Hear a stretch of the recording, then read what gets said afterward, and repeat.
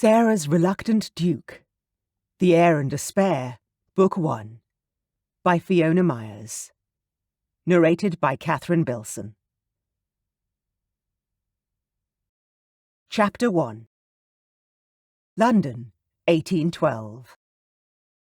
Lord Oliver Lyre, the newly inherited 10th Duke of Lincoln, let his eyes be drawn to a corner of the ballroom where the birthday girl stood. If the ball hadn't been in honour of Lady Charlotte Dunford, the little sister he'd never had, he would not have attended. Lady Charlotte was the younger sister of his best friend, Sir John Dunford, son of the Duke of Arrow. Oliver smiled as he watched her moving about the room, a sense of pride and love warming his chest. She'd grown into a lovely young woman. He'd known Charlotte since she was in short skirts, running around the grounds showing off her ankles. She had always treated him like she had treated her brother, with unwaning absolute hatred one day and intense affection the next. Oliver had only his elder brother Gerald for company, who had seen the younger Oliver as well beneath him. Unfortunately, due to a tragic carriage accident, his absent father and his indifferent brother had passed together, leaving Oliver with a title he neither coveted nor felt worthy of. He hated it, in fact. The attention of the ton, mothers trying to marry off their daughters to him, the huge amount of work involved in owning multiple estates, looking after so many tenants. It had only been a year since he'd inherited the title, and he'd already sworn off most ton events. Lady Charlotte, the little brat, had used every trick she possessed, including fake tears, pleading, and even threats, to get Oliver to attend her 21st birthday. He, of course, had succumbed. It would take a force of nature to stop Charlotte when she had her mind set on something. "Excuse me." Oliver turned and bowed to the two gentlemen with whom he had been speaking moments earlier, before making his way across the room to where Charlotte stood, holding court. The crowd parted in front of him like the Red Sea before Moses. Oliver's heart sank, and he couldn't stop the sigh that escaped. He missed being the second son, relatively unimportant and unnoticed by the haute ton. He'd have given absolutely anything to have Gerald back, even with his brother's indifference to Oliver's existence. Gerald had known how to behave, how to be the esteemed holder of a dukedom. He'd been raised for it, bred for it even. How he would have laughed to see Oliver struggle with the responsibility. A wry smile crept onto Oliver's face as he thought about his deceased elder brother, and he drew up next to the now unoccupied Charlotte. "My lady." Oliver leaned closer than was proper and spoke directly into her ear. "My lord!" Charlotte spun to face him and greeted him with a smile that was both warm and genuine. The icy discomfort he'd been feeling from the moment he entered the room melted away. Lady Charlotte was worth the pain. She would never be one to call him by his brother's title, and he would be forever grateful for that. "May I claim my dance? I do believe this is ours." Oliver extended his arm and grinned at the woman he saw as his surrogate sister, an action he knew would cause the dimple in his right cheek to become pronounced. "Of course." Charlotte took his arm.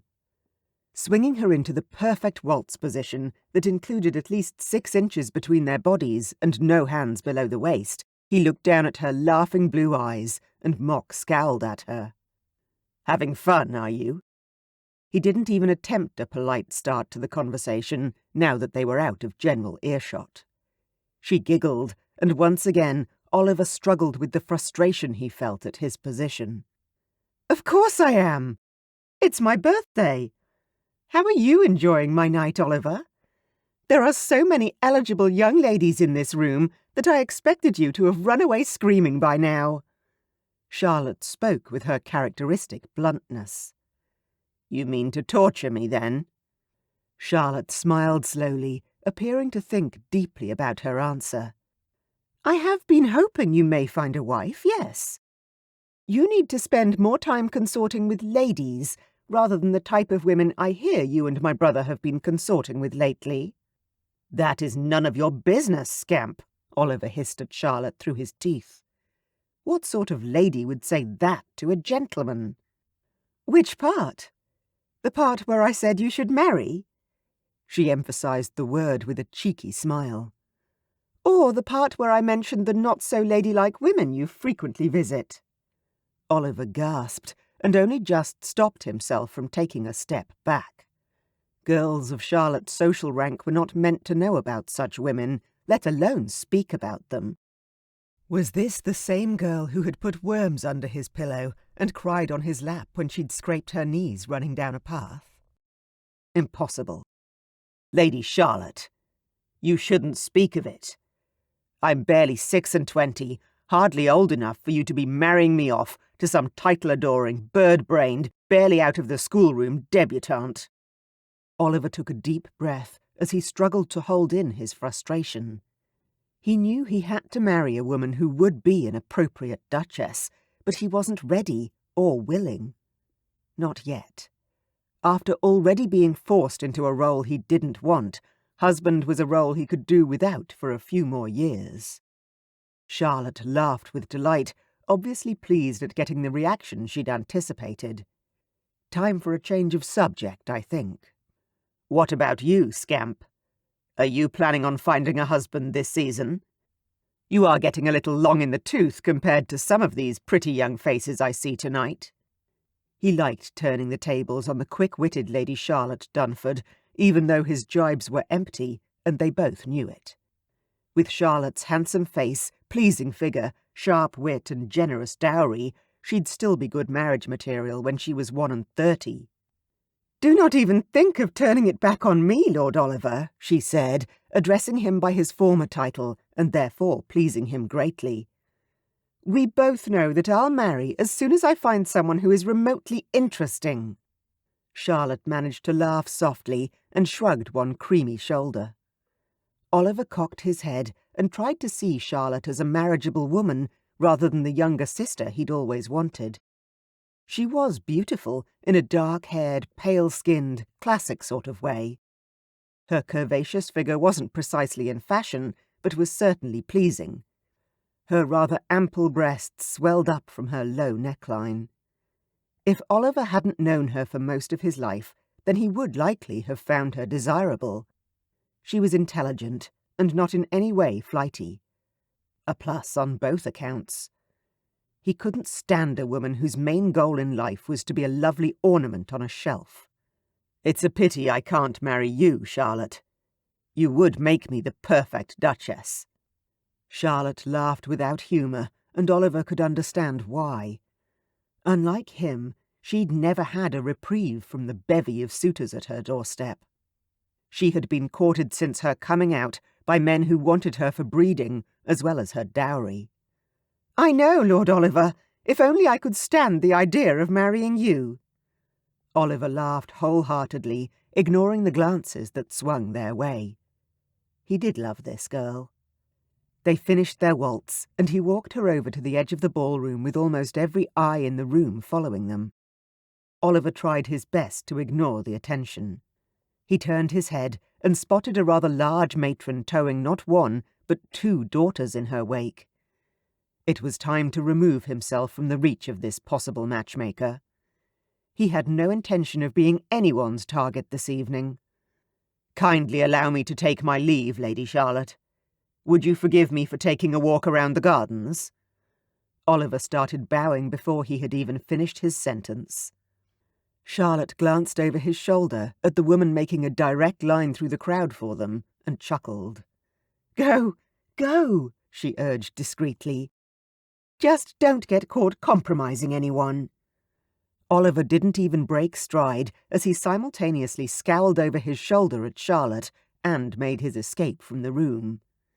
He could still hear her tinkling laughter as he exited into the gardens. "Are these not the most beautiful gardens you have ever seen, Mr. Millington?" Sarah Collins turned to her handsome escort for the night, enchanted by her unfamiliar surroundings. It had been such a lovely suggestion of Mr. Millington's for her to get some fresh air. London truly was a wonder, and she had not expected such a delightful garden space in the middle of such a large city. No one in Somerset has gardens such as these. Imagine the time and care it must have taken the gardeners. Mr. Patrick Millington had spent the previous 2 weeks courting Sarah, and she rather liked him. He was untitled, but wealthy enough for her family's needs due to an inheritance he had recently acquired. Millington came from a good family and, if the gossip was to be believed, was well educated and loved horses. As did Sarah. Although he did talk about himself and his horses a little too often for her liking, Sarah didn't perceive that to be an insurmountable problem. After all, how often would she be conversing with her husband once they were married? Surely not much, except for over the dinner table. She could handle that. "They are handsome gardens indeed, Miss Collins," he agreed, glancing over his shoulder toward the ballroom. Sarah noticed where Millington's gaze landed, and she stopped short, her stomach jumping. They were much further away from the safety of the crowded ballroom than she had at first realized. Her mother would be wondering where she was. "Oh!" Sarah turned, one hand landing on her throat as she smiled up at the large man next to her. "I didn't realize we were so far from the house, Mr. Millington. Shall we return?" She could smell the sweet stench of liquor on his breath as he bent his head in her direction. She would have gagged if she had not taken a quick step sideways. "In a moment." Mr. Millington's cold hands came up to grip the tops of her bare arms, and Sarah winced as his touch gripped tight and turned painful. He twisted her arms, forcing her back up against a tree. The bark scratched against her bare skin. "Ow!" She blinked back sudden hot tears. "You're hurting me! Let go this instant, Mr. Millington!" Instead of complying, he crashed his mouth down onto hers. Sarah's heart, instead of jumping for joy at a sign of affection, leapt in fear. She struggled, squirming her head from side to side and trying to wriggle out of his hold. But he had such a firm grip on her, she couldn't break free. Horror sprung up. When he forced his slimy tongue into her mouth, she could taste the acidic alcohol and gagged. Enough! As her supposed suitor moved one hand to her breast and squeezed roughly, causing pain to shoot through her tender flesh, Sarah bit down on the offensive tongue invading her mouth. When Millington drew back in shock, she managed to turn her head away. Her chest heaved as she drew air into her starving lungs. "Stop!" she cried, pushing at his heavy form. "You must let me go!" Why was he doing this? Things had been going well up until this point. What had changed? "I think I deserve a taste of this body before I decide if we are getting leg-shackled, don't you?" He spoke gruffly, his hot breath putrid against her turned cheek and ear.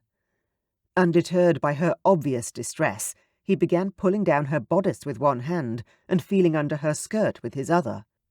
Cold air froze her nipples, and panic forced her heart into a gallop. "No!" Sarah began struggling again, bashing against his solid chest with her clenched fists and simultaneously trying to drag her dress back up to cover her exposed breasts. Her head flew back against the tree as Millington shoved her. The force was enough for black spots to form at the edges of her vision. Oh, Lord! She couldn't faint. Not now.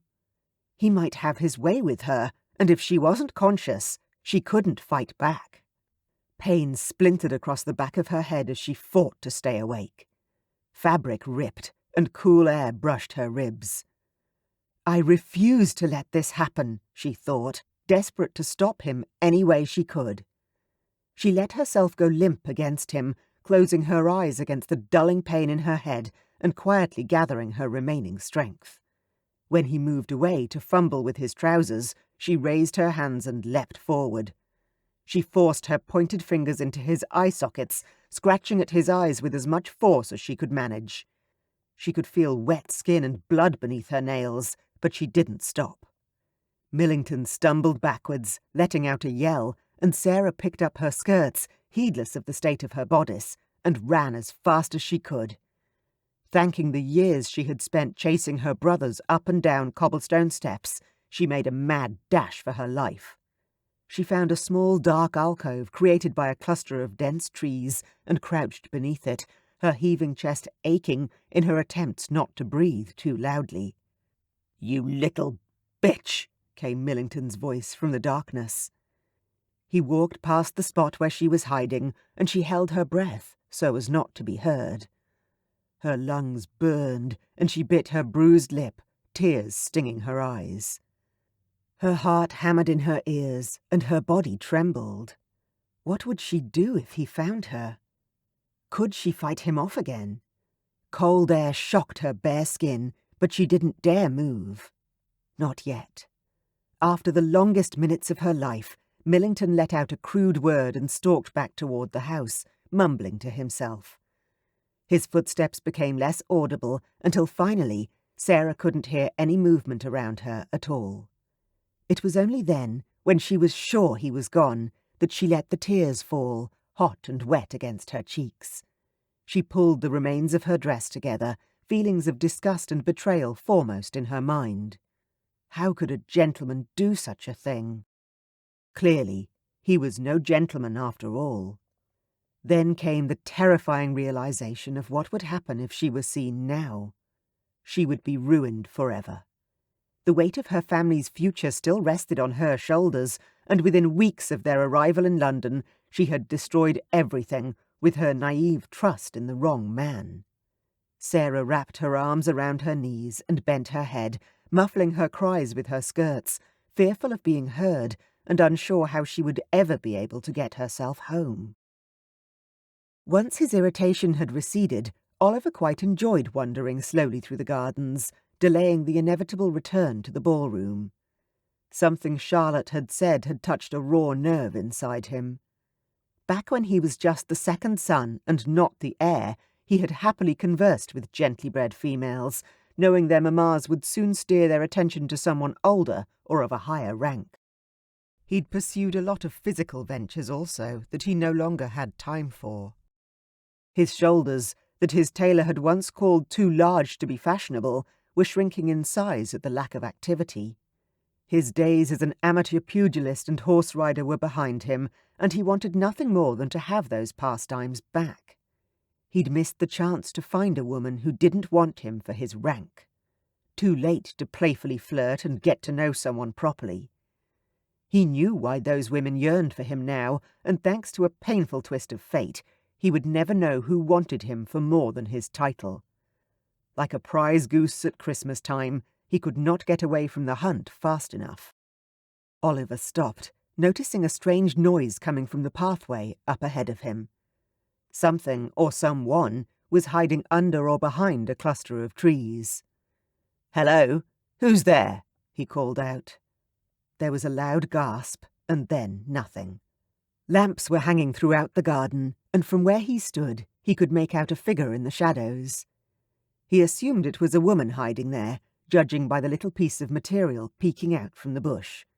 She seemed to be holding her breath, for now there was no noise coming from behind the trees. Oliver laughed softly to himself. Maybe an assignation had been organised for this spot.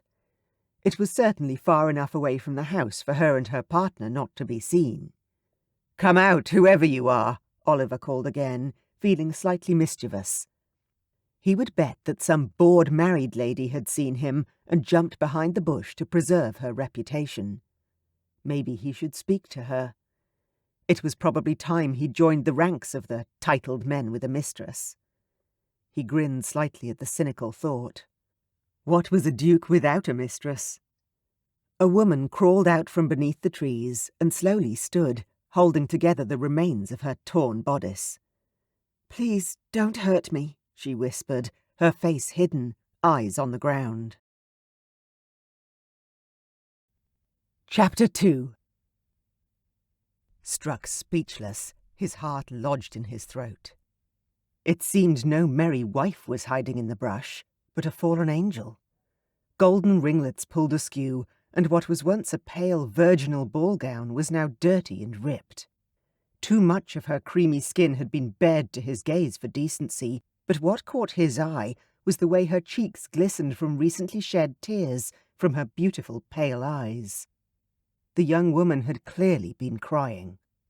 He removed his coat immediately to help her cover herself. Her head lifted a touch and her mouth fell open. As he stepped forward, she took a step back. "Please, no!" She looked positively stricken and began pulling her ruined gown closer around her small body. He couldn't help but notice she had rather full breasts, though he tried hard not to look. Oliver stopped moving and instead just held his jacket out to her, like one would to a wounded animal. It was evident the poor girl had been brutalized. The sick churning in his stomach that had begun at the initial sight of her intensified as anger set in.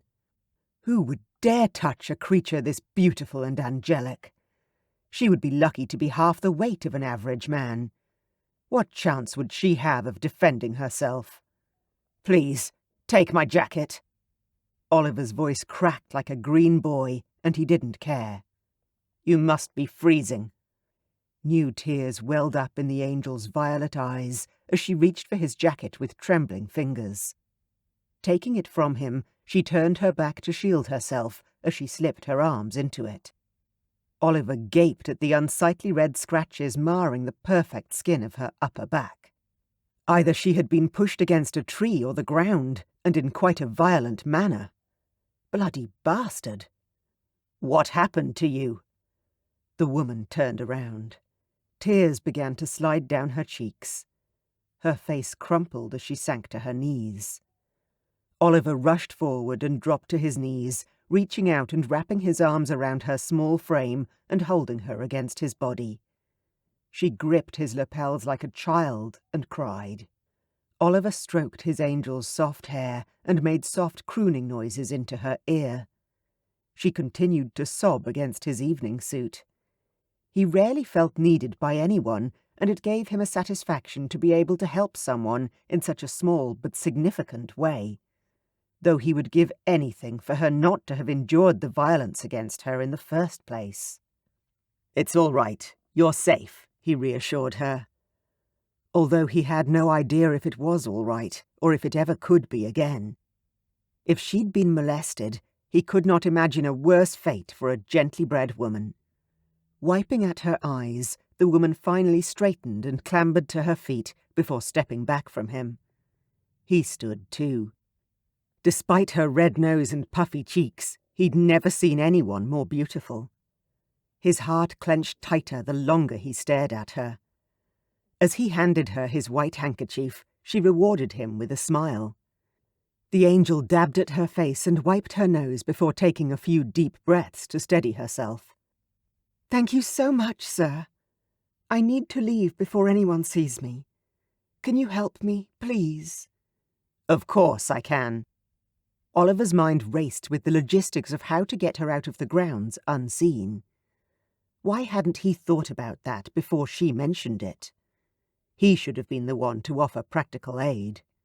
"I can't be seen like this." Her voice broke on the words, and two fresh, shimmering tears slipped down her cheeks. "No one would ever marry me." Oliver's heart all but broke at the pitiful look on her face, for it was indeed true. Her beauty and virginity were the two things that would be her greatest assets on the marriage market. If society regarded her as damaged goods, no one of any consequence would marry her, no matter how beautiful she was. He wasn't having that. Although he'd known the girl only a few minutes, something about her smile, her gentle voice, told him that she was indeed a prize. Sweet, honest, and a rare find. A diamond of the highest quality. "I'll get you out of here. Let's walk toward the front of the house, and you can stay back in the shadows while I arrange a carriage." Oliver offered his arm to the angel, and she took it. He ushered her toward the house. "I'm Sarah, by the way." She sniffed as she wiped her face again with his now soaked handkerchief. "Oh, well," Oliver stammered, his brain temporarily locking out the ability to speak. How did this rare beauty keep flabbergasting him? He'd never been so verbally incompetent in his life. "I think we're past polite names, do you not? After all, you have probably seen more of me tonight than anyone should before marriage." Oliver's mouth dropped open, the trees closing in around him. What had he done? Her honest and far too accurate assessment of the situation was unsettling. If someone saw them in her current state of dress, it would be his head on the chopping block, or in the parson's trap, as the case may be. "I'm not interested in getting married," he blurted out. He spoke louder than he should have, grabbing her arm and planting his feet, stopping her in their race to the front entrance. Sarah chuckled and turned to look up at him, her violet eyes sparkling with the reflected lights from the nearby ballroom. My God, she's beautiful. "I didn't mean I wanted to marry you, sir. Just that considering the state you found me in, and after all you have done for me tonight, the least I could do was introduce myself as Sarah, and not Miss Such-and-Such, daughter of such-and-such." She sighed loudly and waved her hand in a dismissive way. "I hate all that." Oliver smiled despite himself. Incredible. Was there a marriageable female in London who didn't care about connections? He frowned as his cynical voice crowded his thoughts. He didn't think she'd feel the same way when they were properly introduced, and that was such a shame. Why couldn't he just be who he'd always been? "I'm Oliver." He smiled at her, a strange, swirling feeling blossoming deep inside him. He'd never been introduced as just Oliver in his entire 26 years of life. Even as the spare son, he was a lord. What an odd, exhilarating feeling it was. Oliver could be anyone, do anything. "Oliver." She repeated his name. The tone of her voice had a huskiness that sent a bolt of desire to his groin. "Please wait here, Sarah." He forced himself to let go of her arm and stepped away, needing to put some distance between them. The last thing he wanted to feel for an almost ravished woman was desire. The thought disgusted him. She needed his compassion. She needed sympathy, not more lust. Oliver left her near a garden gate and went in search of his cloak and servants, arranging for his carriage to take Sarah home and then come back to retrieve him. It wasn't the first time Oliver was grateful to have so many people at his disposal, but tonight he'd used his power to help someone other than himself. Her situation made him want to protect her, go out of his way to help her, and he liked this new side of himself. Somehow, helping Sarah in this way gave him a deep satisfaction, as if his life suddenly had a meaningful purpose. He stepped back into the crowded, loud ballroom and found his hostess as quickly as possible. He pulled Charlotte aside again, ignoring the look of annoyance the lady she was speaking to shot in his direction. "Where have you been? And where is your jacket? There has been such a commotion." Charlotte beamed at him, her blue eyes sparkling in the candlelight. Lady Charlotte knew, as any good hostess does, that gossip, either good or bad, was the only real thing that made any ball memorable. "Patrick Millington came back to the ballroom half an hour ago with blood dripping down his face. He said he was escorting Miss Collins and made a remark to which she took exception and attacked him. I applaud her, really. The man is disgusting, but she shouldn't have gone quite that far." Charlotte started to laugh, but stopped short. "What's the matter, Oliver?" Oliver ground his teeth together, the crunch inside his skull doing nothing to halt the rage from building. He forced the words out. "I found Sarah in the back garden." His hands were clenched into fists at his sides as he realized the attempted seduction of an innocent was going to go completely unreported. Lady Charlotte gasped and took a small step back, her eyes opening wide as she took in his rage. He didn't just say something that offended her. Her bodice was torn apart and her back was scratched. Oliver's chest rapidly rose and fell as he struggled to control his breathing. "Where is that bastard? I'll show him what happens to a man who attacks someone half his size." Turning on his heel, he took a step in the direction of the card room. Millington would pay for this. "You can't!" Lady Charlotte grabbed at his forearm and pulled him back to face her, her grip tight and unforgiving. He's already gone home, and you know it would ruin Miss Collins if people found out he stole even a kiss, let alone more." Oliver forced himself to think clearly through the red haze engulfing his common sense. Breathing was hard, but he inhaled and exhaled slowly until relative calm descended. Charlotte was right. She always was. If he made a scene, then his angel would be ruined, and he could not save her from that. He observed somewhere in his brain that he kept calling her his angel. The pet name seemed too intimate for so short an acquaintance, but with her ethereal glow, golden hair and violet eyes, angelic was the perfect description for her. She was, by far, the most beautiful woman he had ever laid eyes on. "Fine. You need to tell her mother that she had a sudden headache attack from the cold night air, and she needs to be taken home immediately. I've had my carriage drive around to the side entrance to pick her up, and her mother needs to go to her. Have her wait at the front entrance. I will instruct the carriage to pick up Sarah's mother on the way through to the exit. You need to help her, Charlotte." "I'll do everything I can, Oliver," she reassured him, giving his forearm a squeeze before releasing him. "Go join my brother in the card room for some time, then go home, please. It sounds like you've had an exhausting night." "I'm going to check on Sarah first, and then I will. Thank you, Lady Charlotte." He bowed to his friend and kissed her extended hand. She curtsied and moved off to where he assumed Sarah's mother must be mingling among the ladies. Oliver stepped out into the garden again. Sarah was waiting for him exactly where he had left her. She was pacing up and down, still wrapped in his jacket and wringing her hands in front of her ruined dress. Her face lit up as he approached, her huge smile hitting him low in the belly, forcing the air from his lungs. She accepted his cloak and wrapped it around herself with easy, elegant movements. As soon as she was covered, she handed him back his jacket, and he slipped it back on. He was once again presentable, yet the heat from her body that had transferred into the jacket almost made him groan.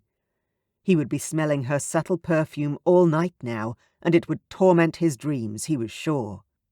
Sarah gestured helplessly to herself and looked up at him with wide, beautiful eyes. "Oliver, what am I going to do about my mother? She's still inside, and I can't go in." "I've just discreetly spoken with Lady Charlotte, who will fetch your mother, and she will meet you at the side entrance where my carriage awaits you.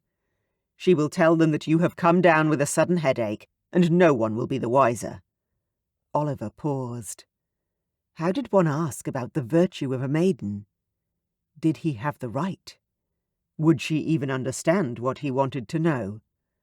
"Sarah, I have to ask, did he, She stared at him a moment, then dipped her head to avoid his gaze. "He didn't force me, if that is what you want to know," Sarah told him in a quiet voice. "I scratched his eyes and ran before." "Oh, thank God." Her head shot up at his words, and she beamed at him. Her eyes shone, and her whole face seemed to grin, not just her lips. Oliver's heart melted. He'd never seen a smile so wondrous. "Oliver, I know I shouldn't ask you this, considering the encounter we've had, but I suppose it's the only time I'd ever have the courage." She bit her lip again, and although it was as seductive a move as anything Oliver had ever seen, he was cautious of what she was about to ask. "Of course, my lady. What is it you wish to know?" Oliver added a formal bow to his question. She fluttered her hands and bit her lip. "I want— oh, bother." Sarah looked from side to side and twisted her hands in front of her.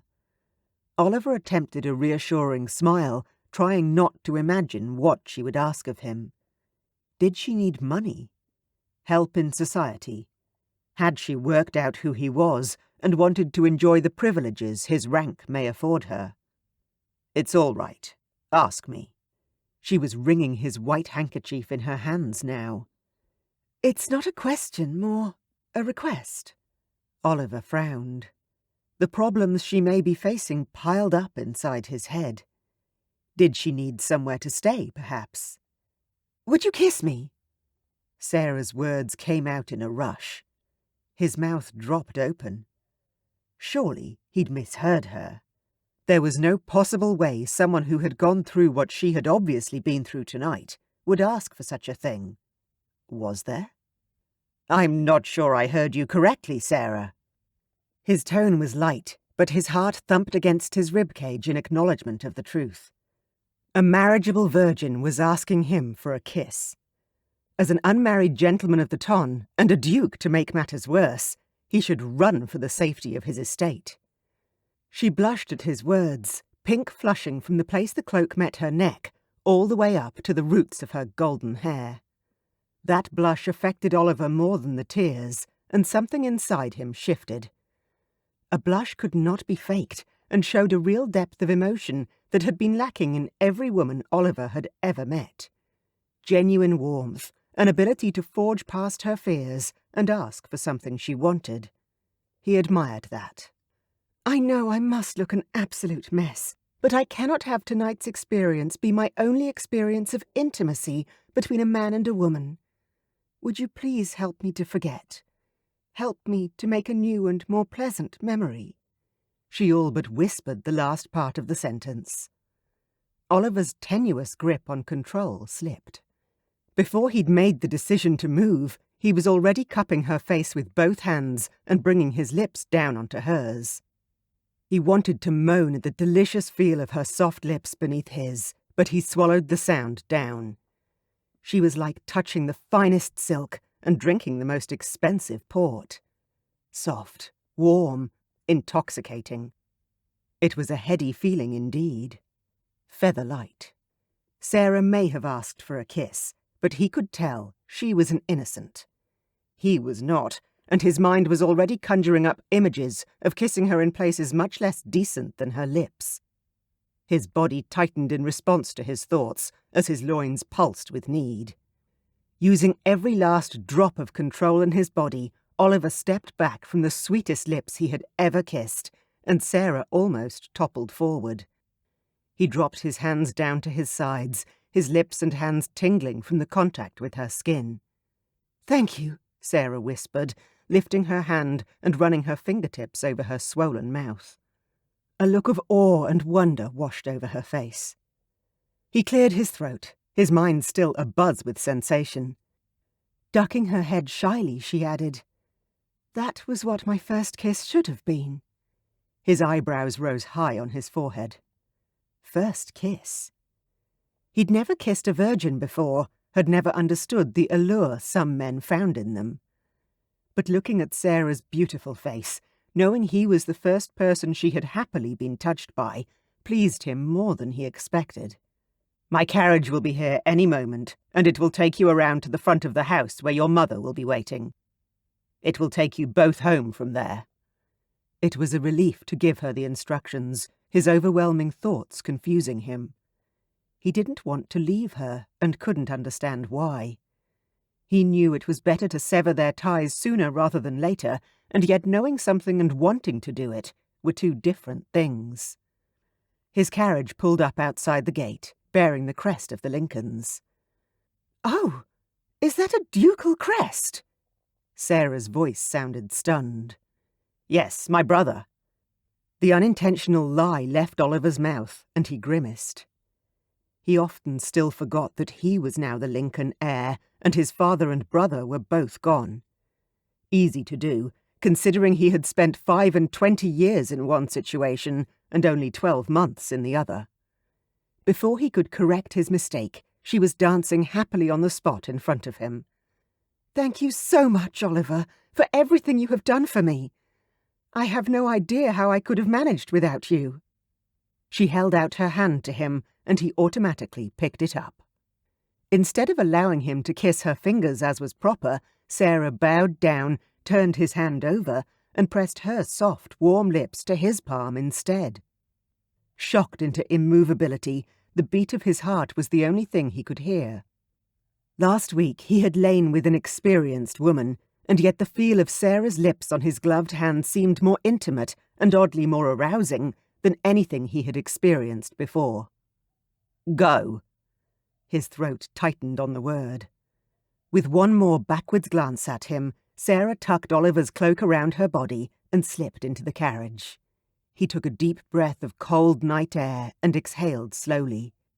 His body hurt as though he'd been in a fight and come out the loser. His arms and legs ached, and although he would have loved to head straight home, he had to wait for his carriage to come back.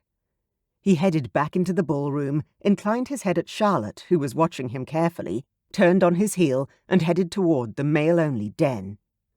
While he waited for his carriage, he could mentally plot all the different ways he would love to destroy Patrick Millington. Chapter 3. Sarah waited with bated breath in the carriage outside the Dunfords' front entrance. When her mother finally climbed into the carriage, she took one look at Sarah, and her brows dipped down in a frown. She quickly pulled Sarah onto the seat next to her. "Lay your head on my shoulder, Sarah, and we will discuss this when we get home." Sarah nodded with gratitude and let her head fall onto her mother's shoulder, the night's events racing through her mind as the carriage drove through the London streets. When they finally arrived at their rented townhouse, her mother helped Sarah inside and upstairs to her bedchamber, then excused herself to call for their servants and arrange a hot bath for Sarah. "I will change into my nightgown, dear, and then I will return to help you." "A bath sounds very sensible." "Thank you, Mamma." If the servants minded the timing of the request, then no one said anything as they filled the copper tub to brimming with hot water. Sarah dismissed them soon after, and as soon as they left, she removed the concealing cloak and stripped herself of her gown. She almost cried as she looked at herself properly in the light. Her body was bruised and cut, and her ruined gown unsalvageable. She slipped into the steaming bath, the horrors of the night slowly washing away. Her mother stepped into her room not 10 minutes later and stood next to the tub. Her chin lifted and worry lines marred her forehead. She appeared to prepare herself for the worst. "Sarah, now tell me, what happened to you tonight?" "Well, quite simply, I was attacked." Her mother's eyebrows rose so high on her forehead it made her look quite silly. She sank onto the bed with one hand at her throat as she stared at Sarah's ruined gown. An evening gown Sarah knew that they had saved for years to pay for. Sarah was only getting one season. It was all her family could afford, and destroying her prettiest ball gown wasn't a good beginning. "Tell me what happened," her mother demanded, as the colour drained from her face. Sarah related what had befallen her, right up to the point that Oliver had put her in his carriage. She left out Oliver's kiss at the end of the night. Her mother didn't need to know everything, and that was a secret she wished to hold close to her heart. "And you have no idea who this Oliver is? Are you sure he can be trusted not to talk about what happened tonight?" Her mother was wringing her hands, as she often did when she was nervous. Sarah sighed, knowing her mother could fret until she had a headache, but what was done was done. "I don't know who he was, Mamma, but he seemed to be a gentleman, unlike the other one." She scowled. "Oliver helped me find you and lent us his carriage to take us home. Surely he wouldn't do that unless he had a kind heart. He was the brother of a duke, I think." She couldn't remember all the details. Everything around the time of Oliver's kiss seemed to be a little fuzzy. "You think?" her mother all but screeched. Sarah grimaced. Whether or not her rescuer was a brother to a duke was hardly a detail that one should forget. "Mamma, I'm sorry. I'm still a little shaken up." "Of course." Her mother jumped up and reached out to her, concern written in her blue eyes. Sarah took her mother's hand and squeezed. "Don't be sorry, Sarah. I'm sorry. I shouldn't have reacted like that, but you know if someone finds out, you'll never make the match we were hoping for you." Her mother accompanied her words with a reluctant shrug. "You say Millington was trying to, undo his breeches?" Her mother turned beet red as she asked the question. Yes, Mamma. That is how I managed to get away from him, because he had to let go of me for a minute. Sarah spoke in a matter-of-fact tone.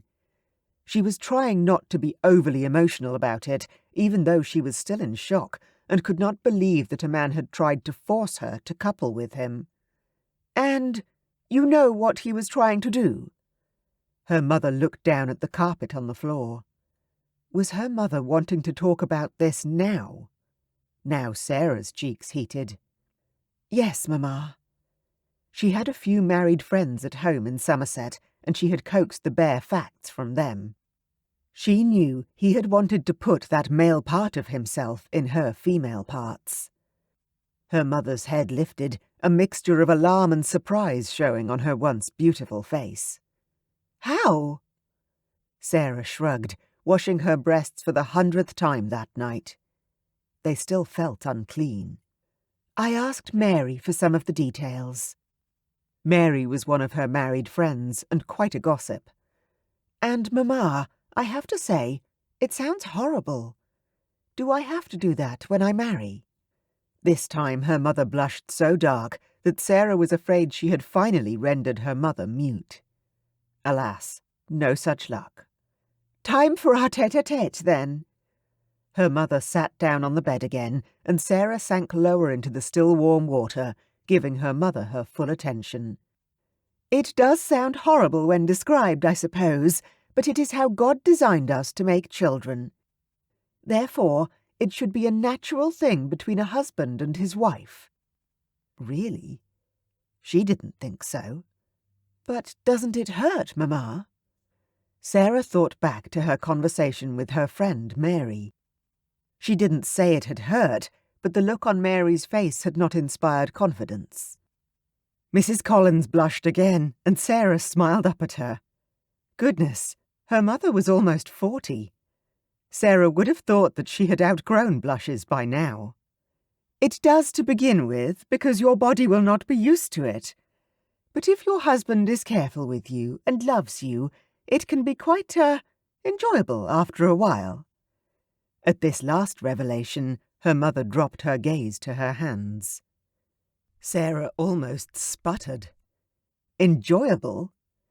She reminded herself that her mother had more knowledge on the subject than she, so instead of stating her disbelief, she digested this new information carefully. Thinking of her future spouse, she could only picture one man. If Oliver were her husband, he would be careful, she knew. And if her mother was correct, then the experience's pleasure mostly depended on the man. Then we'll have to choose well, Mamma, Sarah finally said with a smile. She wanted to finish the awkward conversation, more for her mother's sake than her own. I'll leave you then, Sarah. Take rest and sleep well. You are safe, and that is the main thing. Yes, Mamma. Thank you, and good night.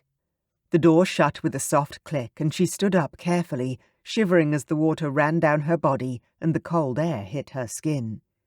She should have asked one of the servants to light the fire in her chambers. She stepped out of the tub, dried herself with the towel left by the servants, and put on her nightgown. Despite worrying she would not be able to fall asleep, Sarah slept all night long and well into the following day, her head filled with the strangest dreams.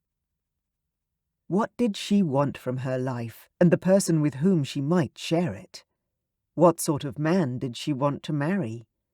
Which man did she have to marry to give her siblings a future? Dressing for another ball the following evening caused excited butterflies to flutter around Sarah's belly. Her lady's maid coaxed her naturally curly hair into the ringlets that were loved by the fashionable ton, and pulled her laces tight. She had a decent bosom, neither too small nor too large. Looking down at herself, she thought they were quite pretty as far as breasts went. Hopefully, her future husband would feel the same way. Her gown for this evening lay on her bed, a pale pink that seemed to suit her skin tone. She knew that the lighter the skin, the better, as far as the ton was concerned. But living in Somerset meant they had many functions out of doors, and she never bothered to cover herself completely. She could only hope that her future husband wouldn't find her slightly tanned complexion a problem. Would she see Oliver again tonight? She tried not to be too hopeful that he would attend, but she so wished to enjoy his company once more. He had said he had no desire to be married, so did that mean they would never cross paths again? Only those interested in matrimony attended balls. Once dressed, she donned a wrap to hide the scratches on her back and pulled out her reticule. It was time to leave. The ball was an even bigger crush than had been anticipated, and within minutes of entering the heated room, Sarah found herself seeking the calm of the outdoors. Too many sweaty people in one place could not be good for the constitution, she was sure. Her need for a wrap made her doubly warm. Her back was still visibly injured from Millington's foiled attack, so she dare not remove the wrap. "Mamma, I need some fresh air." Her mother nodded and fluttered her fan. "Just stick to the balcony." "Of course, Mamma." She definitely would not be venturing far this evening. Not after what had happened last time. She made her way out the open doors to breathe once again. Oliver spent 2 minutes in the crowded ballroom and could sense her. Sarah was here somewhere. Walking toward the balcony, his pulse sped up, and when he stepped into the cold evening air, his breath caught in his throat at the sight of her. All he could see was the back of her curled blonde hair and lovely pink dress with a light wrap thrown across her shoulders. Yet his heart was hammering and his belly swirled with unaccustomed feelings. He was excited and nervous at the same time. Why did this beautiful young woman affect him so much? It was an uncomfortable feeling, and yet he couldn't stop himself wanting to be near her.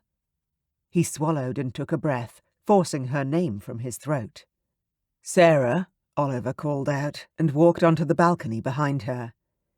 She visibly jumped and whirled around to face him. Her hand came up to rest between her breasts, drawing his gaze to the plump flesh there. Arousal shot down his belly to his groin. "Oh, goodness! Oliver, you scared me!" Her beautiful face transformed as she smiled up at him. Oliver blinked. He felt as if he were in a dream. His brain was a bit sluggish in wonder, like he'd just consumed a bottle of port. She was breathtaking. Why had he thought she was only pretty? Flawless skin, glorious golden hair, and the most kissable lips he had ever had the good fortune to taste. She didn't seem to notice his discomfort because she put her hand on his elbow and pulled him further away from the ballroom.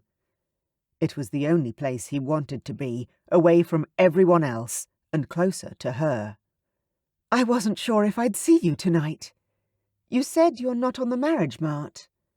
She laughed as though it were a joke, but Oliver heard the question behind the statement. He had struggled with himself for hours over the issue of whether or not to seek her out tonight. He had chosen the lesser of two evils. He could deal with the torture of seeing her again, even though she was off limits to him, as long as she was healthy and well. To worry that she wasn't all right was a torment he wasn't able to endure. "I wasn't planning on it, to be honest, but I needed to make sure you were feeling a little better after your dreadful experience last night." If only she weren't so beautiful. It would make this so much easier. Less personal. Oliver only had a few more years of freedom until he would be forced to marry a lady to produce an heir to the dukedom. He shuddered at the thought. However, he had always planned to marry someone he wanted, someone he cared for. But since he had inherited the title, his new responsibility as the Duke, and being the only one left of his father's line, meant he was obligated to marry someone who would be a proper duchess. Someone who had the appropriate training and breeding for the position. Oliver's back teeth ground together at the thought. When had he started thinking about the fairer sex as though they were horses? Sarah flushed prettily, the blood giving her cheeks a healthy tinge that made her glow all the more. "Thank you. I really do appreciate your concern." She lifted her gaze to his, and Oliver had to fight the urge to pull her into his arms for a real kiss. That light touch of his mouth on hers from the night before had only whet his appetite for more of her. He had thought of little else, and now that she was so close, he ached for another taste. It was no bother at all. He patted her hand lightly, striving for a paternal type of reassurance, and removed her small hand from his arm. He turned his back on the gardens and leaned against the banister at the end of the balcony. "Since we have already discussed my lack of interest in a marriage partner, tell me, is there any gentleman at whom you have been looking?" He gestured toward the ballroom and watched her carefully. It had been a long time since he'd been so comfortable to be himself with another person. To be this comfortable with a woman to whom he was attracted, well, that had never happened before. "After the other night, I'm not sure I trust my instincts." She smiled sadly, and Oliver clenched his hands into fists at his side. Damn Patrick Millington. "Well, tell me what you're looking for, and perhaps I can recommend someone for you." The words were out of his mouth before he even thought to halt them. He was stupid, and a glutton for punishment, it would seem. She smiled at that, although the smile didn't quite reach her eyes.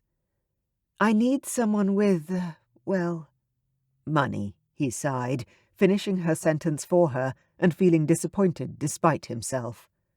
For once, he wanted to be wrong about a woman. "Yes, unfortunately." Sarah sighed just as heavily as he had and leaned back against the railing beside him. Oliver looked up from where he'd been staring at the ground, confused by her words. Sarah had just admitted to something to which most ladies would never openly admit, yet she sounded so sad about the fact. "Why, unfortunately?" He tried to keep his tone light, curious to hear her actual opinion. He knew that as soon as she found out who he was, her candour would disappear into thin air. "Well, I very much would like to marry for love. My parents have a wonderful marriage, and I have always hoped for a similar pairing myself. My parents want to give me, my brother and my sister, a better chance at marrying well, but they only have money for one season. As I'm the eldest, I need to marry someone who can help my family. If I marry a penniless wastrel, my sister will never get to have a season, and my baby brother will never go to Eton." She sounded like she was about to cry again, and Oliver fought the urge to wrap his arms around her. That certainly wouldn't be appropriate. He chuckled to break the tension. Hearing Sarah's voice so forlorn made his throat ache. "Well, the answer is simple. Make sure you fall in love with someone who can support your family." Sarah broke into a huge grin. "I'll try," she said, and then she laughed too. Hers was loud, and she chortled with her whole body. A most unladylike display indeed, yet truly charming, Oliver decided. A smile stretched across his face. He'd never before heard a lady laugh like that, and he didn't think he'd ever get sick of hearing the sound. Sarah clapped one hand over her mouth to stifle the noise, and the other to her trim belly, obviously trying to hold back her laughter. "I shouldn't be so loud. People will come over to find out what we're talking about and ruin our conversation." She sighed, looking back at the ballroom full of people. Damn. He needed to know how she felt about titles before someone stupidly told her who he was. Chapter 4. "And what about a title? Should I introduce you to a viscount? A second son? Do you have a preference?" He tried to sound as though her answer wasn't important, but he would be a fool not to acknowledge, to himself at least, how much her reply meant to him. She was so sweet, so deliciously naive in so many ways. It would pain him to discover she was after a gentleman who would give her a title. He'd grown up with women like that, his mother for one. His gut twisted. Of course, there was also his sister-in-law. She had wanted nothing more than to be the Duchess of Lincoln. She had been promised since birth to his brother, and when he had died and left her childless, all her dreams had crashed down around her. the woman had been abominable ever since. She hounded Oliver, as did his mother. They both wanted him to marry his brother's widow, and he adamantly refused. He knew she'd been bred to be a duchess, that she was thin and young and would likely produce a suitable heir for the line. His skin crawled at the very idea. Crossing swords with his brother was not something he would ever do. He'd already spent his life being unfavourably compared to his perfect sibling. He wouldn't allow the comparison to extend to his marriage. Sarah laughed again, pulling him out of his reverie, and it was like stepping into a patch of sunshine after a chill.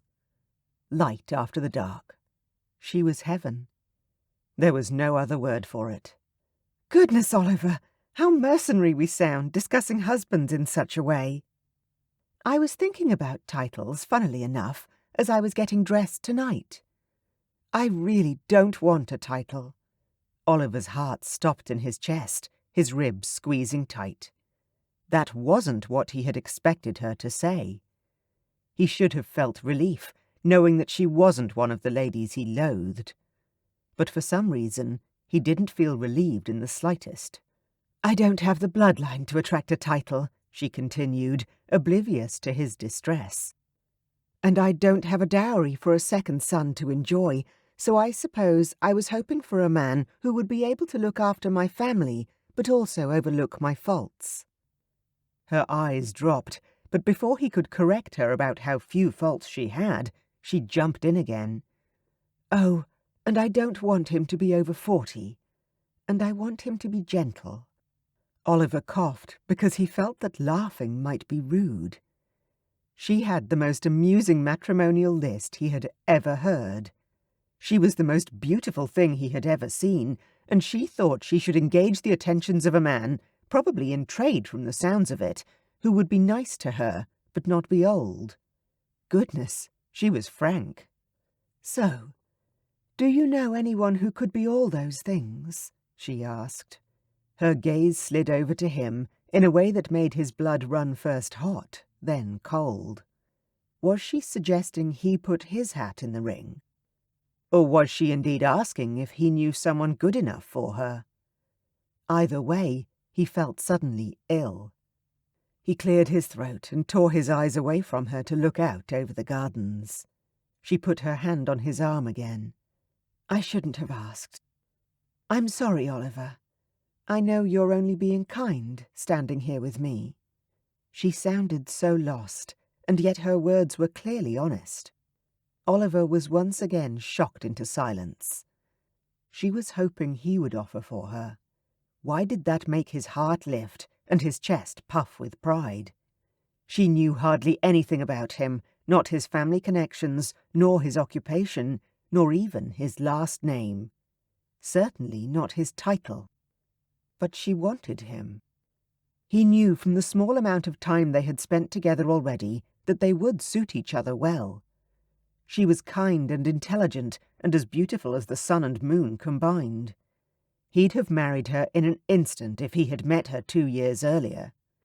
If only he hadn't become the new Duke of Lincoln and it wasn't required that he should marry someone suitable for the title.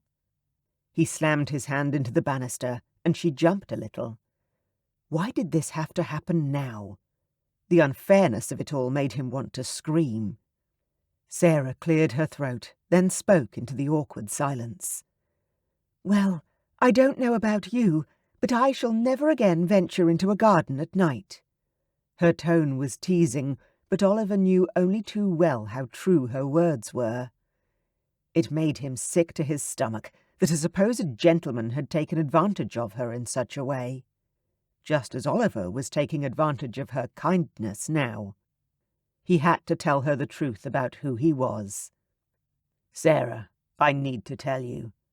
"Oh, here you are," came a familiar voice from behind them.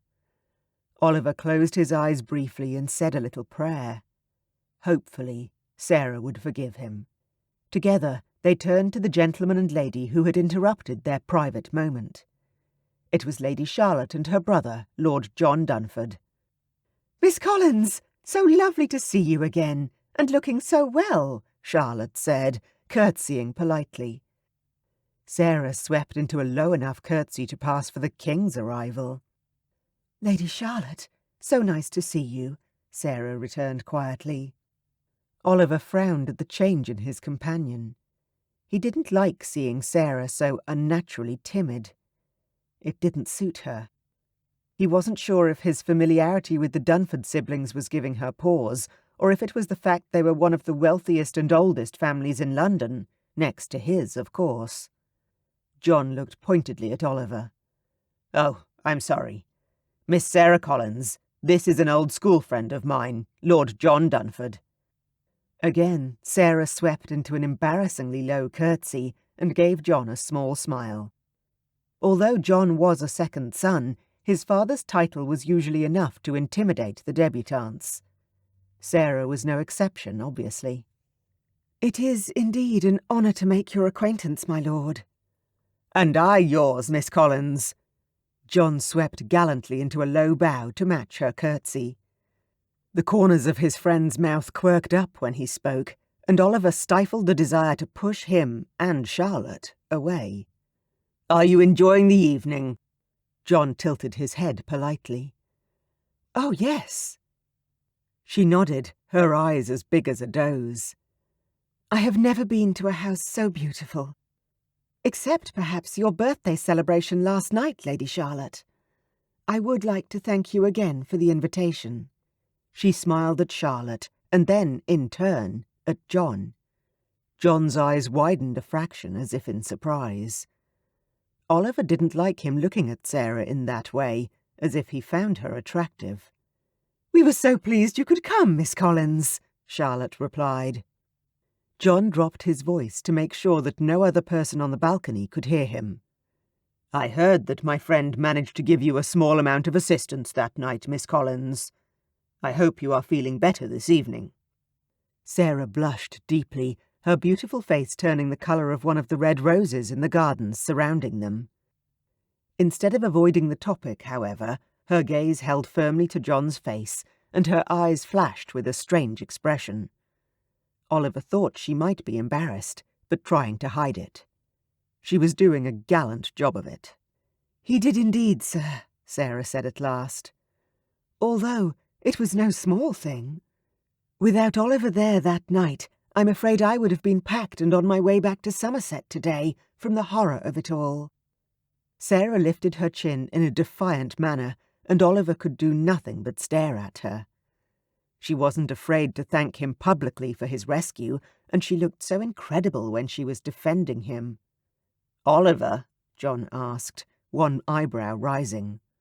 Oliver silently cursed. He'd never told Sarah his surname, and she didn't know his title. Trust John to notice. Most people called Oliver His Grace or Lincoln. No one except his mother and a few select friends called him Oliver. "Oh, I'm so sorry," Sarah gasped, as if realizing her error. She turned to Oliver and laid a hand on his arm in an intimate gesture that neither Charlotte nor John missed. Oliver grimaced, knowing they would have something to say afterward. "I don't know what name or title to call you by." Sarah turned innocent eyes on him. Oliver wanted to kick himself for not speaking up and letting her know the truth earlier. Oh, hell. Lady Charlotte and Lord John both burst into amused chuckles. Sarah looked back at them, obviously startled. He glared at his friends. They must have thought it a fantastic joke. They had found the only woman in London society who didn't know every detail about him, down to his shoe size. "May I present His Grace, the Duke of Lincoln, formerly Oliver Lyre," John announced to Sarah, with another bow and a great flourish of his right hand. Sarah jerked her hand back from his jacket sleeve and took a step away from him with a wounded look in her huge violet eyes. "I thought you said, oh my," Sarah stuttered. She stumbled back toward the ballroom. Then she picked up her skirts and ran from the balcony. Oliver gaped after her. What would possess her to run from him like that? He hadn't told her his title when they met, but surely it wasn't something from which to run like a scared rabbit. Her words floated back through his mind. I do not have the bloodline to attract a title. And he possessed one of the highest titles in London, save for royalty. He could only conclude she must be severely embarrassed she'd made such a statement. Maybe she truly did want a title, and was now shocked that she had missed the opportunity. He had no idea what she was thinking, but he had to find out. Blindly, he moved to follow her, but a strong hand wrapped around his forearm and held him in place. Unless you intend to marry that girl, I suggest you don't go after her, warned the voice of reason. John's brown eyes burned into his own. His hands clenched into fists. I just want to see if she is all right. He shook off John's arm with an abrupt flick. I think she was embarrassed that she didn't know I was a duke. Well, of course she was embarrassed. It's obvious the girl likes you, you dolt, Charlotte hissed at him.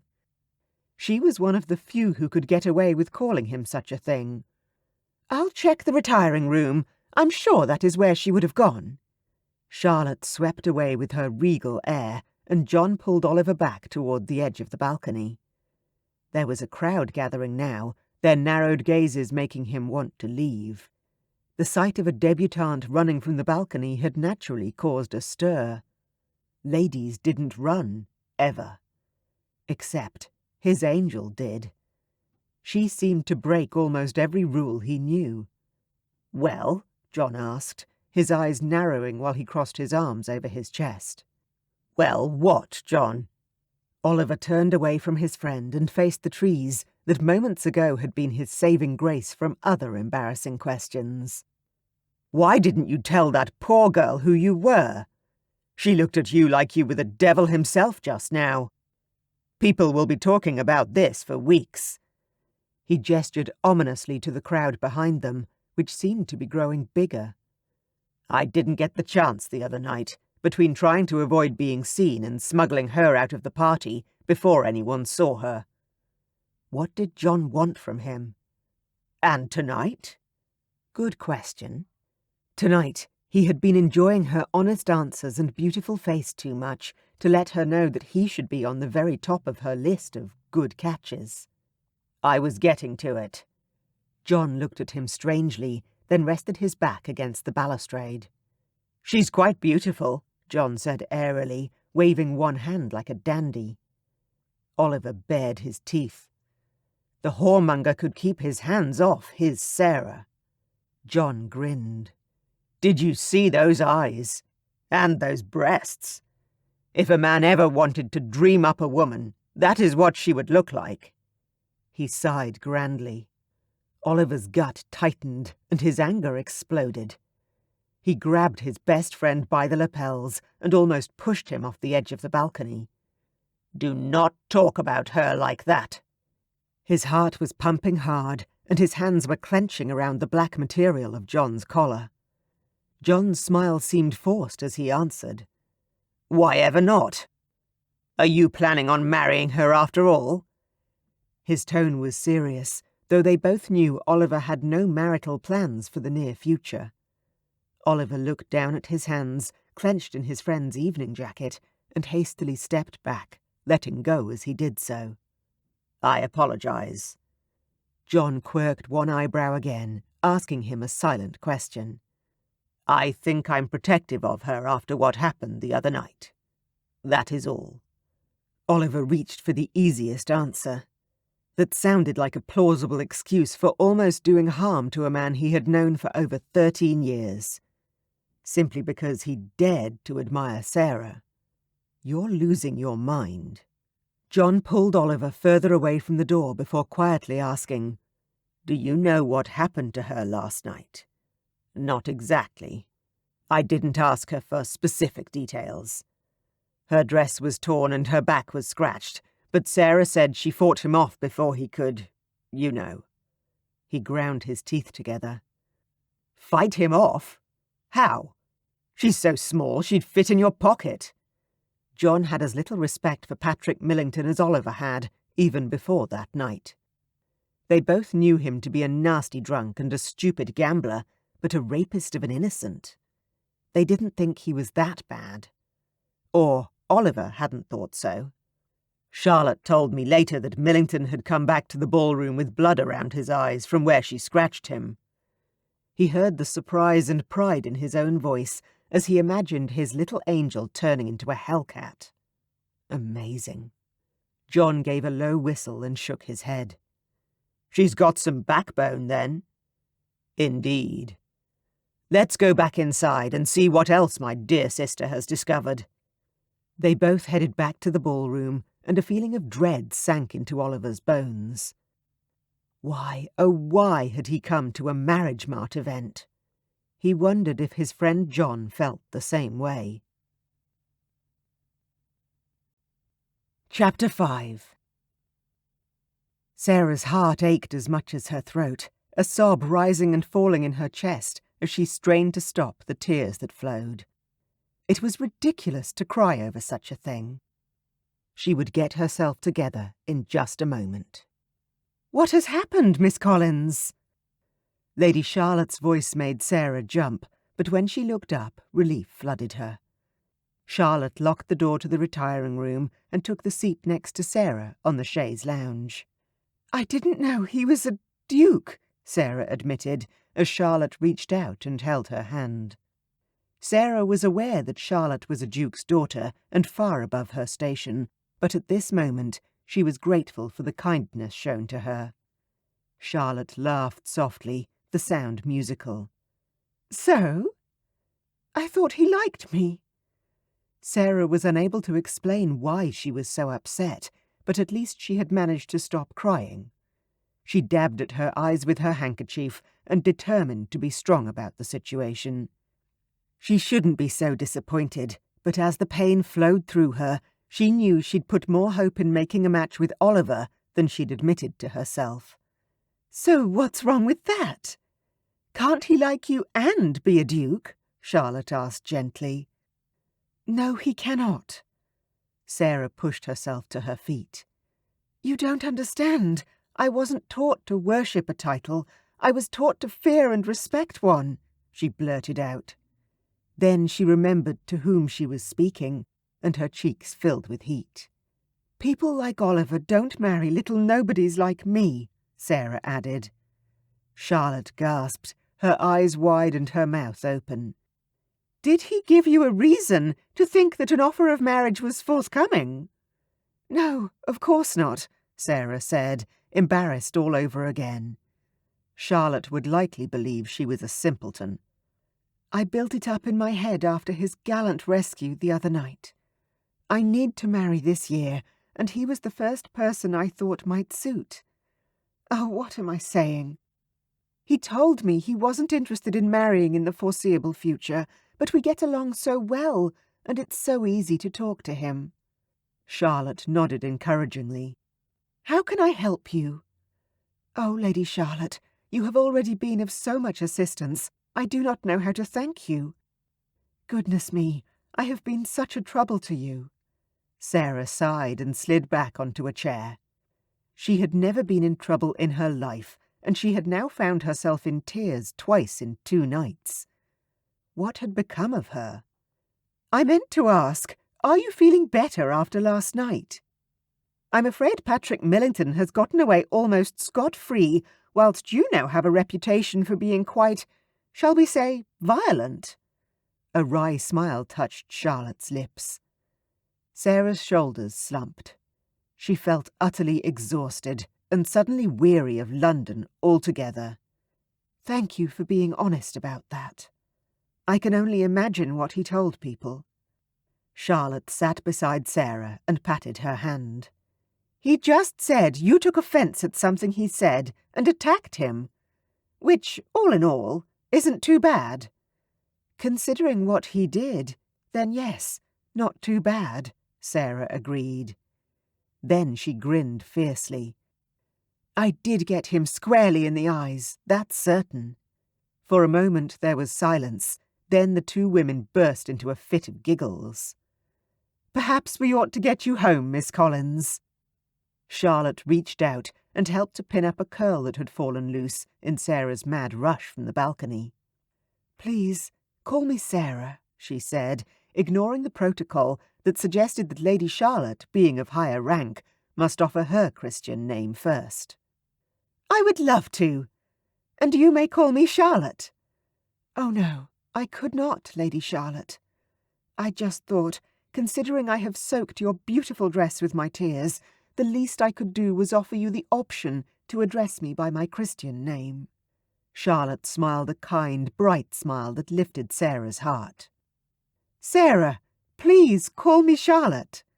Now, let's see if I can get my carriage brought around, and you can get home before anyone sees you've been crying." Sarah focused her gaze on a mirror and saw how red and blotchy her face was. She swallowed her pride and said, "I would greatly appreciate that." Later that night, she lay in her bed, reliving each precious moment she'd had with Oliver. There would be no more. She was resigned to marrying someone suitable, someone who would be able to help her family. She had no other option. She would plead a head cold for a few days, adjust her expectations, and start her spouse hunt again the following week. Oliver glanced around another ballroom at yet another ton event, panic gripping his gut. Where was she? "She's not here," came a voice to his right. Bloody Charlotte. She stepped in front of him, looking poised and beautiful in her gown of pink silk. "Do you know why?" He was too worried about Sarah to feign ignorance. Lady Charlotte smiled smugly, pausing too long for Oliver's comfort. "Of course I do." "Well, are you going to tell me, or do I have to drag it out of you?" Oliver demanded in a raised voice. "Sarah decided she needed a couple of days off the circuit, but she will be attending the opera tomorrow evening as my guest." Charlotte said this as though she had known Sarah for years. Oliver wanted to punch his fist through a wall. Charlotte barely knew Sarah, and yet she knew more about her than he did. "But is she not here? I thought she wanted to marry as soon as possible." Oliver dropped his voice when he noticed the curious looks from the ladies around them. "You'll have to ask her, I'm afraid." Lady Charlotte smiled again, and Oliver had an overwhelming urge to wrap his hands around her smug neck. He knew he'd made a blunder with Sarah, but did Charlotte have to make him feel worse than he already did? "Oh, bother!" Charlotte's eyes widened, and she fluttered her fan in front of her face. Oliver turned in the direction in which she was looking. "What's wrong?" He looked for something to justify her present stricken look, but couldn't see anything. "Here comes your sanctimonious friend." Oliver had never seen that particular look on Charlotte's face before.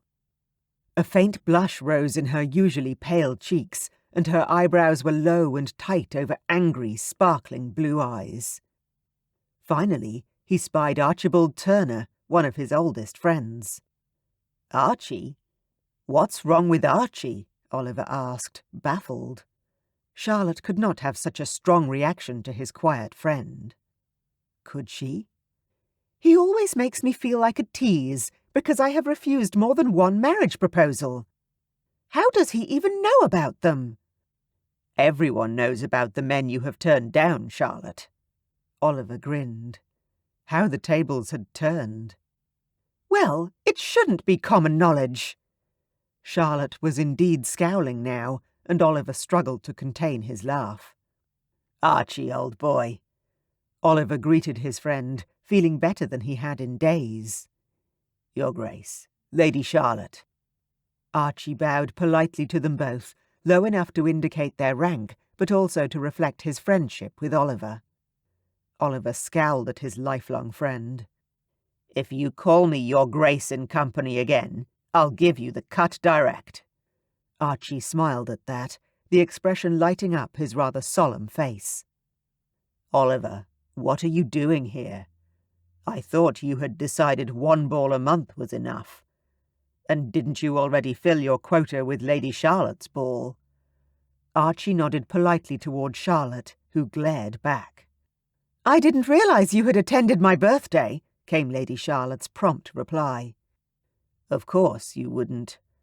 I was with your brother in the card room most of the night." Why would I need to circulate the ballroom? Archie's eyebrows rose with his question, which was a longer response than Oliver had received in years. Oh, I don't know. Isn't it good manners to greet the person for whose birthday the function is being held? Charlotte's eyes were firing, and Oliver noticed with interest that so were Archie's. How strange. I hadn't realized you would care if I greeted you or not, Lady Charlotte, Archie returned politely, but his words had an edge of steel that Oliver had never heard from his friend before. I don't, Charlotte snapped back. I just assumed that, as a gentleman, you would have wanted to wish me a happy birthday, given you attended my birthday event. She lifted her chin. She was breathing rather quickly, too. Did she dislike Archie so much?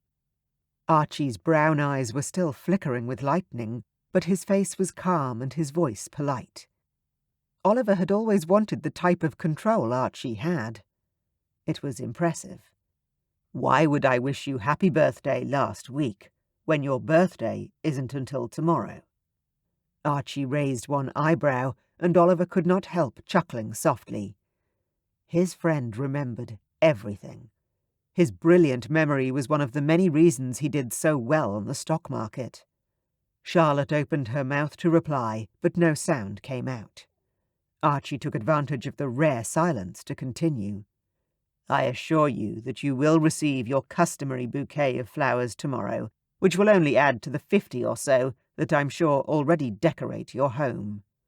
The tone again was polite, but Oliver noticed a tightening around Archie's mouth. Charlotte blushed furiously in acknowledgement of the truth of Archie's words. I do not expect. At a loss for words, she stopped. Oliver smothered his laugh with a cough and covered his mouth in an attempt to hide his smile. He had never seen Charlotte bested by anyone in a conversation. She was trained by her mother, a real dragon of the ton. Excuse me. Lady Charlotte bobbed a shallow curtsy and turned on her heel. Oliver shook his head and turned to his friend. What was that about? That is the first time I have ever seen Charlotte back down from a fight. She probably doesn't think I'm worth fighting with. Archie's eyes followed Charlotte's retreating figure. What had Oliver just witnessed? If he didn't know better, he would have thought Archie was interested in Charlotte, but that couldn't be. Could it? Their group of friends didn't think of her like that, having only brotherly feelings toward her. John tells me you have shown interest in someone. Is she here? Archie carefully pitched his voice so that no one else could hear him. No, she's not. And I'm not interested in her. He should have thought before opening his mouth. Archie chuckled softly. Where is she, then? Archie asked. Not here, that is for certain. Let's join John for a brandy in the card room. I'm in the mood for a night at the cards. They retreated to the card room. Oliver didn't stop at one drink. He gambled too much and drank more than he had in years. His plans for meeting the demi-mondaines and staying out until the early hours of the morning were forgotten in the endless glasses of hard liquor. John poured him into his carriage, and it was the last thing Oliver remembered. He didn't remember getting home, nor his butler getting him into bed. All he remembered the next day was a pounding in his head that beat to the drum of, Where is Sarah? Chapter 6. Sarah, the Duke's carriage has arrived! Her mother's shrill voice rang through the house. Sarah resisted the urge to roll her eyes. Her mother was more nervous than she was, if that were possible. I'll be down in a moment, Sarah called out, smoothing her dress down her slim waist and noting the roundness of her full breasts, which her opera dress did nothing to disguise. With a final check in the mirror, she descended the stairs and made her way to the front door. Good night, Mamma. Sarah kissed her mother on the cheek, picked up her cloak, and stepped outside their rented townhouse. A coachman opened the carriage door for her, and she took a moment to admire the ducal crest before stepping inside. "Good evening to you, Miss Collins." John nodded, as the carriage didn't allow him to stand and make his bow. She slid into the seat next to her new friend, Charlotte. "Good evening, Lord John, Charlotte." Sarah breathed deeply. Almost unable to get past the anxiety in her stomach, she grabbed her friend's hands. "Oh, Charlotte, what if I do something wrong? What am I meant to do at the opera? I have never been, and I'm so nervous. Please tell me everything." Charlotte and John both laughed, making Sarah stop and bite her lip. "You don't have to do anything other than be yourself. Walk in, watch the opera, and go home again." Charlotte smiled confidently, and Sarah's stomach dropped nervously. "But will I have to talk to anyone? Will people be able to see me?" This time only John laughed, but Charlotte smiled. "Of course people can see you. That is half the fun of the opera. Being able to see what everyone else is wearing and doing, but not having to talk to them." "Oh. Is anyone else going to be there tonight whom I know?" Sarah asked quietly, dropping her eyes so her new friends would not see the emotion in them. "None of whom I am aware." "Oh, that is good," Sarah said, putting on her sunniest smile. John and Charlotte shared a glance but didn't say anything more, so Sarah rode the rest of the way happily, listening to the idle chatter and hoping that she would be noticed by her husband-to-be, whoever he may be. When they arrived, they were personally escorted to their box by a footman, and Sarah's heart fluttered in her ribcage the whole way. She had never seen anything so grand or beautiful. The velvet curtains, the view of the stage. Oh, that she had lived to see this day. "Oh, my goodness!" she cried, and rushed toward the edge of the box to take in the view. John chuckled softly beside her. "You shouldn't get so close to the edge, Miss Collins," he teased, putting one hand on her wrist and the other on her waist to draw her back to the safety of the first row of seats. "Please, call me Sarah. I prefer it over Miss Collins," she told John, complimented by his attention. But she was safe in the knowledge that he wasn't pursuing her in any way. John's hand on her waist fell away, but he held onto her hand and raised it to his lips. "I would be delighted, Sarah." He bent at the waist and chastely kissed her gloved knuckles, making her smile. What a lovely gentleman. A strangled sound in the entrance of the opera box had them both turning. Oliver stood at the entrance with a look on his face that made Sarah cower. He seemed furious. John held tightly onto her fingers when she tried to withdraw them. He drew her hand onto his arm. "Good evening, Oliver. Have you come to join our small party?" John was apparently ignoring Oliver's scowl and the tightening of his fists, but she certainly couldn't. Sarah dug her fingers into John's arm as the flutters of panic rose inside her. He stroked her fingers reassuringly. Oliver looked ready to murder someone. She wasn't sure why, but she knew that look was focused on John and her. He couldn't be jealous, could he? When he didn't reply, Sarah gathered her courage and slipped her hand from John's arm and dropped into her lowest curtsy. "Your Grace," she said, coming up so slowly that Oliver had time to walk over to her and impatiently tap his black leather boot against the carpet before her eyes came up to his. "You look well, considering you have been ill for a week." Charlotte gasped, and Sarah's eyebrows rose.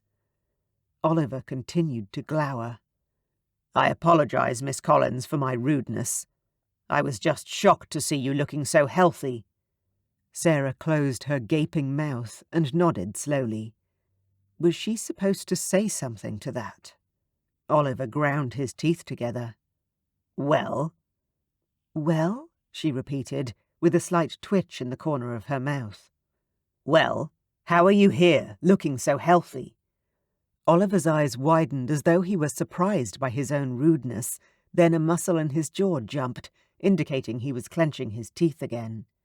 "I wasn't sick, Your Grace," Sarah whispered in a conspiratorial tone. "No?" he whispered back, his face softening. "No, I was just having a week away from the circuit. I can see why you and your counterparts rarely attend balls. They are just exhausting." Sarah let out an exaggerated sigh, and John chuckled. "Well, it seems that the rest did you good. You are glowing tonight," said Oliver. Sarah frowned. What was he doing now? He'd come into the box like a thundercloud, she'd chided him out of his bad mood, and now he was complimenting her. The man appeared to be as changeable in moods as her capricious Aunt Eustacia. Her aunt was a character of extremes, and Sarah sincerely hoped that this would not be the case with Oliver, as this would make him less than pleasant company in the long term. "Shall we sit down, Lord John? I believe the opera is about to start, and I would not want to miss any of it." John smirked and held out his arm again. "Shall we see you at the interval, Oliver?" John asked, with a raised eyebrow. "If you do not mind, I might stay here. My mother tends to snore through the second half." A shiver danced along Sarah's spine. How could she relax with Oliver here in the box with them? Intermission arrived, and Lord John and Charlotte both made excuses to leave the box. Sarah watched Oliver carefully when they asked if she'd like to join them. He didn't move. So, right or wrong, she chose to stay. She was a little surprised that her friends left them alone, unchaperoned, but it was an open box, people could clearly see them, and the lights were on. The minute they were alone, Oliver moved into the empty seat beside her. "So, tell me the real reason you stayed at home for the past week." "Your Grace, I do not believe that topic is in the realm of polite conversation.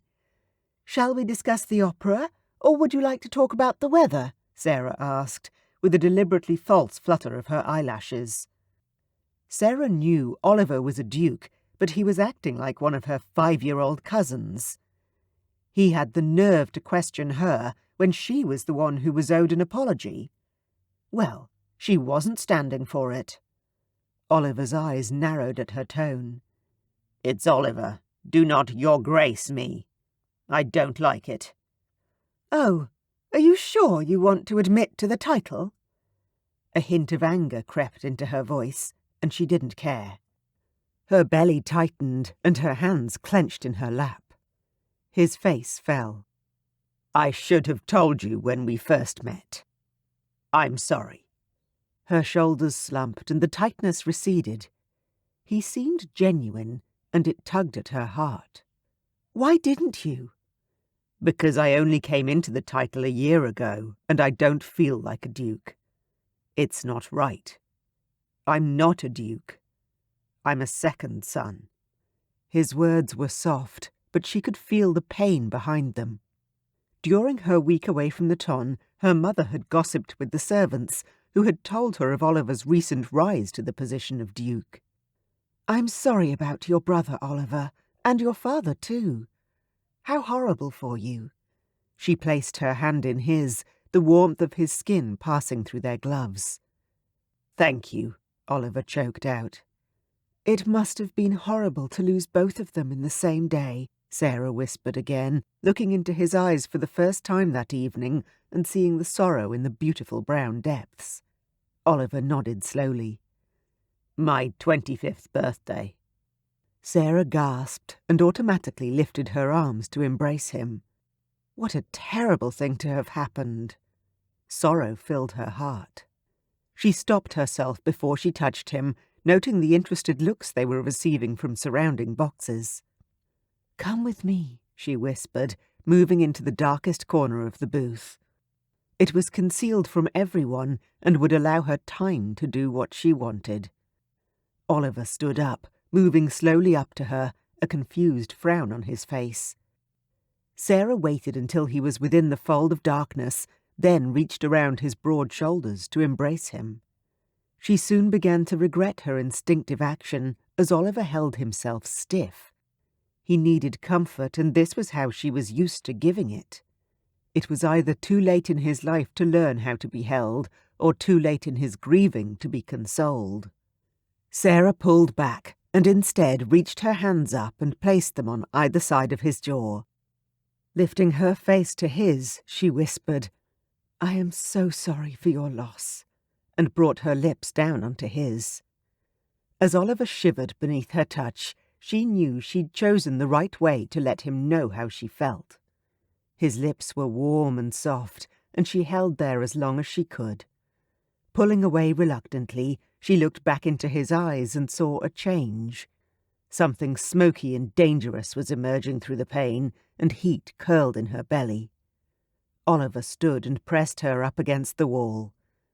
The feeling was delicious. Her breasts pressed against his chest, and her hips cradled him. Then he swooped and devoured her. There was no other way of describing the kiss.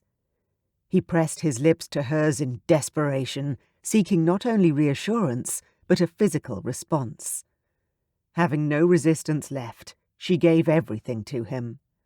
She wrapped her arms around his neck and pressed her body closer to his until she heard him groan.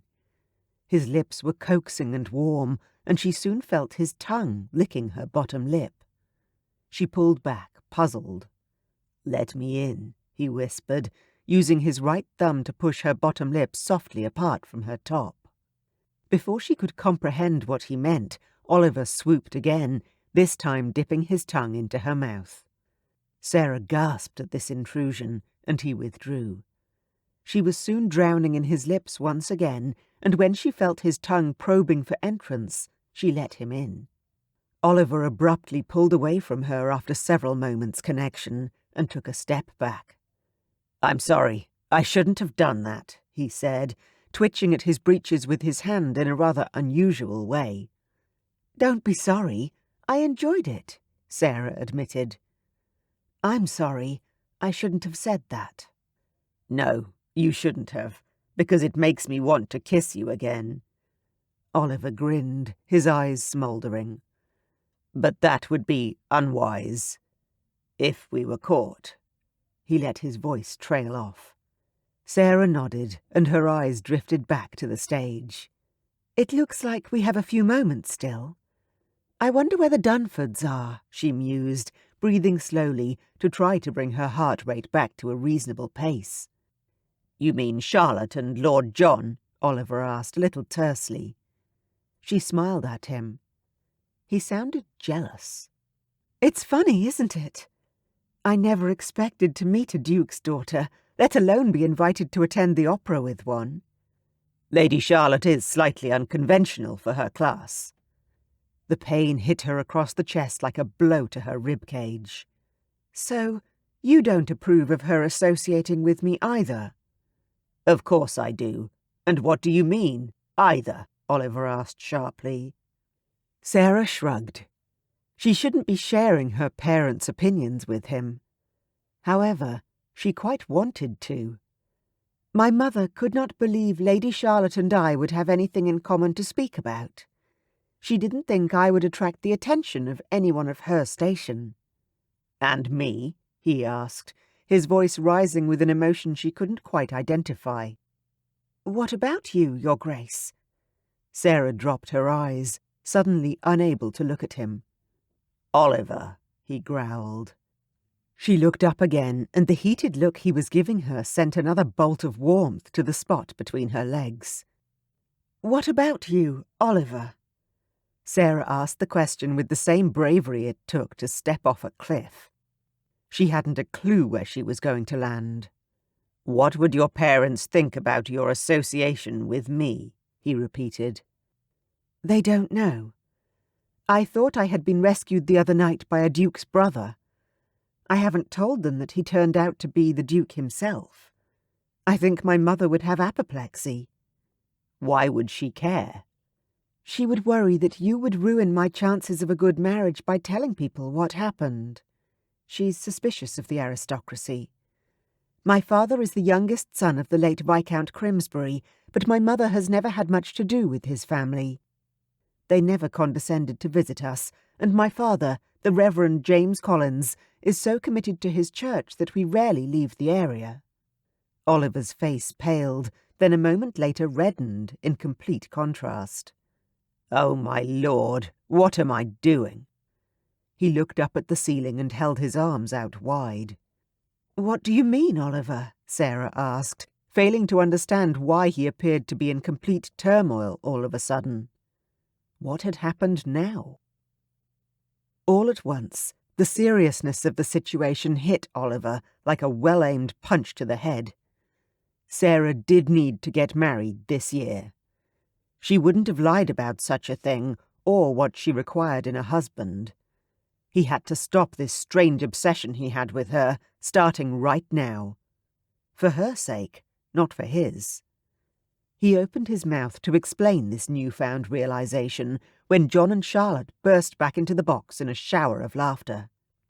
"Did we miss anything interesting?" Lady Charlotte asked, with an amused twinkle in her eye. Sarah blushed faintly at the insinuation, but answered readily enough. "Not at all. Dull conversation. The weather, the opera." There was a mischievous glint in her eye when she looked his way, and despite his best intentions, he smiled back. "Most definitely. Very dull. How was your intermission?" he asked benignly, but inside he was grinning like a loon. The rest of the opera passed smoothly, and Oliver didn't attempt to interfere when John and Charlotte whisked Sarah home. He had come to a tough conclusion tonight. He could not marry her, and therefore had to stay away from her. It didn't matter that he craved her touch and her company. She deserved more than what he could offer someone of her standing. Although there was nothing wrong with her bloodline and her gentility, despite what she believed, they were just not quality enough to be a duchess. He had been told since birth that he was neither needed nor wanted by his parents or family. They had their heir to a dukedom. Sarah would never survive in that world of hateful alliances and looming responsibility. He despised it, and he couldn't throw her into that world after growing up the way she had. If leaving her alone was the only way to protect her, then that is what he would do. Chapter 7. The following week, Oliver found himself at yet another ball, this one hosted by Rupert's mother. He stood with the hostess's son, another of his oldest friends, and a spare son of the aristocracy. He'd seen Sarah dancing, but had tried his best not to care. He had a night of carousing ahead of him. As soon as Rupert had done his duty to his family, they could take their leave and pursue other, more masculine activities. Out of the corner of his eye, Oliver saw a gentleman moving to Sarah's side. He recognized Millington's large frame and wavy blonde hair at once. That cad again! Without a word to Rupert, he strode toward Sarah. The terror in her eyes when she saw Millington made his hands clench into fists, and the way she clasped her fan and reticule in front of her body, as though such flimsy items could shield her from the man who had abused her, made his blood boil. Oliver's heart was hammering in his chest as he bowed in a perfunctory manner to the other gentleman. Beside him, Millington invited Sarah to dance. Thinking of nothing except protecting her, Oliver moved to her side and held out his hand. "Miss Collins has promised the next to me, Millington." Yes," Sarah stammered, placing her hand quickly in his. "Please excuse me, my lord." She bobbed a quick curtsy to Millington without letting go of Oliver's hand, and moved with him to the dance floor. Oliver swept her into the waltz with grace and poise. He may not have liked dancing very much, but he certainly knew how to do it. "Oh, thank you, Oliver. I didn't know how I was going to escape him." Sarah's relief at being in his arms was evident by the way she was gripping him. "I'll talk to him." Alarm spread across Sarah's face. "Please, no. I don't want any trouble for you." Oliver chuckled softly, his heart melting even more for this woman. Was she worried about him? "I'll be discreet," he promised, enjoying the feel of her hand in his far too much. "Thank you." The look of adoration, so bright in her eyes, made him swallow and grip her more tightly. When the music stopped, Oliver didn't want to leave her. He put his hand around her waist and steered her toward the music room. 2 elderly ladies sat on chairs, chaperoning any couple wanting to be alone. "I love our music room at home. I'm always there with my sister," Sarah said, walking slowly around the room, admiring the different instruments on display. "Is your family very musical?" Another odd thing about his feelings for Sarah, he was interested in what she had to say. He could not say that about any other female, except maybe Charlotte. And that was because she made him laugh. "Oh, very. My mother plays the piano for the church choir, and my sister and I both play the piano, flute, and harp." "That is impressive," he said. He imagined how good she would look playing the harp, the large piece of curved wood cradled between her thighs. Biting back a curse, he turned toward the wall, hoping she wouldn't notice how his body had responded to that intriguing idea.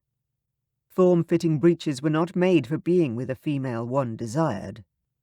Sarah laughed, the sound healthy and vigorous. "I didn't say we played well," she joked, making Oliver smile again. "I hope I can teach my children to love music as much as I do." She looked distracted as she absently ran her fingers over a child-sized violin. Oliver stopped short. Ladies were not meant to mention children, even when they had them. Hearing Sarah speak of her future children so casually sent up so many red flags as to make his mind look festive. "You want children," Oliver choked out. Not many of his friends actually wanted children. An heir, yes, but that wasn't the same thing. "Of course. Who doesn't?" Sarah answered with a smile. They had reached the piano now, and Oliver's cravat felt as if it was tied too tightly around his neck. He cleared his throat and leaned against the nearest instrument. "Will you play, Sarah?" He gestured toward the pianoforte, not even sure why he had asked, but desperate to change the subject. "Of course." Sarah moved over to the piano stool, sat down, and began tinkling on the keys. She looked up and gave Oliver the most blinding smile yet, and he took a step toward her, his breath hitching. He couldn't be feeling this strongly now, for this woman. It was painful. A small group entered the room. "Lincoln." One of the gentlemen greeted him with a nod. "Miss Collins was just about to play us a tune," Oliver announced, throwing her in the deep end to see if she could handle this small group. Sarah blushed, but kept her head high. "Anything particular you would like to hear?" she asked brightly, glaring at Oliver behind the others' backs. Someone named a complicated piece, and Oliver waited to see her reaction. She only smiled and turned to the relevant page. The next 10 minutes was torture. Sarah played and sang like an angel. She had a naturally sweet singing voice, and she could play very well. The level of technical skill required for the piece astounded Oliver. Whoever had suggested it had been testing Sarah's ability. In a blinding flash, Oliver saw his life ahead of him if he married Sarah. She would be a wonderful wife. She would entertain in their home, play for their guests, love their children. Oliver swallowed the uncomfortable lump in his throat. She would be a horrible duchess. What duchess actually spoke to her children? Sarah didn't know a thing about society. She was awkward and shy. She was a vicar's daughter, for God's sake. She would never survive in his world. He left the room with a lame excuse and a bow. Before he called for his carriage, he managed to coax Patrick Millington into the study, alone. "Millington, I know what happened at Lady Charlotte's ball." He opened with the bald statement, not willing to beat around the proverbial bush. Millington's handsome face coloured unhealthily. "We went for a walk in the garden. She misunderstood my intentions and attacked me," he blustered. "She attacked you." Oliver willed his clenched fists to relax. "Is that why her dress was ripped and her back was bleeding?" he asked through his teeth. Oliver's temper was slipping free of his control. He never lost his temper, never. But the memories of that night were coming in hard and fast, and he was wondering who would miss Patrick Millington if he never returned home. Oliver had enough money. He could make sure the vile man stayed gone. Millington could obviously see the internal battle Oliver was waging. Oliver watched him mentally cataloguing his answers before he opened his mouth. "As I said, she misunderstood my intentions," he said slowly, gauging Oliver's reaction. He smiled grimly. "We both know that's not what happened. Perhaps it would be wise for you to leave Miss Collins alone." Oliver gave Millington a stare imbued with all the power the Lincoln name had behind it. Millington's eyes flashed rebelliously, and he opened his mouth to say something obstinate. Instead of waiting for him to speak, Oliver ploughed his fist into Millington's stomach with as much force as he could muster at short range. Patrick Millington gasped like a landed fish and fell backward onto his arse, clutching his belly. "Leave her alone, or I will ruin you." Pleasure radiated through Oliver's body as he glared down at the man who would have raped Sarah. Millington lay on the floor, gasping for air. With one more ducal glance at his fallen nemesis, he let himself out of the study and out of Sarah's life. Oliver managed to avoid all ton events for the next fortnight. He visited his club every day and met his friends at night. He did everything possible to make it appear as though nothing was wrong. He had no interest in any of the high-priced brothels he had frequented in the past, and even less in finding a permanent mistress. Both situations repulsed him, and he was ignoring the reason why. He was sitting at his club with a drink in hand when Rupert walked in. "Lyre," his old friend greeted him, blue eyes bright and shrewd, glowing beneath almost black brows. Oliver smiled up at his friend, letting his usual facade of indifference wash away. He loved that Rupert never greeted him with his new title. "Rupert, how are you doing this uninteresting Wednesday?" Oliver pushed out a chair in clear invitation. Rupert grinned and called over a footman to order a port. "I have been catching up on the latest gossip. It looks as though another of our school friends is doing the pretty. We can't keep our heads out of that noose, it seems." Rupert shook his head in resignation of the fate that awaited them all. Rupert, although also a second son, had been made his brother's heir. He'd have to marry and produce an heir of his own, but he was putting off the task as long as possible, instead bedding every married woman in sight. "Oh, who?" Oliver asked, interested for once. "Jamie McTavish, and he's set to marry one of our ladies." Oliver sat up and moved forward in his chair. This was news indeed. "You jest, man. He's lowered himself to marry an Englishwoman? I'm shocked." The footman set down a crystal decanter, and Oliver poured a glass of port for himself and for Rupert. Jamie McTavish was a good man, Scottish by blood and birth. His parents had sent him to London for schooling, and the boys had teased him mercilessly for his accent. The Scot had put his fist through a few English faces, and the teasing had stopped. He had a hot temper, but he loved his land and his family. Oliver admired him. "He has a bit of a fortune, too, from what I understand. So, who has he found? He didn't stoop to finding an heiress, I hope." That would definitely not fit with the picture he had of Jamie. "No, he's about to offer for a lady of good but low-born family and no money," Rupert confided in hushed tones. "Good on him, although I'm sure she makes up for it in beauty. Do you know her name?" Oliver asked the question, although it would be unlikely he knew the young lady. "A Miss Sarah Collins," Rupert announced as Oliver was taking a sip of his port. Oliver choked and spluttered his drink across the polished wood of the table. Air wasn't getting into his lungs properly. A moment of panic assailed him as he wheezed and slammed his hands down. "Are you all right, man?" Rupert helpfully bashed Oliver on the back with his large fist, making his lungs seize even more. It took several minutes for Oliver to recover his breath and for the footman to get the table cleaned and reset. He took several long breaths, concentrating on the flow of air into his aching lungs and attempting to calm his still thundering heart. "What happened? Are you sure you're all right now?" "Yes, I'm fine." "Sarah Collins, you say?" "Yes, it seems she's quite a beauty and with more than half a brain as well." "She has far more than half a brain. She has a whole brain." Oliver scowled at his friend. Rupert's eyes flickered dangerously.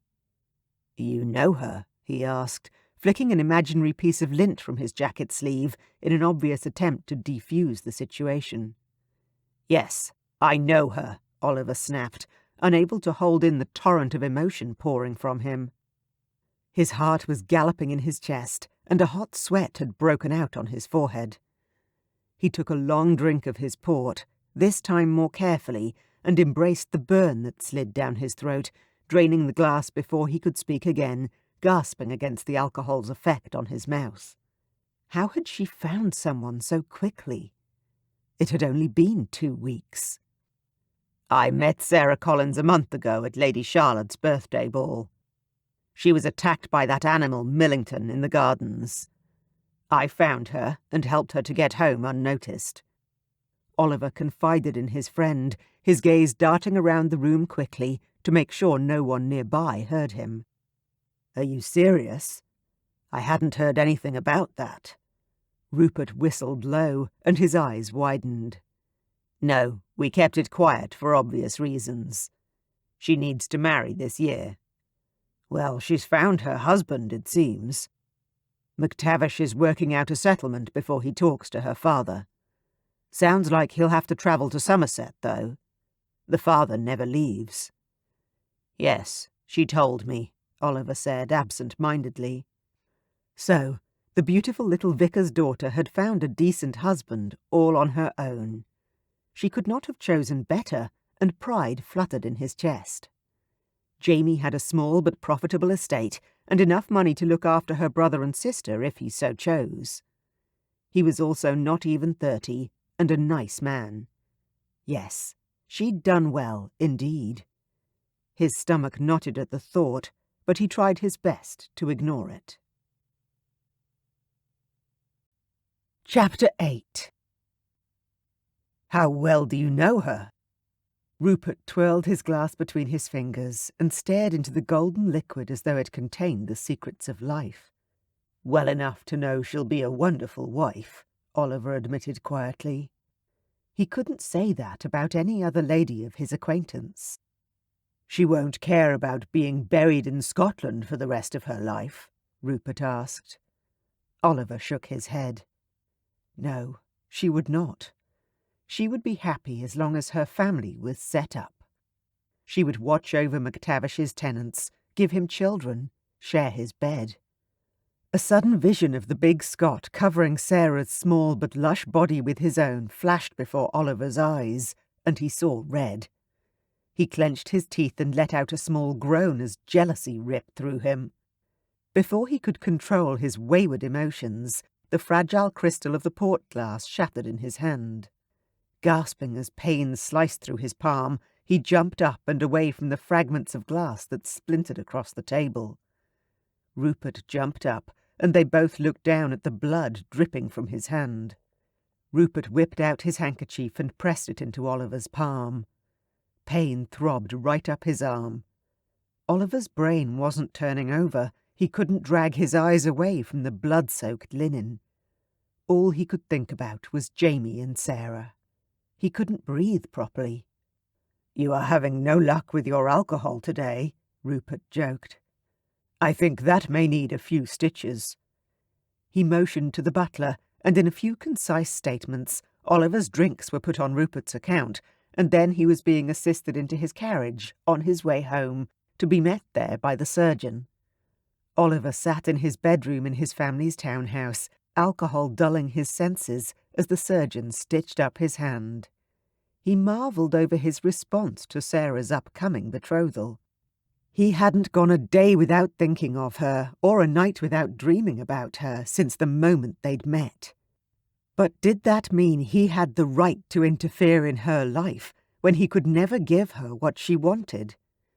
When he awoke the next morning, he was in a hot sweat, amidst a nightmare. He dreamed of Sarah in her new life, happy and content, while he grew old and bitter with some faceless duchess by his side. He had to do something. Sarah stood at the entrance to the ballroom, waiting for her mother, who was still handing her coat over to a footman. Tonight, she expected a proposal of marriage from Jamie McTavish, and after only 2 weeks of courting. She should be elated, blissfully happy about the turn of events. After all, she had succeeded in finding a man who would not only look after her family, but would hopefully be a good and kind husband to her as well. Then why was she not waltzing around the room with happiness? She turned her face toward the wall and grimaced. She knew why. Because she missed Oliver. There was something missing in her interactions with Jamie. There wasn't any spark or excitement the way there was when she was with Oliver. Her mother finally joined her, and they were announced as they stepped into the large, opulent room. There was a quadrille in progress, and the hum of conversation already surrounded the well-heated room. "Good evening, Miss Collins." Sarah turned to smile at the Scottish devil himself, who bowed low to her. She held her hand out to him. "Please, call me Sarah. I told you that last night," she reminded him with a smile. "True," he conceded with a grin. Sarah looked into his kind blue eyes and knew that this man would be a good husband. He was handsome in an unusual way and looked as strong as an ox. She had no reason at all to deny him if he offered for her. "But I was hoping to wait to use it at a special moment." He let his voice trail off and her stomach lurched. "If that would be all right." Sarah was light-headed all of a sudden, black spots swimming before her eyes. "Of course," she forced out, breathless although she wasn't moving. "You look a little pale, my dear. Would you like to sit down?" Yes, I would love to. But first she needed a moment to compose herself. "Thank you, Mr. McTavish. As usual, you are so thoughtful. But perhaps you will excuse me, as I need to find the ladies' retiring room." She smiled politely. He seemed to like her smile, and her mother had instructed her to use it as much as possible. "Of course." He bowed again. Sarah moved along the plush carpet of the hallway. How was she going to get through tonight feeling this unwell? Someone came up behind her, so close she could feel the heat of the person's body. She moved to the left so the person could go around her, but instead a firm hand grabbed her under the elbow, and she was steered into a room off the corridor. What was this? Sarah gulped and took a fast breath as panic rose in her chest. The door closed behind her, and she swung around to see if her abductor was the man of her nightmares, or her dreams. "Oliver!" Sarah said, her hand fluttering at her throat. He had obviously startled her. "I've heard that Jamie McTavish has been courting you." He was unable to hold in his feelings any longer. He knew he should have opened the conversation with small talk, or at least a greeting, but as usual he could not remain aloof when he was within touching distance of Sarah. She blushed but didn't look away, her mouth thinning as though she was unhappy. The air around them crackled with tension, and Oliver swallowed hard. "He has?" Oliver waited for her to continue, but she didn't. That was it. "I have also heard you have entranced him so thoroughly that he is on the verge of offering you everything you want." He sounded like a jealous idiot, but he couldn't stop the flow of venomous words falling from his mouth. He had seen her standing with the Scottish laird, and had been blinded to anything except the need to pull her into him, behind him, anywhere she would be safe from all other men. Sarah's eyes narrowed. "And pray tell, how did you come by that information, when you haven't been into society since I last saw you 2 weeks ago?" "I go to my gentleman's club every day." Just because I don't go to balls designed to trap men into marriage doesn't mean I have disappeared altogether. Had she really forgotten about him that quickly? Sarah's shoulders slumped a little and she sighed. Oliver, why did you drag me in here? What is it you want? Oliver pulled her into his arms without another thought and claimed her mouth with his. She was soft and warm beneath him, and his hands trembled as he slid them around her back and pressed her closer. He had barely a taste of her before she was pulling away from him. "What are you about, Your Grace?" Sarah stiffly pulled out of his arms. "I'm sorry. I shouldn't have done that." Oliver was already breathing hard. Blood raced through his body, making his heart pound like a drum and his loins ache. "No, you should not have," she agreed, eyeing him warily. "Oliver, I must go. If we're caught here without a chaperone—" She trailed off just as he had at the opera, repeating the same warning. At the time it had seemed sensible, but coming out of her mouth now, it sounded like an accusation. "Yes, I know. You wouldn't want to lose your husband before he's properly caught." Sarah gasped, and there was a sudden silence in the small room that was deafening. Did I just say that? "What exactly do you mean by that, Oliver?" He took a deep breath in through his nose and stared at the blonde angel before him. She made him want to do unspeakable things to her, starting with ripping that perfect pale green gown from her delectable body. She couldn't become another man's wife. "I meant exactly what I said. Getting caught in here with me would destroy your chances of marrying McTavish and him saving your family. That is all you want, isn't it?" Oliver knew he was being vicious, but couldn't control what was coming out of his mouth. Sarah's breath caught, and her eyes sparked with what appeared to be anger. "I hadn't thought of you as cruel, Oliver. We need to leave this room. You don't want to marry me. You've told me that fact over and over again. Or are you suggesting that I should have waited for you to propose marriage?" Panic flooded Oliver, and heat flushed his cheeks. "No, I didn't mean—" "Well, what did you mean?" Sarah demanded, crossing her arms and tapping her foot impatiently against the carpeted floor. Damn. I should have thought this through. "I just want to make sure you're marrying the right person," Oliver amended. "What's wrong with Mr. McTavish?" Sarah demanded, her voice rising in volume a couple of notches. "Nothing. He's a good man," Oliver admitted, though he was reluctant to give the man praise. "Then what's the problem, Oliver?" He tugged at his cravat with his hands, loosening the knot. It was too tight. How was he going to get out of this now? "I don't want you settling for less than you deserve," Oliver admitted quietly. "And what is that?" Sarah asked, just as quietly. "Love, or at least passion." Sarah bit her lip and appeared thoughtful for a moment.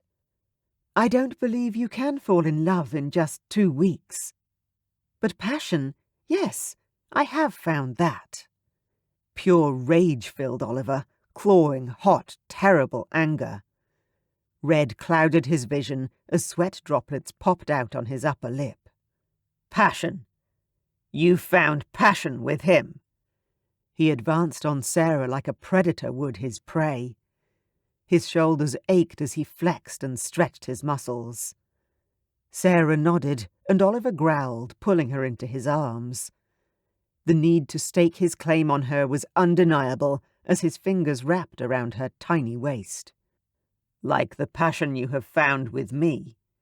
He ducked his head and ran his lips down her smooth throat. Sarah gasped, but leaned into him. "That's not fair to say such things to me. To do such things. You don't want to marry me." Oliver groaned against her sweet, smooth skin. "I would if I could." He pressed his lips to the spot beneath her ear and inhaled the scent of rose petals. "I beg your pardon!" Sarah shrieked, pushing hard against his chest. his arms held tightly around her. "Sarah, you have no idea how much I want you," Oliver admitted, rolling his hips against her, which caused his prick to harden and throb. "You want to seduce me? You don't wish to marry me?" Sarah attempted to pull away again, struggling harder, but Oliver held her tighter. He had to make her understand. "I would never seduce you. I would marry you in a heartbeat if I wasn't a duke." Sarah laughed again, with so much bitterness and anger that when she tried to pull away, he had to let her go. "What do you call this, then?" She motioned angrily to their surroundings with flicking hands. "Is this the part where you offer to make me your mistress instead? Or do you already have one, like most men of rank do?" The jealousy in her tone and disgust at the subject was obvious in her features. "I would never insult you with such an offer." Sarah's eyebrows rose high in silent question. "And no, I don't have one." He couldn't believe she'd asked him such a question. "Well, my lord, I'm sorry, Your Grace, from what I have learned in the past few weeks, it would be very unusual for you not to have one, and it is insulting in the extreme for you to say that you would marry me if you could." "I'm not lying. I have never had a permanent mistress, but I am aware that most men do. And I was speaking the truth. I would marry you in an instant if I had met you 2 years ago." She had to believe him. He was telling the truth. "What's different now?" "Everything. I'm not who I once was, and everything I was never meant to be." Oliver turned away from her. Memories bombarded him, ice sliding over his spine and skin. "My father once told me that I was born because society expected him to have a second son, but he had no real reason to need one. He had actually wished for a daughter the night I was born. In 10 generations, the dukedom has always passed from first son to first son. I am the only second son to inherit in my family, and my mother has told me all my life that I wasn't needed, nor really wanted." "Oh, Oliver." Sarah reached out her hand and touched his shoulder, the effect like throwing a small stone into a still pond. The ripples cascaded out in increasingly large waves. With a frustrated roar, Oliver grabbed and spun her, pinning her up against the wall. His hands landed on either side of her, and he stared down into the liquid violet eyes that haunted his dreams. "You will never know how much I burn for you. Only you." "Show me," she whispered, placing her small hands against his chest. Oliver moaned and swooped down for a kiss, plundering her warm mouth with his tongue, all restraint gone. His hands curved. "Oliver, you shouldn't. Are you sure?" Oliver chuckled happily in his throat. She was enjoying this, he could tell. Sarah shrieked, and Oliver glanced up to see her flushed face contorted in pleasure. He told her gently, "Shh," before resuming his pleasuring of her breast. She tasted like heaven itself. Sweet, pure and perfect. How would her very centre taste? He was reaching down to pull up her skirt when a loud voice said, "I think I saw them come through here." The door swung open, and light filled the small, dark room. Oliver turned toward the doorway and squared his shoulders, blocking Sarah's body from view.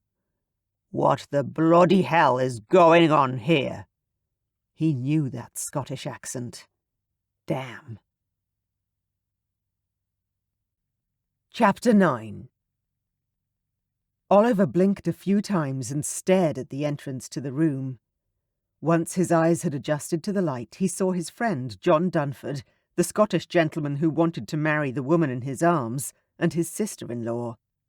Lady Honoria Lyre, the Countess of Sunbury, the widow of his brother, and the woman who believed herself the rightful Duchess of Lincoln. "Oliver! How could you?" gasped Honoria, though the shock in her voice was clearly put on.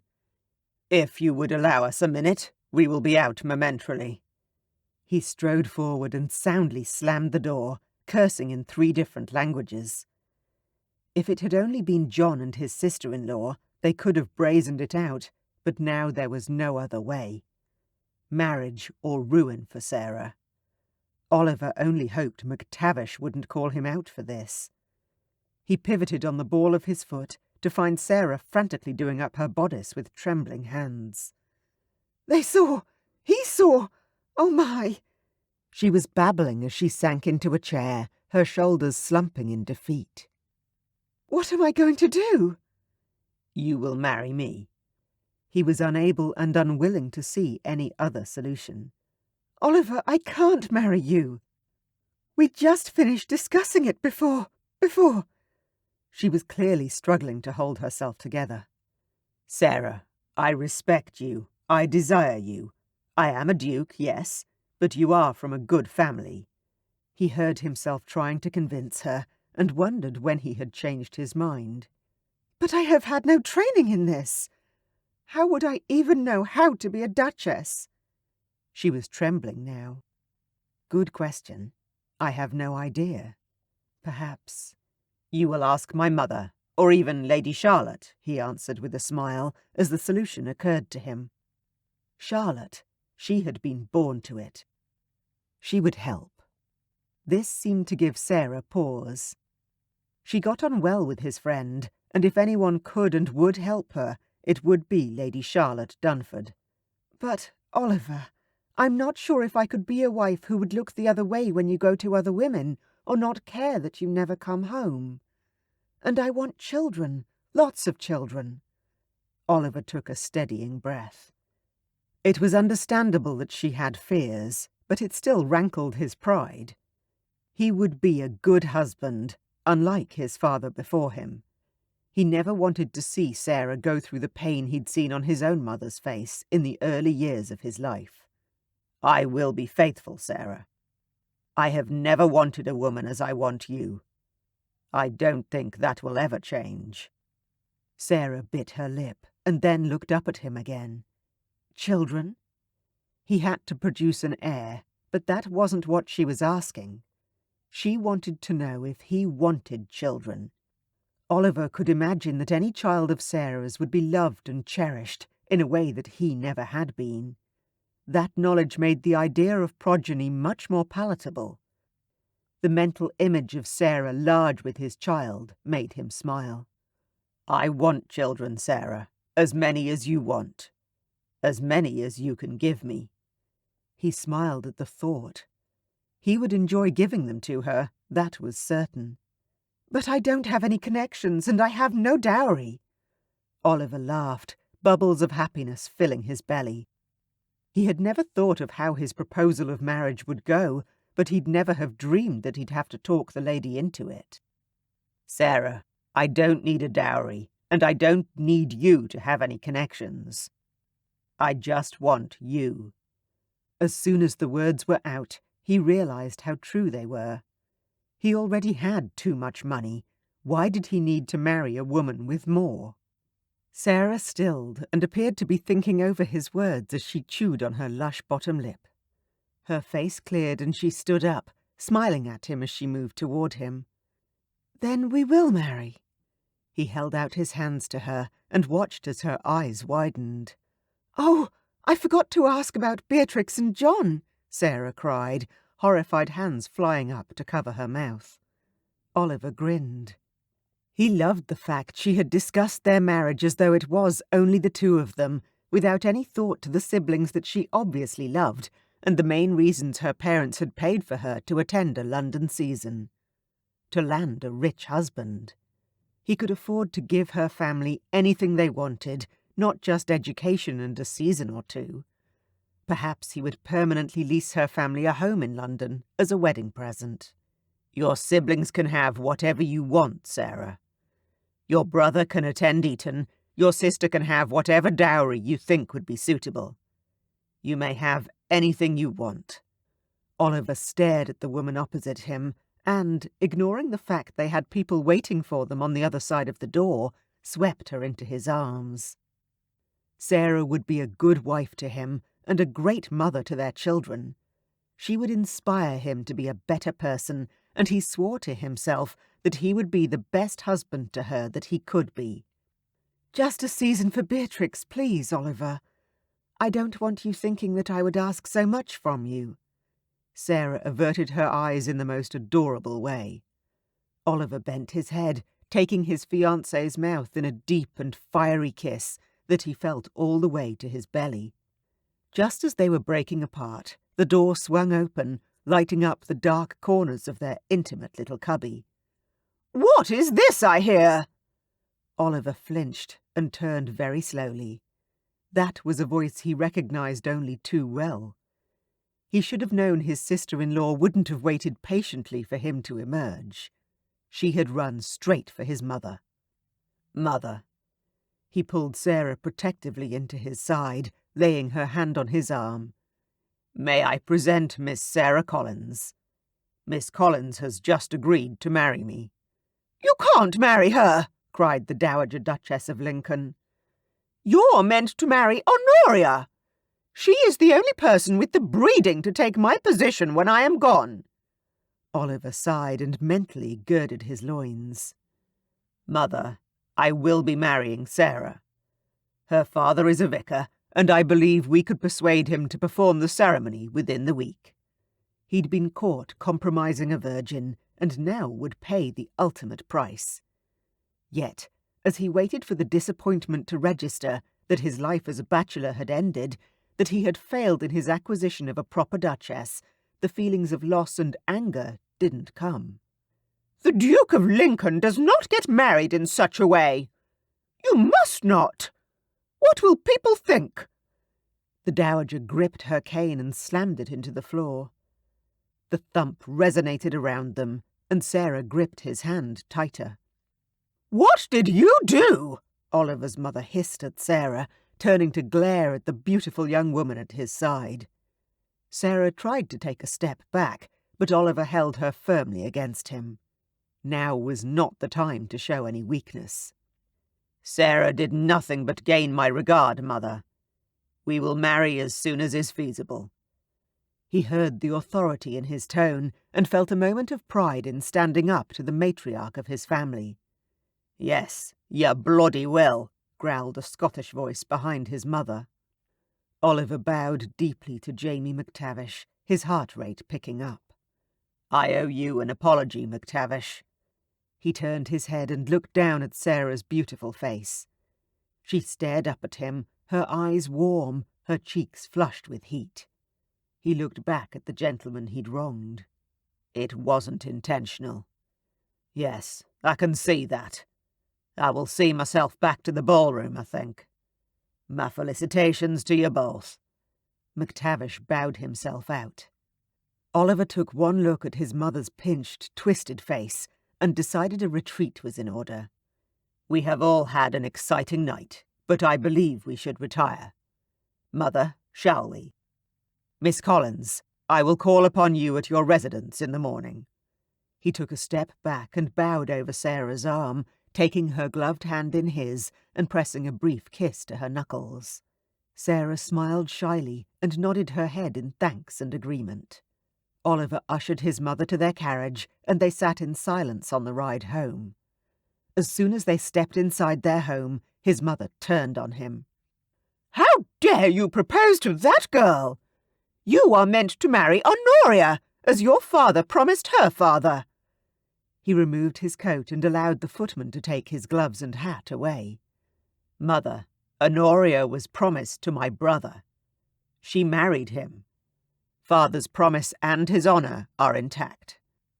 She furrowed her brow and frowned at him with all the weight and displeasure he'd felt as a child. "Honoria was promised that she would be the next Duchess of Lincoln. You must honour that. She is the only one fit to take my place.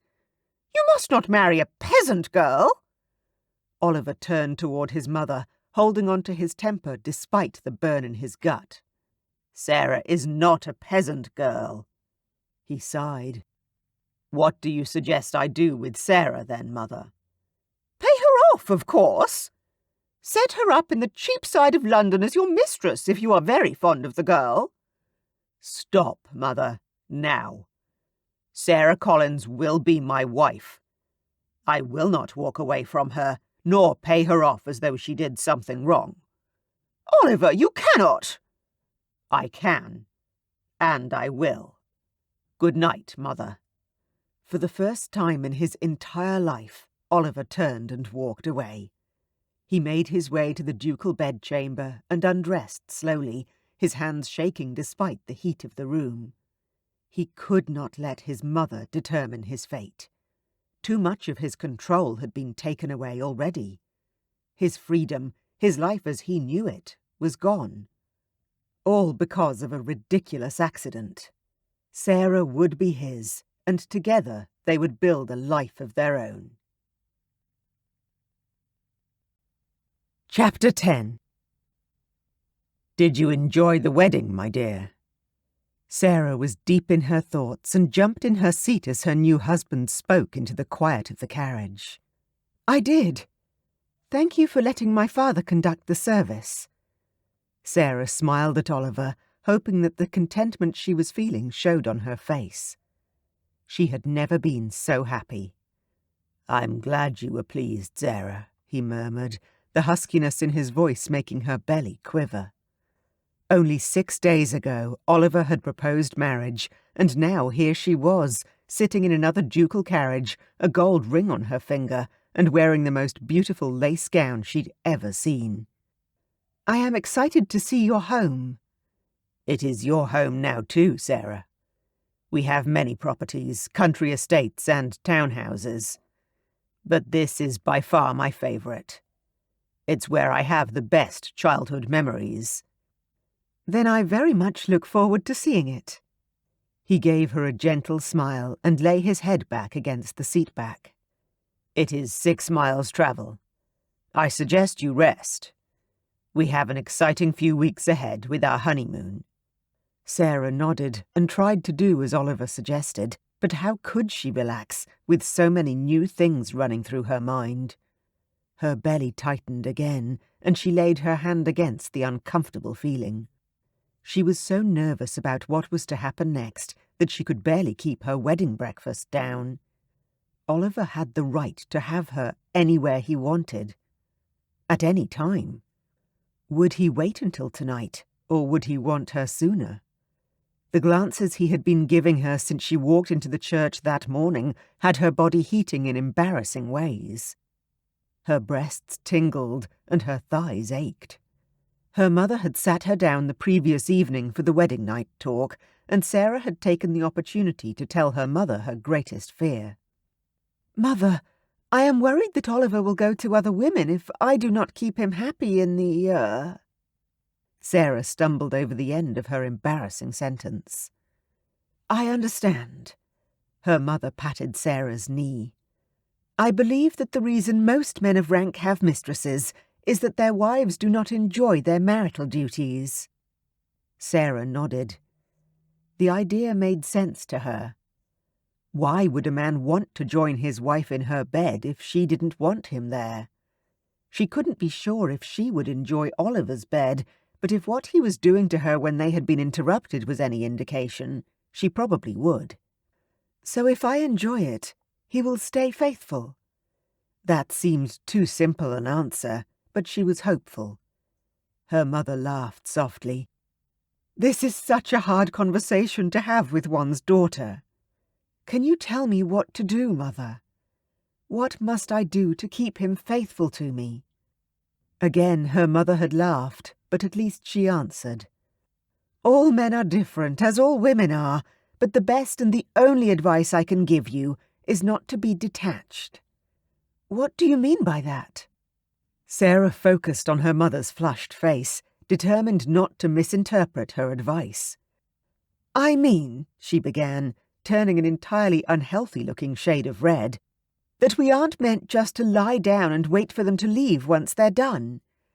Everything they do to you, you can also do to them. Everything, Sarah repeated skeptically.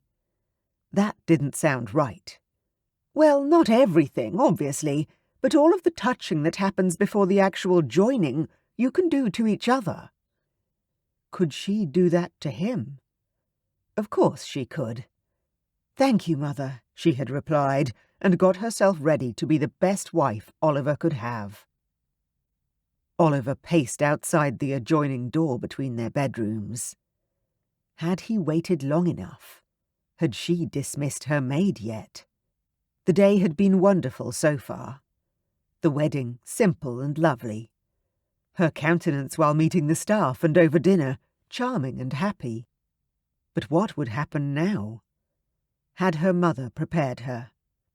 He huffed out a sigh and faced the door, his heart thumping against his ribs. He couldn't wait any longer. He took the 3 steps forward and knocked on the door. A faint giggle sounded behind the solid wood. "Come in, Oliver!" The siren call of his wife's voice made his groin ache, and he let out a low groan as he pushed open the door. He stepped through and smiled as he surveyed the scene before him. His beautiful young wife sat in front of her dressing table. Her long blonde hair was glistening in the firelight, a gentle smile playing on her happy face. "What are you laughing at, darling?" "You knocked." She giggled again. Oliver didn't see what was funny about that. "Well, this is your room." "I know. Couldn't we just have 1 bedroom? My parents always did," Sarah asked, then blushed.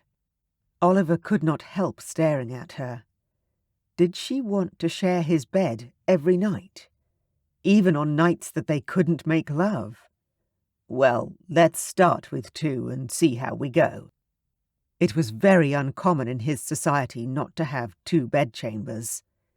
In the extreme, he knew friends who only visited their wives when they needed to conceive. Sarah stood and walked toward him. He swallowed hard. He had never seen anyone more beautiful than his wife. Her face was glowing with happiness, and her nightgown clung to her slim body, accentuating both her tiny waist and full breasts. "I'm a fortunate man. I want to make love to you, Sarah. Are you ready?" He wanted her to be completely willing to make love to him, not just feel as though she needed to fulfill her duty. "Of course I am. You're my husband, aren't you?" Sarah smiled shyly up at him, and his heart melted even more. This woman wasn't just beautiful. Her heart shone like a beacon in the dark. "Not yet," he answered throatily, barely able to recognize his own voice. She had come to him and was standing before him, brave and beautiful. "Will you also let me make love to you?" "What do you mean?" Oliver stared at his wife, unease fluttering in his chest. Sarah's violet eyes were glowing in the light. Was that an indication of arousal? "Will you teach me how to please you?"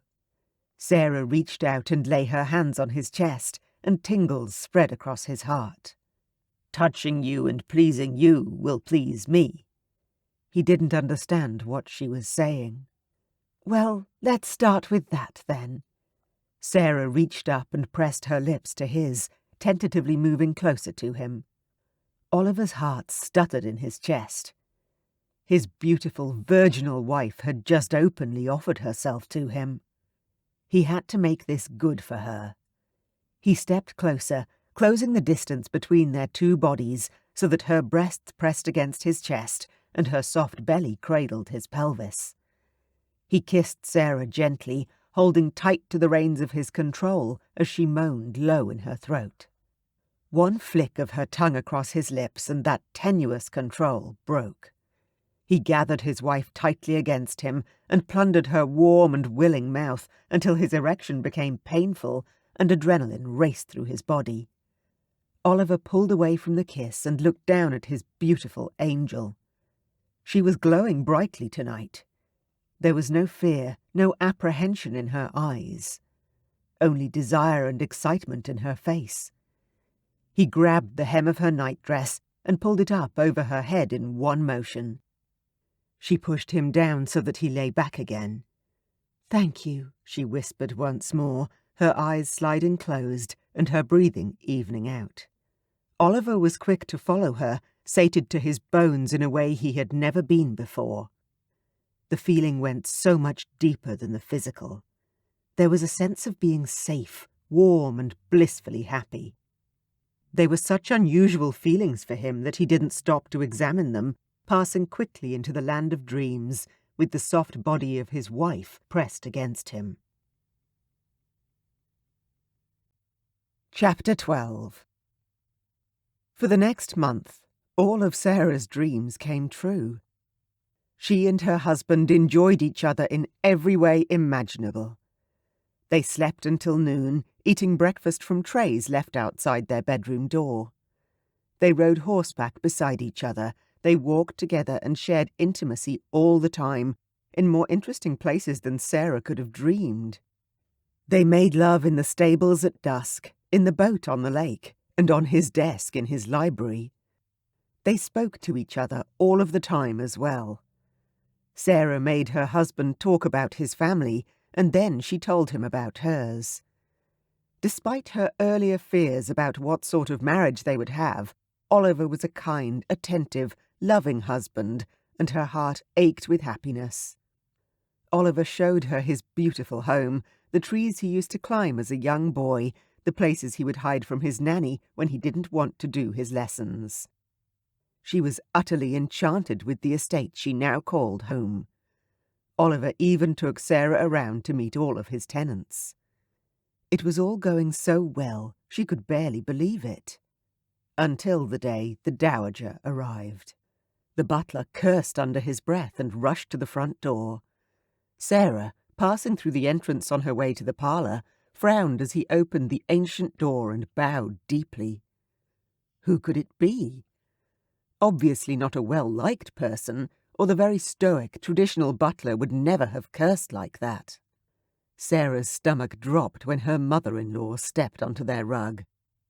Resisting the urge to run for cover as her legs trembled and her throat tightened, Sarah curtsied to the Dowager Duchess of Lincoln and her companion, the Countess of Sombury. As she lifted her head and pushed her legs to stand once again, she tried not to flinch under the gaze of the women who were now her family. She didn't want to be unkind, but her new mother-in-law had not aged well. Her skin was very wrinkled and too pale. She had an enormous hooked nose, and her hair was pulled tightly against her head. However, she was dressed in the most beautiful of materials, and her posture was so rigid she would pass for royalty. Good breeding was stamped all over her, and a shiver ran down Sarah's spine when her gaze connected with the cold, grey eyes of her husband's mother. "Good morning." Despite the fact that her belly jumped with nerves, Sarah greeted the two women with a smile. Neither of the ladies greeted her back or curtsied in response. They looked Sarah up and down, taking in her simple morning gown, and grimaced in unison. Both of their upper lips lifted in sneers. They then started barking orders to the servants, and within moments they were in their rooms being served. Sarah looked at the butler, who gave her one of the most genuinely sorry looks she had ever received. Hot tears tickled in Sarah's eyes as a myriad of feelings warred within her. Why had they arrived? She knew they didn't like her, and yet they'd left London in the middle of the season to visit. A strange darkness filled her tight chest, and she took a deep breath, hoping to remove some of the foreboding that settled there. It would be fine. It had to be. She lifted her chin, nodded once to herself, and went to inform her husband that they had visitors. That evening, Sarah put on her best dinner gown and made sure she was in the sitting room before everyone else. She didn't want to be accused of not being a proper hostess. "Well, if it isn't the new Duchess of Lincoln," came the cold, nasty voice of Oliver's sister-in-law as she entered the room. Lady Honoria Lyre, Countess of Sombury. "Lady Lyre?" Sarah stood and curtsied deeply. The woman didn't curtsy in return, which as far as Sarah knew, was vulgar indeed. Sarah studied her, now that she was close enough to have a good look at her. Lady Lyre was 21 years old and quite handsome. Dark hair, green eyes, and perfect alabaster skin. Her nose and features spoke of aristocratic breeding. Her gown was one of the most beautiful Sarah had ever seen. Incredibly delicate and expensive lace adorned the entire bodice. Sarah's family would never have been able to afford such clothing. Looking down at her pale blue gown, Sarah felt inadequate, ugly. Vanity is a sin, she reminded herself, and straightened her spine. "I hope your carriage ride was pleasant." The woman wrinkled her nose. "As entertaining as one expects 10 miles in a carriage to be." Well, at least that was the start of a conversation. "Will you be staying with us for long on this visit?" Hopefully, they were merely stopping on their way to another destination. There was something almost evil about these women. She hated even to think such a thing. Her father would be extremely upset with her, but there was no other word for the air around them. "Visit?" Lady Lyre repeated, her eyes widening and her mouth pulling down on one side. "This is our home. We'll be staying as long as we wish. You aren't mistress here yet." Sarah's mouth dropped open. Did she really say that? Oliver walked into the room, accompanied by his mother. "Do close your mouth, girl. You look like a simpleton," the dowager snapped. "Mother," Oliver admonished, but the woman barely broke stride. "Shall we go into dinner?" She grabbed Oliver's arm and steered him toward the door. Oliver threw an apologetic look over his shoulder at her, but did as his mother bade.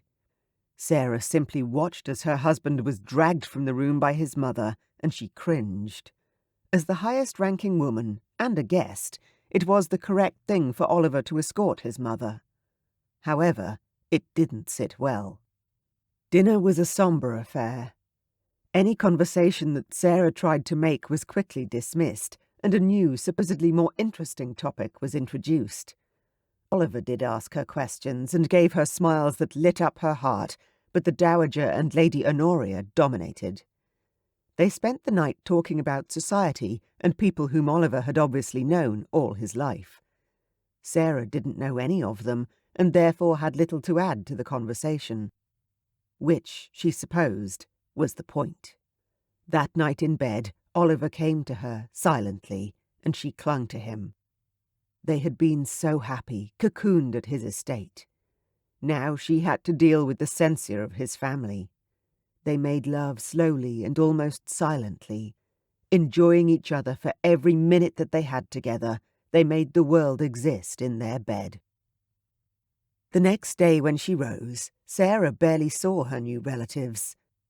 They stayed all day abed and only came down when it was time for dinner. "Would you mind organising for the housekeeper to speak to me after dinner, please, Cosgrove?" She wanted to speak to the woman about her bedroom and the way they were cleaning her bed-sheets.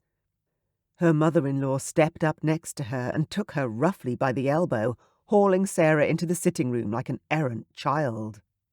Heat blossomed in her cheeks as she tugged her arm back. "You do not ask Cosgrove anything. You demand he does what you want. What sort of duchess are you going to be, girl?" "I'm sorry, Your Grace." Sarah had no idea what else to say. She didn't realize she'd been speaking to the butler so poorly. "You should be. Haven't you learned anything?" "I didn't know." "Of course you don't know how to talk to the servants. That is why I'm telling you. You are their mistress. You tell them what to do, and they do it. They are there to serve you."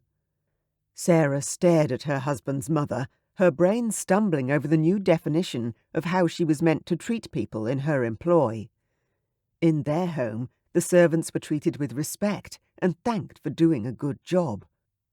Her mother was proud to be a kind mistress. "I apologize." Sarah curtsied again, dipping her eyes away from the nasty face still grimacing at her. "Humph!" The same routine as the night before ensued. Oliver's mother commandeered him for an escort into dinner, and then Honoria and the Dowager occupied all of the conversation. Oliver stared at her often and tried to get her attention, but the longer she sat there surrounded by their unpleasant voices, the more she wished they'd go back to London. Halfway through the main meal of pheasant and vegetables, the Dowager said, "I think you should hold a dinner party, Oliver." Sarah's head came up. Wasn't it her role to organise dinner parties and balls? Why was his mother suggesting a party now? They had barely been married 5 weeks. No one knew her yet. "It's the middle of the season, Mother. Surely there will be no one around to attend." Oliver shot her a sideways glance, and Sarah let her eyebrows rise in surprise. "An informal dinner for those local families who haven't travelled to London would be a perfect way to introduce your new wife to the area." The Dowager nodded toward Sarah. Sarah smiled hesitantly in return, shocked by this new side to her mother-in-law. Oliver turned to her. "What do you think, Sarah?" A moment of panic ensued. Sarah's heart raced inside her chest, but she resolutely clenched her hands in her lap. "I think that would be lovely, Oliver. And if your mother would help me with a list of guests, I'm sure I can handle the rest." The Dowager nodded, and Sarah's whole body relaxed. Perhaps this would help her mother-in-law and sister-in-law see that she truly did belong by Oliver's side. Oliver's mother presented Sarah with a guest list the following morning and then left her alone. Sarah had to assume the ages and status of the people on the list, as her mother-in-law disappeared and was not available to ask. Few had titles, and due to them remaining in the country, Sarah assumed they were local gentry. She sent out the invitations for a Saturday night dinner and planned the menu with the cook. The cook expressed concern over the simplicity of the fare, but Sarah was determined to have simple, good food and plenty of it. This English preference for small amounts of delicate, complicated French food sat badly in her stomach. The night of the dinner arrived, and Sarah's nerves were stretched thin. Her in-laws had managed to avoid her most days in the past week. It was almost as though they were determined not to help her, although they said nothing untoward about her in front of Oliver. Looking down at her pale blue evening gown, Sarah knew she should have ordered a new dress for the occasion. As the hostess, she was expected to be the most stunning woman in the room. She knew that both the Dowager and Honoria had gowns more beautiful than the one she had on. There was no help for it, though. It was too late now. Sarah's maid was just finishing pinning her curly hair up into a complicated arrangement on top of her head when a knock sounded at the door. "Come in," Sarah called, before remembering herself and shutting her mouth with a clap. A duchess didn't shout. The housekeeper herself walked in. "The Dowager sent you some jewellery, Your Grace, to wear tonight," she said, making it clear that it was only a loan. Sarah sighed. The woman had no daughters, and Sarah was the wife to the Dowager's only remaining son. To whom else would her jewels belong after her demise? Unless, of course, Honoria did not remarry. She opened the case and gasped. Inside was a horrendously expensive set of emerald earrings and a matching chunky necklace. The style was antique, and the green clashed horribly with her gown, but they were charming. Her maid clucked her tongue. "It won't look well with your gown, Your Grace." "I know." Sarah handed the necklace up to her maid. She had no choice. She was in trouble either way. She would look a fright in an ill-matching ensemble, or her mother-in-law would cut her for going against her wishes. Sarah was tired of it all. She took a deep breath and stared at her reflection, her glistening gold wedding ring catching her eye. She was Oliver's wife, and no one could take that away from her. Chapter 13. Oliver paced the drawing room for the 5th time. Where was his wife? She had to be here before the first guests arrived, and he could hear carriage wheels rolling along the cobblestones in the driveway. He lifted his hand to call for a footman when the butler announced her. Sarah walked in, all beautiful golden skin and hair the colour of sunshine. She saw him and made her way over to him the way a compass needle points due north. A lump swelled in his throat, and he swallowed against the emotion stuck there. She curtsied before him and gave him a cheeky grin. "Your Grace?" "Your Grace." He bowed back, grinning at his beautiful wife. He was so lucky to have this lovely lady in his home, in his life. He caught a green shimmer around her neck, and he narrowed his eyes on the horrible necklace around her throat. "Where did that necklace come from?" "Your mother. She loaned it to me for the party." Her hand came up self-consciously to rest upon the emeralds. Oliver bit back a groan. Why hadn't he bought her something new to wear for the evening? It was her first night hosting, and he hadn't even thought to recommend a new dress. Not that he would have ever thought of it until now. The ladies in his family bought anything they wanted. Perhaps he should have allocated her money to spend on herself every month. Lifting his gaze from the fashion blunder, he looked into her cautious eyes and forced himself to smile. "You look beautiful." He stepped forward and brought her knuckles to his lips, kissing her gloved hand. "Well, that is what I like to see, Reverend. A man who knows how to treat his wife." Oliver rolled his eyes and slowly straightened up, recognizing the loud and rather obnoxious voice of the local countess. "The Countess of Tremble and Reverend Holland," the butler announced. Oliver stepped forward and introduced his wife to a dragon he had known his whole life. "It is lovely to make your acquaintance." Sarah curtsied prettily, and Oliver grimaced. Sarah needn't curtsy to anyone if she didn't want to, especially a woman beneath her in rank. The Countess smiled knowingly and gave Oliver a wink. "It is, my dear. I can see Oliver married you for your looks, but what are your connections like?" Oh, dear God. Sarah's chin rose valiantly. "My father is a vicar from Somerset." The Countess's humph was loud in the silent room. "Married a bit below you, didn't you?" Oliver's spine straightened as he placed Sarah's shaking hand on his arm and drew her close. "I don't believe so, my lady," he drawled.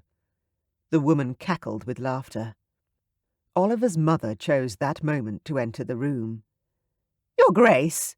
The Countess greeted the Dowager with a short curtsy. The Dowager nodded back. "You let Oliver marry someone with no connections?" the Countess asked. "My son chose his wife, not I." Sarah flushed, and Oliver bristled, pulling his wife closer to his side. He started walking toward the door before he spoke. "If you don't like my choices, Mother, you are welcome to retire to the Dowager House." The room went silent, and he turned to his angel. "Let us stand at the door to greet our guests, my dear." Sarah nodded once and followed his lead. Oliver knew his mother could be very nasty indeed, but he'd seen little so far to indicate any real malice. Even so, he was determined to protect Sarah if need be. He could only hope the rest of the night would go better. They were all dressed exquisitely. No simple country gentry, these people. Some of their guests were downright rude, others just curious. There was one girl Sarah's age that she had hoped might become a friend, but she was soon informed that, "I was meant to marry his Grace. How dare he marry you?" Sarah managed, "Oh, I thought he was supposed to marry Honoria." But at the shocked gasps around her, she was relieved that Oliver pulled her out of that conversation quickly. But the damage had been done. They were escorted into dinner by the footman. Sarah hadn't been told the hierarchy of her guests, so had placed them evenly around the room, putting wives and husbands on opposite sides of the dinner table. She knew that most dinner parties were seated gentleman, then lady, but she thought Oliver would enjoy it more to be seated with a man on either side of him, and Sarah placed a woman on either side of her. When everyone was seated, there was silence for a good 5 minutes, and Sarah drank her glass of red wine with shaking hands. Why wasn't anyone talking? What had she done wrong already? The first course was served, and Sarah heard one of the male guests make an encouraging remark about the serving size. Happy with one thing at least, Sarah tried to converse with the elderly woman to her right. Unfortunately, the woman was stone deaf, and Sarah could not bring herself to shout in her ear. The woman to her left spent the whole dinner flirting atrociously with the man opposite her, who Sarah knew wasn't her husband. By the end of the meal, the table was loudly conversing, and Sarah was proud in the knowledge that people finally appeared to be having a good time. After their chocolate pudding dessert, that few ladies touched, Oliver called the men to the library for cigars and port, and the dowager announced that the women would retire to the sitting room. Despite feeling completely out of her depth, Sarah kept her chin up and made a resolution to keep smiling, even if things turned ugly. Being separated from Oliver was not a good thing. She would be vulnerable to attack now. It didn't take long. "I cannot believe what she served us for dinner," one of the ladies hissed at her friend as Sarah entered the room. "Good enough for the servants," came the nasty reply. Sarah saw her mother-in-law smirking in the corner, but she didn't waver in her stride as she walked around the room. Her stomach gripped hard, making her food churn. "Weren't you taught how to seat at table for dinner?" a rather tight-lipped woman asked her, glaring through her black spectacles. Sarah recognized her as the wife of the man whom the woman next to her had been flirting with throughout dinner. Blood flowed into her cheeks, making her want to run. She hated how obvious her blushes were, but as the hostess, hiding in a corner wasn't an option. "I thought it would be more interesting this way," Sarah answered honestly. Why was she being attacked for such a simple thing? Did she have to follow all the rules laid down by society, all the time? "Pardon me," came a familiar voice from behind her. Sarah shivered as a cold hand danced along her spine, and she turned to her sister-in-law.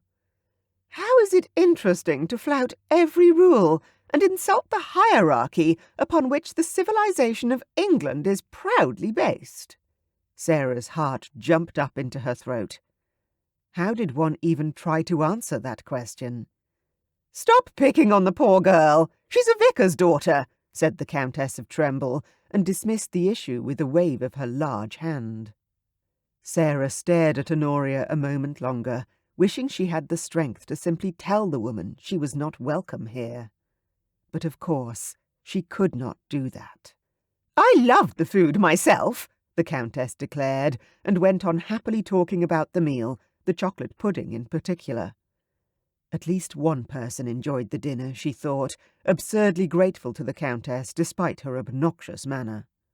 She sat down on a settee with a cup of tea and held her tongue for the rest of the evening, afraid she would either burst into tears or shout some unruly words at those of the guests ruder than others.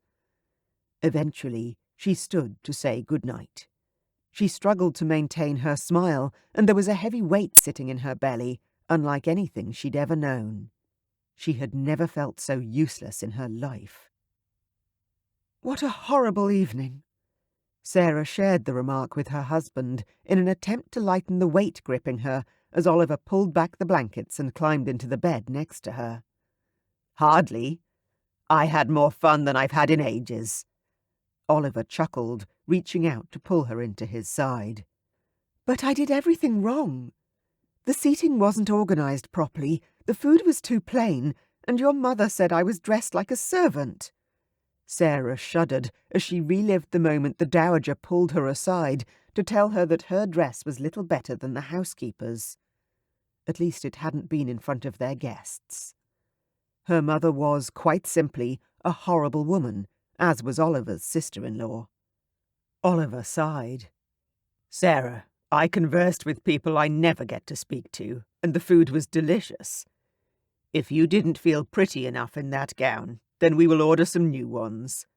Get the seamstress in the village to come to the house." Disappointment assailed her as Oliver dismissed her concerns by offering to buy her dresses, but as Sarah stared at him, she saw nothing to alarm her. He looked drowsy and happy, as though he had spent a pleasant evening with his friends, rather than the dreadful night she had experienced. She had hated every minute of it, but if Oliver was happy, then she was resolved not to let it upset her. Time to shift the mood to something more appropriate. "What sort of dresses do you want me in, Oliver?" Sarah let a small moan escape her as she stretched her body under the sheet so that their conversation was at an end. The next day was another round of who can make Sarah feel bad without Oliver hearing.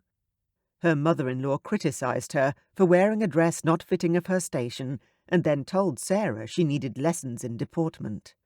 Honoria went to the housekeeper and changed all the menus for the week without telling Sarah, adding several seafood dishes to which Sarah was allergic. It was only when the housekeeper mentioned it that Sarah became aware. She explained her allergies, and the menus were amended once more. To deal with the stress, Sarah began dusting. She always did that at home. If she had something on her mind or needed to think, then an easy yet constructive task was always best. She was dusting one of the sitting rooms when her mother-in-law came in, dragging one of the maids by the ear. "Look! Just look at what she is doing! If you did your job right, then she would not be dusting the shelves!" The dowager screamed at the poor girl, who could not have been more than 16. The maid turned bright pink and promptly burst into tears. Sarah's heart squeezed tight in her chest. She was obviously the worst mistress in the world. "I should not have been cleaning, Your Grace," Sarah apologised, blinking rapidly and trying her best not to burst into tears herself. "No, you should not. You obviously have problems with the cleanliness of the house. Therefore, I will dismiss this maid instantly." The maid in question fell to her knees, sobbing into her white pinafore. "Don't you dare." She could not be the reason this poor girl lost her job. Goodness knows what fate she would have without it. "No, please do not do that, Your Grace. I was simply selfish and vain, wanting to do it myself." She looked down at the maid on the floor. "You will not lose your job," she assured the girl. Her mother-in-law eyed her critically and then inhaled deeply and screamed for Oliver. Sarah cringed at the sound, clenching her teeth as her anger rose. "Yes, Mother," came a weary voice from the doorway. "Your wife has been dusting!" Oliver's gaze swung to her and narrowed onto the feather duster in her hand. "And what is the problem, Mother?" "Thank you." "She is a duchess! What will people think when they find out that she takes chores away from the servants?" Oliver stiffened. Embarrassment sliced through her and tears threatened. No, she would not cry. She was determined not to cry in front of this hideous woman. "Sarah isn't used to having the servant numbers that we have, Mother. You can't expect her to know what to do in every situation." Sarah's tears melted away as her anger grew. Was what she was doing so wrong? This was their home, not his mother's any longer. She belonged in the dowager house. Yet the manners Sarah had been brought up with made her refrain from saying so out loud. His mother continued. "This is my home, Oliver, and I will not have her undermining me. This maid is to be let go immediately." "No," Sarah said stubbornly. "She is not to be let go." Oliver groaned and motioned for the girl to leave the room. "Mother, this is not a subject for me.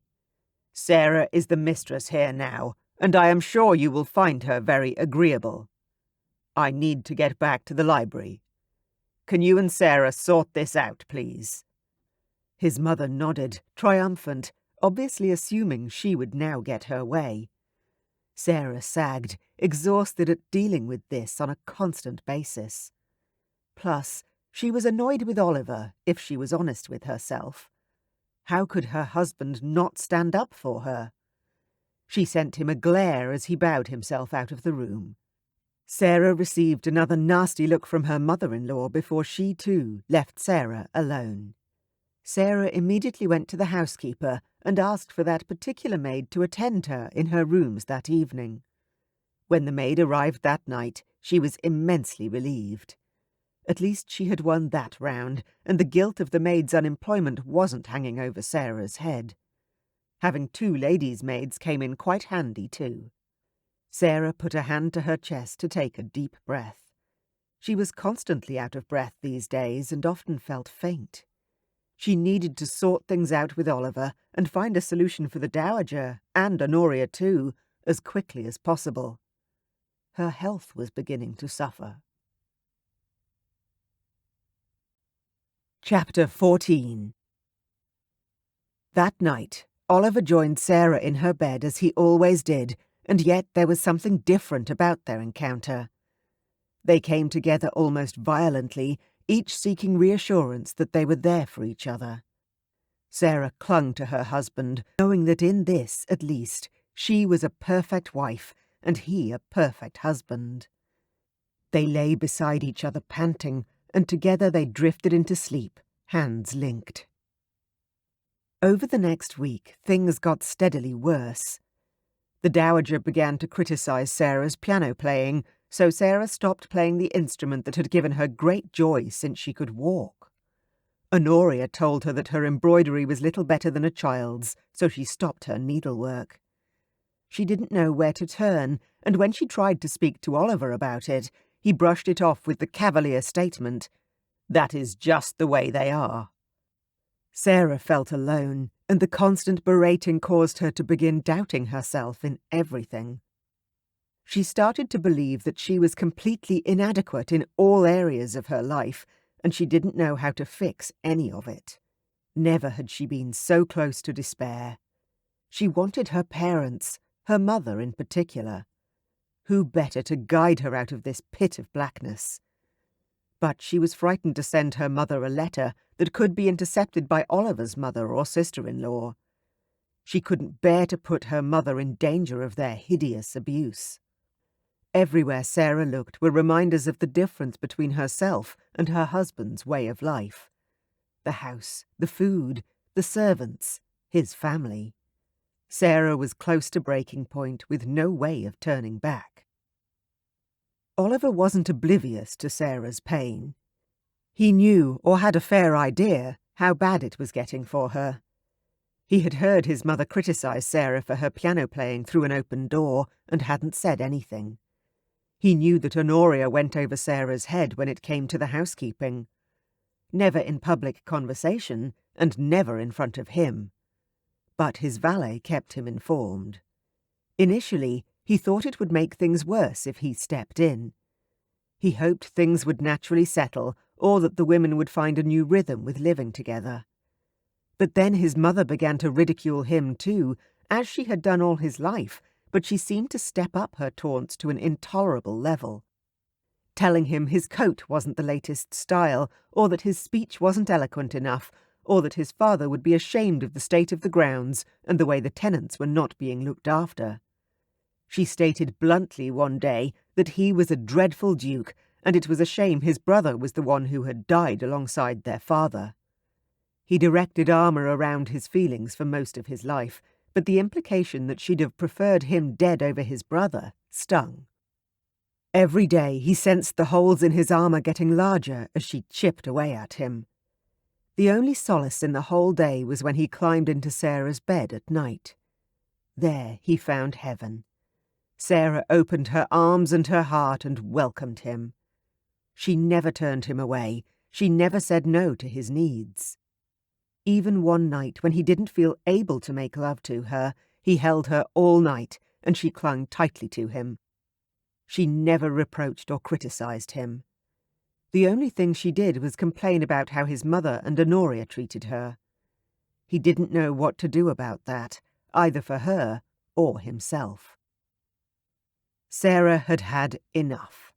She had been spoken down to, criticized and glared at every day for almost a month, and she was at breaking point. She loved her husband, but she couldn't keep living like this. It wasn't good for her, and it wasn't healthy for the baby she suspected was growing inside her. She hadn't had her monthly flux in the 8 weeks since her wedding. Sarah knew she needed to approach her husband and give him a chance to be the man she knew he could be. She walked the lonely halls of his estate and found Oliver in his study, where he normally remained during the day. "Oliver, I don't think I can stay in this house with your mother any longer." The words came out in a rush. It had taken all day to find the courage to speak up, and now that she had, she wondered why she hadn't done it a month before. "It's her home. I can't ask her to leave." Oliver looked at her, his eyes rimmed with dark circles. He looked tired and out of sorts, but for once her heart did not soften when she saw him. Not when he refused to ask his mother to leave. "And Honoria," Sarah began, unsure how she could describe her husband's sister-in-law without using a curse word. "She looks at me as though I were a rodent who had the audacity to find its way into her room." "Surely Honoria's not that bad, Sarah. Are you not exaggerating a little? I know you didn't grow up with ladies like Honoria and my mother, but in my experience they are not unusual. Can you not find a way to cope better with their disagreeable natures?" "Cope better? Me?" Anger rose in her chest. "Why is she still living here?" She placed her hands on hips as she glared at her husband. "Because I promised her she would always have a place to live within our family. I didn't have much choice. My brother didn't leave her enough money to afford her own home. Also, she's good company for my mother." "But I'm your wife," Sarah argued. She was supposed to be the one his mother wanted to keep her company. "Of course you are." "Then why do they both hate me so much? I know they weren't happy that you had married so far beneath your station, but I never thought they would be so horrible to me." Sarah allowed every ounce of hurt to show in her face and voice, hoping to reach Oliver. Instead, he seemed to shrink further into himself. "Sarah, you're exaggerating, and it is unbecoming, especially in a duchess." "I'm not exaggerating. They don't think I'm good enough for you." Oliver remained silent. "Oliver!" She yelled his name, furious that he was not automatically taking her side. "Yes." "Tell me the truth. Do you think I'm good enough to be your wife?" "Of course you are. You're the only one I've ever wanted." The sadness in his voice just about broke her heart. "Then why can't you see that your mother and your brother's wife are totally disrespectful toward me?" "What can I say, Sarah? Nothing I am telling you is making you feel better. Tell me what you want me to say." "Tell me why they don't like me." She needed an answer to that question, but she was also desperate to reach Oliver on a level that wasn't just physical. Oliver sighed, the sound long and tired. "Because my mother was raised to believe only people who were born with titles have any value, and my sister-in-law not only feels the same way, but she's also jealous that I chose you over her." "What? She wanted you to marry her? That is just ludicrous." "It's not that uncommon. She was raised to be the Duchess of Lincoln. She was betrothed to my brother from birth." Sarah inhaled sharply, fear suffocating her. "Did you want to marry her?" "Of course not. If I had, the wedding would have taken place the week we were out of mourning." Oliver sounded angry that she had even asked. "Oh, good." Sarah exhaled, unable to keep her relief from showing. "Not that she wouldn't have been a perfect duchess, but the idea of sharing a bed with her, in the same bed that my brother had, no." Sarah didn't hear anything except that Oliver thought his sister-in-law would be a better duchess than her. "So you believe it too?" She exploded, her heart hammering in her chest as every muscle in her body grew taut. "You don't think I'm good enough to be your duchess?" Oliver opened his mouth to answer, but nothing came out. Pain similar to a knife sliding between her ribs hit her. "What is wrong with you, Oliver?" She screeched the words, then turned and fled, running all the way back to her bedroom, and cried until she could barely draw breath. Her maid rushed in after she had cried herself hoarse. "You must stop, Your Grace. It is not good for the baby." Her maid, Sophie, applied a cold cloth to her face, and Sarah choked on a fresh wave of tears. "How did you—" Sarah started to ask, before realizing who washed her underclothes every day. "Please don't say anything to anyone. I haven't told my husband yet," Sarah begged her. Her mother-in-law's voice taunted her in the back of her head. "A duchess does not ask. She commands." "Of course not, Your Grace. It is sometimes good to wait, to make sure it is safe." Sarah pressed an anxious hand to her abdomen. She could not lose her baby. It was the one thing she had been able to do that her horrible sister-in-law hadn't. Provide the dukedom with an heir. "I think I need to sleep. Will you inform the cook and the Dowager Duchess that I won't be down for dinner?" Sarah lay back and closed her eyes, wishing herself far away. "Of course, Your Grace. Could I perhaps draw you a bath before you retire?" Sophie's concern coloured her voice. Usually this would have soothed Sarah, knowing there was one person in her life who cared how she felt, but she was too miserable to think about it today. "No, thank you. I just need to lie here." She was so emotionally exhausted that she fell straight into a dreamless sleep. "Not even 2 months she's been here, and already she's started thinking of herself as too important to meet with us for dinner." Oliver heard his mother from his end of the table and wished that the already huge table was even longer. "Mother, enough." "Did you hear her directing the housekeeper to change the menus that I had already ordered for the week?" Honoria asked the Dowager, disgust apparent in her voice. Now they were both ignoring him. "Have you heard the way she speaks to the servants? She treats them as though they are her equals," the Dowager said. "That is because they are." They both laughed, and Oliver reached for the port decanter. He tried once more. "You both need to give Sarah a chance. She is a beautiful lady." The two ladies acted as though he hadn't spoken, and dinner continued in this vein. Oliver drowned himself in a bottle of his best port, and his closest relations spent the evening saying horrible things about his new wife. He spoke up several times against them, but again he was ignored. He was so cup-shot by dessert he had to have a footman help him to bed, where he slept off his intoxication alone. Chapter 15. Sarah woke part-way through the night and listened, hoping to hear some movement in the room next door. For the first time since they had married, Oliver didn't join her in her bed. She was completely alone now, and it was her fault. She had destroyed the one good thing they had together by speaking her fears aloud, and now her husband wouldn't come to her. Around dawn she fell asleep again, only to reawaken when her maid came in to inform her that lunch would be served soon. Sarah gasped and sat bolt upright. How could she have missed breakfast? She twisted and placed her feet on the floor, jumping out of bed. She swooned and would have fainted dead away if her quick-thinking maid hadn't pushed her in the direction of the bed.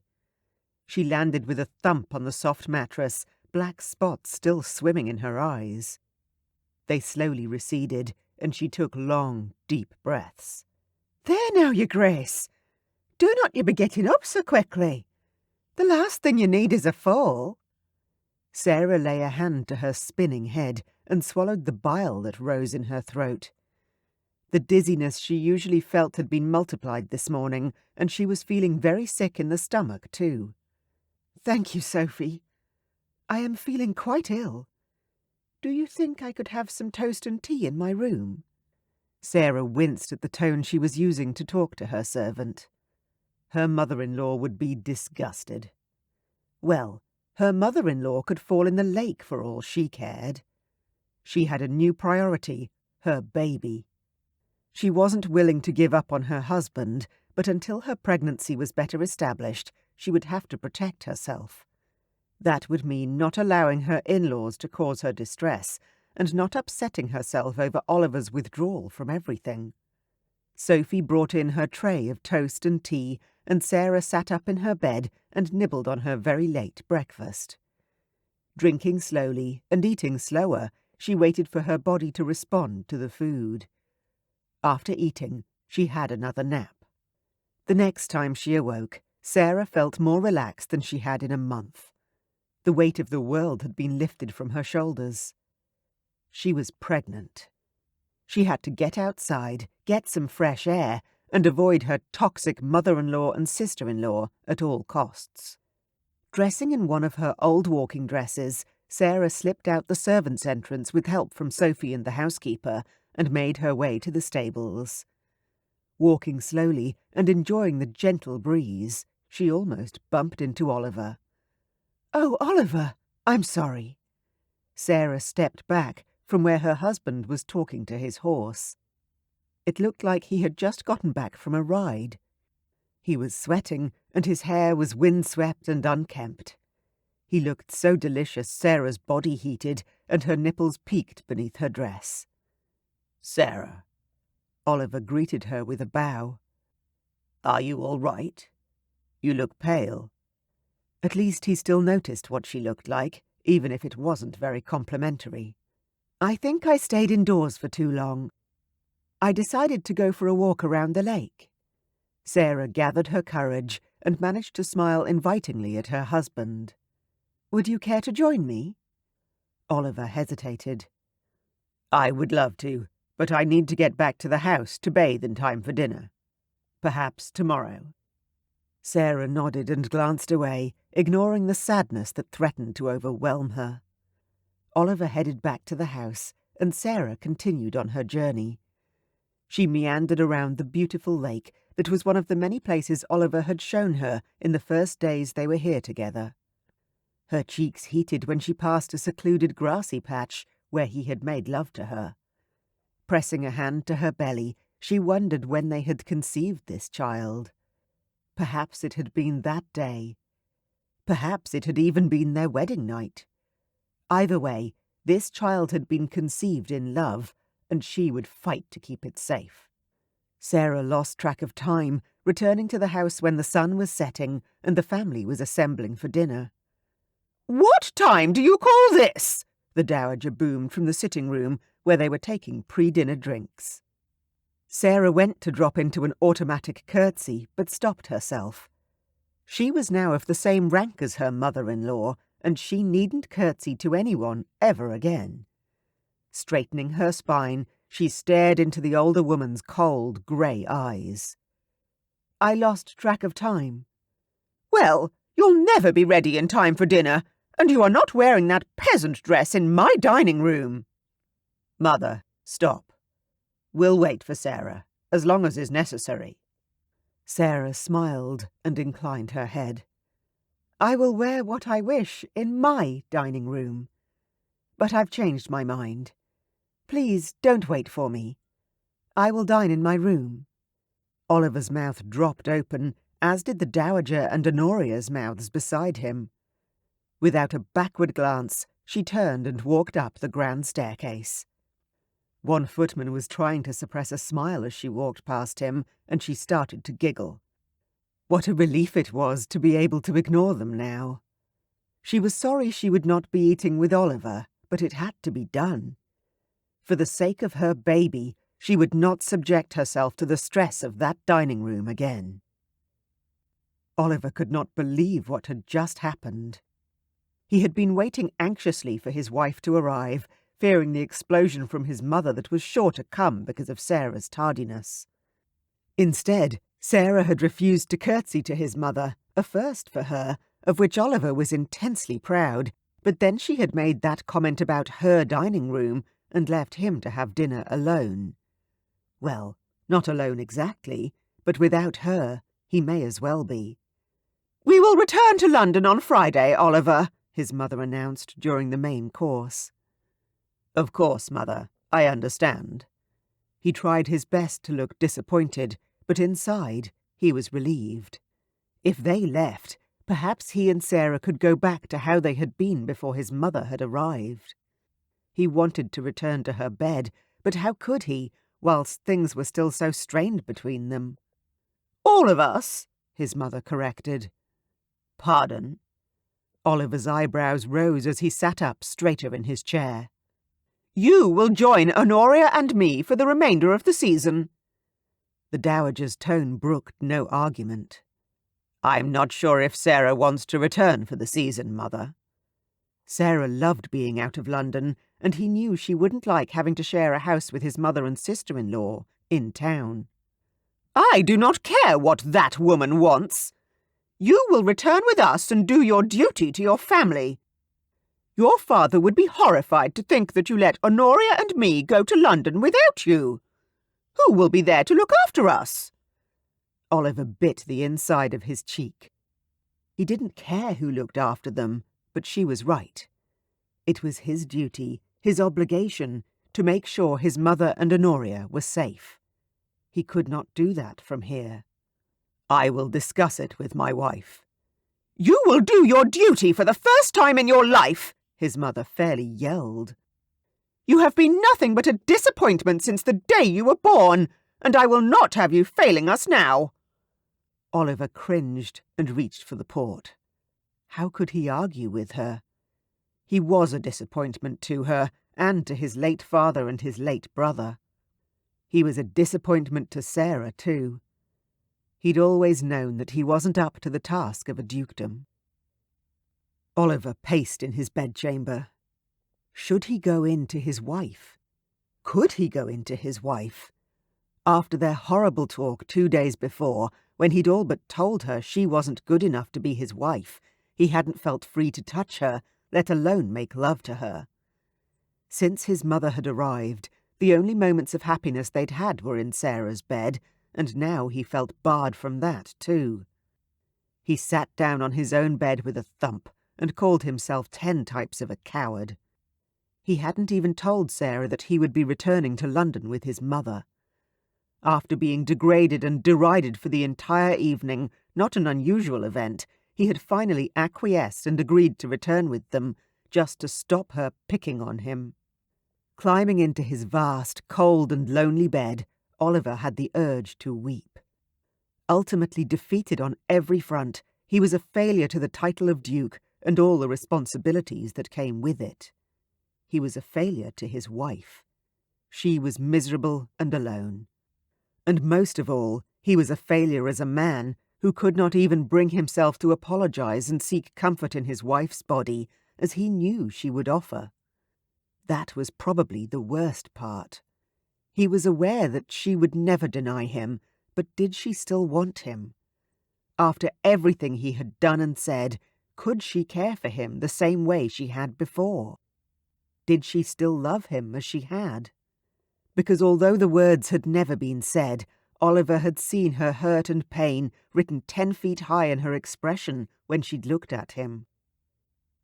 The next morning, after a fitful night's sleep, Sarah awoke to her maid beside her bed with a tray of tea, buttered toast, and a note from Oliver. Terrified of what this note would say, she sipped her tea without opening it, trying to keep her nausea at bay. Once she was satisfied that she would not be sick, Sarah picked up the expensive paper and unfolded it, her breath hitching in her throat. "My dear, once you have awoken, would you please meet me in my study? I have something to discuss with you. Oliver." Sarah's heart sank. Pressing a hand to cover her baby, she took a deep, steadying breath. Whatever he had to say, she would endure it. Perhaps he had decided to take her away from here. Or he wanted to discuss sharing her bed again. Although Sarah tried to be as positive as possible, optimism coming naturally to her, she could not stop herself from believing that something dreadful was afoot. With those hideous women in the house, anything was possible. Sarah deliberately dressed in another of her old walking dresses, feeling comfortable and like herself. She made her way to the Duke's study, smiling her thanks to the butler as he opened the door for her. "Good morning, my dear." Oliver's voice sounded hoarse. "Good morning, Oliver. Did you sleep well?" Oliver's eyebrows rose, but he didn't comment on her odd tone. "I did, thank you. And you?" "Not particularly," she answered honestly. "Sarah, you're not happy at the moment, and I'm not sure what I can do to change that. On Friday, I will be escorting my mother and Honoria back to London for the rest of the season." A cool calm descended on Sarah, stilling her racing mind. She blinked slowly. "Do you wish to stay here, or would you prefer to come with me to London?" Sarah heard the softly pitched words, and real terror struck at her heart. How could Oliver abandon her? And worse yet, how could she go with him? She knew that his townhouse was half the size of this house, and she would never be able to escape the 2 other women there. Gathering her courage, Sarah informed him of her decision. "Neither. I would like to go to Scotland, if I may." She had spent the time while she dressed quizzing her maid on the other landholdings owned by the duchy. There were options other than here and London. "To the old castle?" he asked, his eyes widening in surprise. "Yes. Do you think there will be enough servants if I take my 2 maids with me?" Sarah forced herself to keep her eyes locked with Oliver's, but inside she was screaming with rage. How could he choose to return to London when I need him with me? "I am sure there would be," Oliver answered slowly, frowning in thought. "I will send a letter ahead of you, but I doubt they'll need to do more than air and prepare your rooms. All of the properties owned by the duchy are well staffed and can be ready at a moment's notice." Sarah nodded and bowed her head. Clearly, Oliver was more than happy to pack her off to a distant castle. Why was she surprised? All of her initial fears about their marriage were coming true. Oliver would not miss her presence, and yet her heart ached as though it were being slowly pulled apart at the seams. Tears slid down her cheeks before she could stop them, and she tried to wipe them away, subtly. "I'm truly sorry you have been so miserable, Sarah." "Oh, Oliver." Sarah opened her mouth, ready to tell him how much she would miss him, how much she loved him, how much she wanted her baby to bridge the chasm between them. She was stopped by the look in his eyes. Sarah saw nothing but regret and loathing. She didn't know whether it was directed at himself or her, but she knew this wasn't the time for such declarations. Especially while she was feeling so fragile. If she declared her love only to be rebuffed, she didn't think her heart could bear it. She would have to wait until she felt a little stronger. Standing up with as much grace as she could gather, she said the only words she could. "I'll go and start packing." Chapter 16. Oliver travelled the 8 miles to London on horseback. His mother said she was truly scandalised, but he preferred her 10-minute outburst of displeasure rather than having to listen to her obnoxious blabbering in the carriage for the whole trip. They settled into the Lincoln townhouse. Oliver took the Duke's bedroom, his mother the Duchess's rooms. Oliver hated that his wife wasn't in the chamber adjoining his. If someone saw his townhouse, they would assume nothing had changed in his life. While inside, Oliver saw the world with entirely new eyes. After a month from hell, Oliver gave in to his mother's blatant attempts at making him feel guilty about, as she put it, never coming out into society as his title demanded. He attended a ball. He stepped into the music-filled room and glanced around the richly dressed assembled members of the London ton. Hopefully, he could dance once with Charlotte or his sister-in-law and then hide in the card-room. He spotted the effervescent Lady Charlotte and moved quickly into the safety of her company and joined the gentlemen standing in her circle. "Lady Charlotte," he said, greeting her with his best courtly bow and a smile. He had few real joys nowadays, but seeing his true friends was one of them. "John, Archie." He nodded to his best friend standing near her. Charlotte curtsied, and the gentlemen inclined their heads with a smile. "Oliver, I didn't realize you had come back to town." Charlotte held out her hand, and he bent over her fingers and touched his lips to her glove. The gentlemen shook their heads in agreement, and Oliver clenched his teeth, forcing a smile to his lips. He hadn't been looking forward to this conversation with his friends. "I've been back for a while." "A whole month, but who's counting?" "Haven't seen you at the club," Archie admonished quietly, his elegant eyebrows rising in question. Oliver lifted a shoulder in a half shrug, glancing away for a moment. "I've been busy with estate business, and have been working with my fencing master quite a bit." Every day, actually. It was the only thing keeping his body in check. It stopped him from mounting his horse and galloping straight to Scotland. Damn his pride. He wanted his wife. "Not to mention the fact that you are newly married," Charlotte teased with a cheeky grin and a sisterly nudge to his side. "Where is that beautiful wife of yours?" Charlotte turned her head, apparently looking for the blonde angel who belonged at his side. Oliver steeled himself for what he had to tell Charlotte, and for the response he was sure to get. "Sarah has gone to Scotland for the rest of the season," he explained, as nonchalantly as possible. He glanced away again, then returned his gaze to her frowning face. "Pardon?" Charlotte leaned forward, as though she hadn't heard correctly. "Sarah's in Scotland." His cheeks ached as he tried to maintain his smile, and there was a heaviness on his chest that he couldn't seem to dislodge. He coughed. "I'm sorry, Oliver. I must not have heard you correctly." Oliver wasn't enjoying the play of emotions across Charlotte's face. They made him feel sick with guilt. She had never hidden her feelings well. It was the one thing she didn't seem able to do. He clenched his teeth together and tried once more. "Sarah's in Scotland." He said it this time louder and with more feeling. "What did you do?" Charlotte swung exasperated eyes heavenward and then fixed them back on his face. "Charlotte, please." Oliver wasn't sure what else to say as he watched her boil dangerously close to exploding. Her face was turning red, and her eyes were practically spitting fire. "What did you do?" Charlotte repeated the question, then lowered her voice when she noticed how many people turned to look at them. She removed the scowl from her face and plastered on a calm facade, although it was obvious the fire beneath was still burning. "I came back to London without my wife." Oliver repeated the words he knew had to be said, but he was loath to say them. It still hurt that she had chosen Scotland over him. "And you packed her off to a Scottish castle? Your new wife? Your Duchess?" "She wanted to go. She wasn't enjoying being at the estate, and when I asked her whether she wanted to come back to London with me or stay there, she chose to travel to Scotland instead."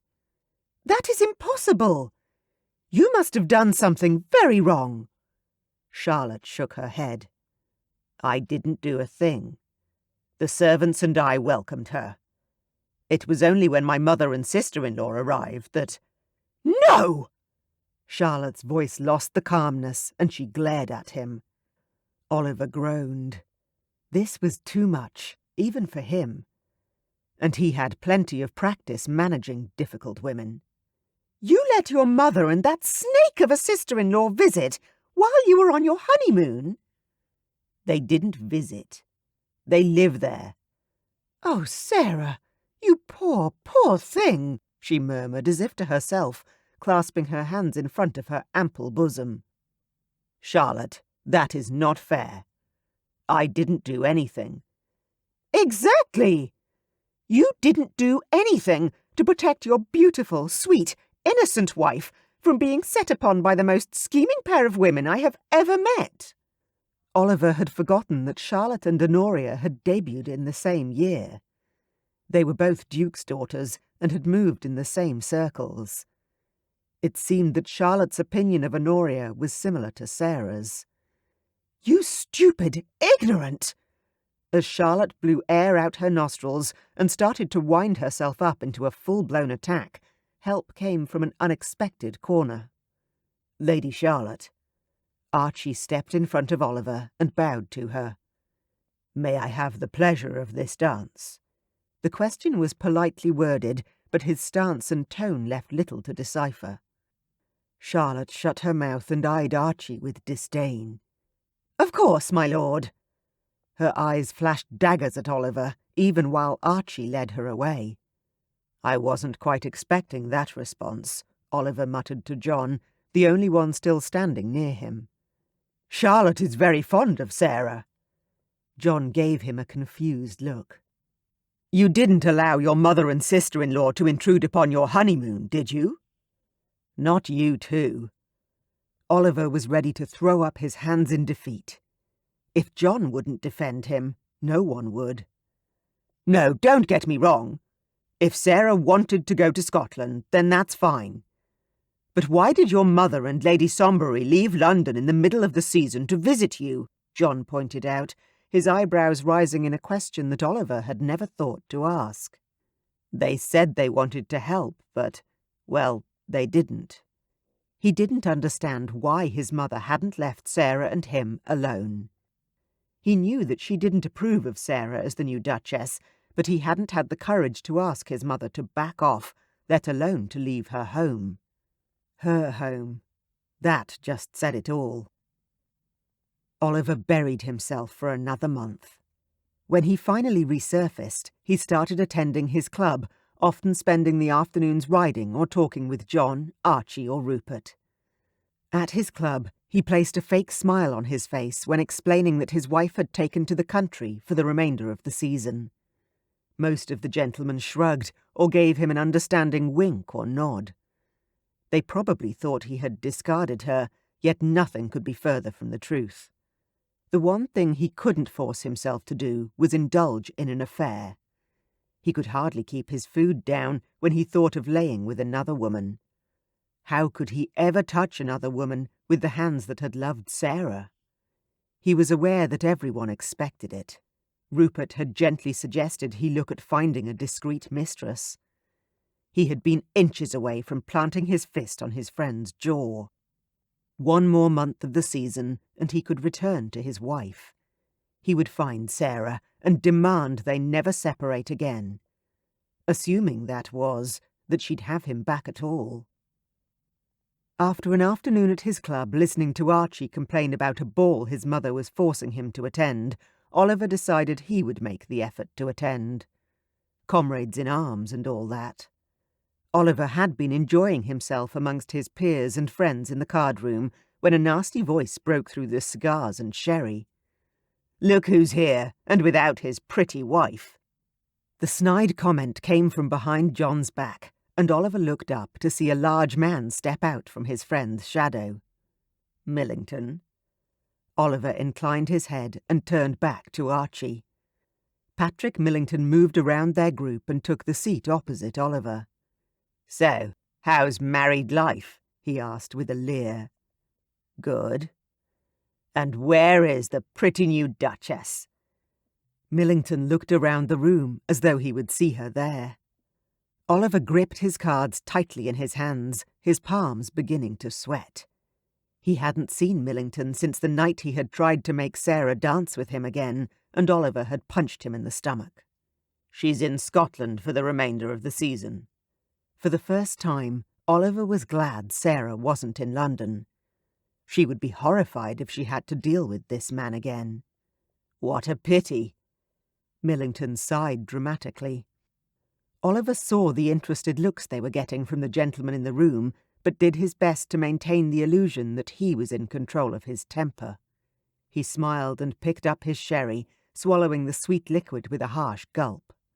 John answered for him. It is a pity.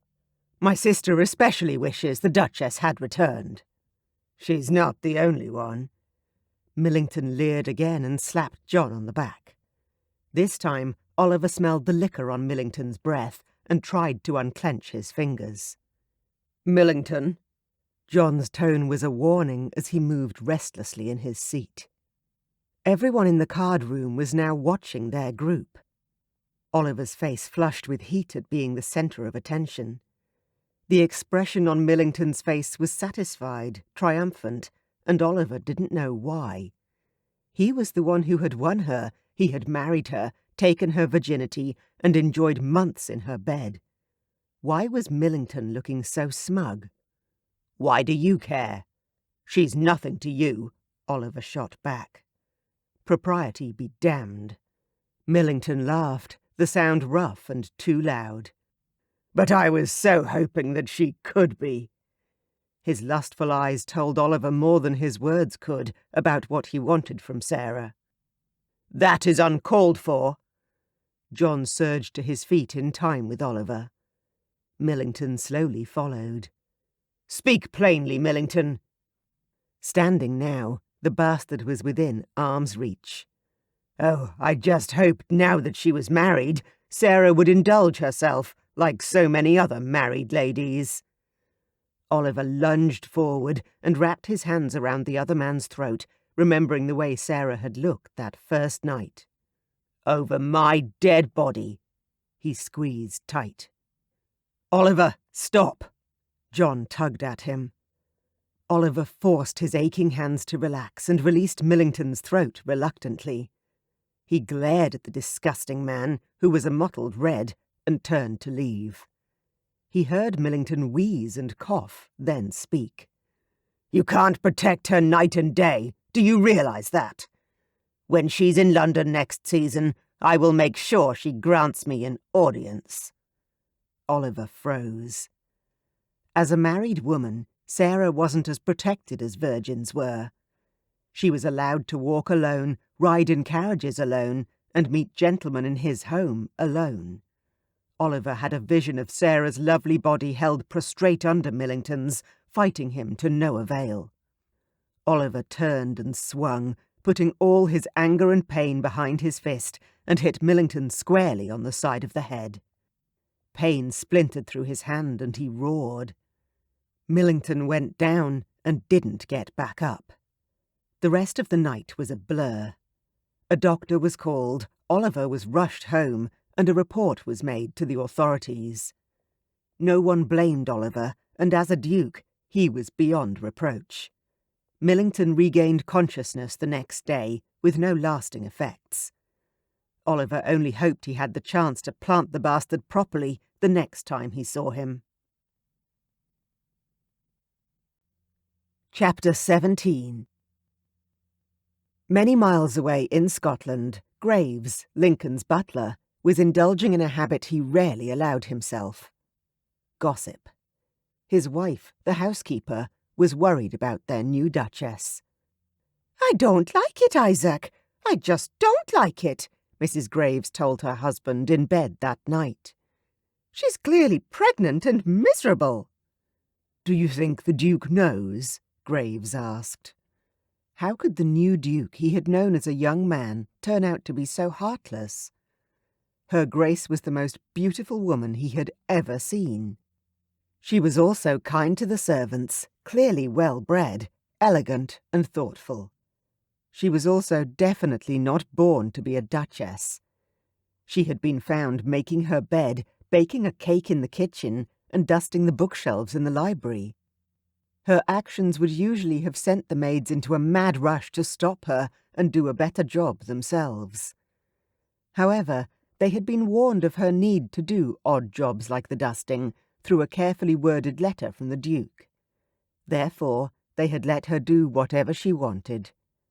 In response, the Duchess had seemed content. "I don't know, but it would be horrible if he did. That would mean he got her pregnant, shipped her here, and then ran back to London to go back to bedding his whores," Mrs. Graves answered, with a shake of her head. Graves clucked his tongue disapprovingly at his wife's language. Mrs. Graves gave him that look which told him she knew exactly what young men did, and promptly turned over to go to sleep. In another part of the ancient castle, Sarah sat awake with a book. She found it very hard to sleep most nights. Her back hurt already, and she only had a small bump. She didn't know how she would cope when she was bigger. Sarah put her book of French poetry aside and blew out the candles next to her bed. The fire in the grate cast a small amount of light in the room, and she lay down, pulling her gown up to her waist. She ran her hands over her belly. Lying on her back, her womb seemed to distend, and she could feel the protrusion of her developing babe. Sarah took so much pleasure from her growing child that she rarely thought of Oliver, only once an hour or so. The small flutter of movement deep in her belly made her heart lighten. Oliver had given this child to her in a moment of love and passion. She still didn't know why Oliver had withdrawn from her, but she knew it had everything to do with his family. As her husband and as a man, Oliver had loved her. He had laughed with her, cared for her, and brought her incredible pleasure in his bed. But as a son and the new Duke of Lincoln, he seemed lost, angry, upset and frustrated. Somehow their marriage had become that too. Over the past 2 months, Sarah had realized that she could have done more to hold their marriage together. She could have stayed by his side, talked to him, or stood up to his family more often, and she was resolved to do so when she went back to London after the babe was born. She had decided to stay in Scotland and birth her babe in the ancient castle. She was happy here. The servants treated her with respect and warmth. They smiled at her and listened to her, and didn't get upset when she did things that normal duchesses didn't do. When Sarah had arrived in Scotland, she had spent her nights trying not to cry into her pillows, and her days wandering aimlessly around the glorious castle. But after 2 months of good food, clean air and reflection, she was determined to get her husband back. Sarah's mother had visited for 2 weeks the month before. Her mother had taken one look at her and known what was going on. "Daughter, it appears that you need to weep, long and loudly," her mother had told her, running a loving hand down her cheek. Sarah had said, "I shouldn't, Mother. It's not good for the baby." "Oh, nonsense! I spent half my pregnancies in tears over nothing, and all of you are beautiful children. Come here." And thus, given permission to grieve, Sarah had cried and cried. So many tears fell that she felt severely dehydrated after she was done. Her mother had held her, rocked her, and had told her everything was going to be all right. To have faith in herself, her husband, and God. The only thing that still bothered Sarah was the thought of Oliver going to another woman in London. It tormented her daily, but she clung to the memories of their passion, hoping he would not need to replace her. She was terribly afraid, as most husbands in his peerage would take a mistress. But then she would remember his promise to be faithful, lay her hand on her belly, and try to be positive. The next month passed in a blur of alcohol-fueled days and nights for the Duke of Lincoln. Oliver lost himself in the bottom of a port bottle, or several port bottles to be precise. He lay his head back against the headrest on his chair in his study and heard his butler announce a Mr. Turner through a foggy brain. Why was Archie here? He opened his eyes and groaned at the sight of his friend's gold-embroidered waistcoat. "Archie, I will go blind looking at a waistcoat like that. I think the alcohol will do more to your eyesight than my clothes ever could." Oliver moaned. "Don't lecture me." He let his eyes close, and his head fell back against the headrest again. "Join me at the Mossam Ball tonight." Archie put as much command into his voice as Oliver had ever heard. He grunted in reply. His sister-in-law had more bite in her than that. "We have allowed you a month to get over that incident with Millington. It is time you attended another event." Oliver groaned again at the use of the royal we. He could only imagine that Rupert, John, and Archie had been discussing him. "Would you sit down, for God's sake?" Oliver gestured with his hands, annoyed that his perfect friend would be here to witness him in such a state. Why could they all not just leave him alone to be miserable? Archie chuckled. Oliver opened his eyes at the sound. It had been a long time since Archie had laughed like that. Seeming to remember himself, Archie schooled his face into impassiveness. "Let's get you some coffee, and then get you into your evening clothes." Oliver allowed Archie to order coffee and something to eat. An hour later, he was feeling better and made his way upstairs for a bath and to prepare for his first ball in months. 2 hours later, he wished he had never let his friend drag him out of the house. 2 widows had propositioned him, as well as a bored married matron. He could not wait to leave. Why did they not understand that he didn't want anyone other than his angel, Sarah? Oliver could finally admit it to himself, and would out loud if necessary. He missed Sarah. He loved her, and no one else came even close.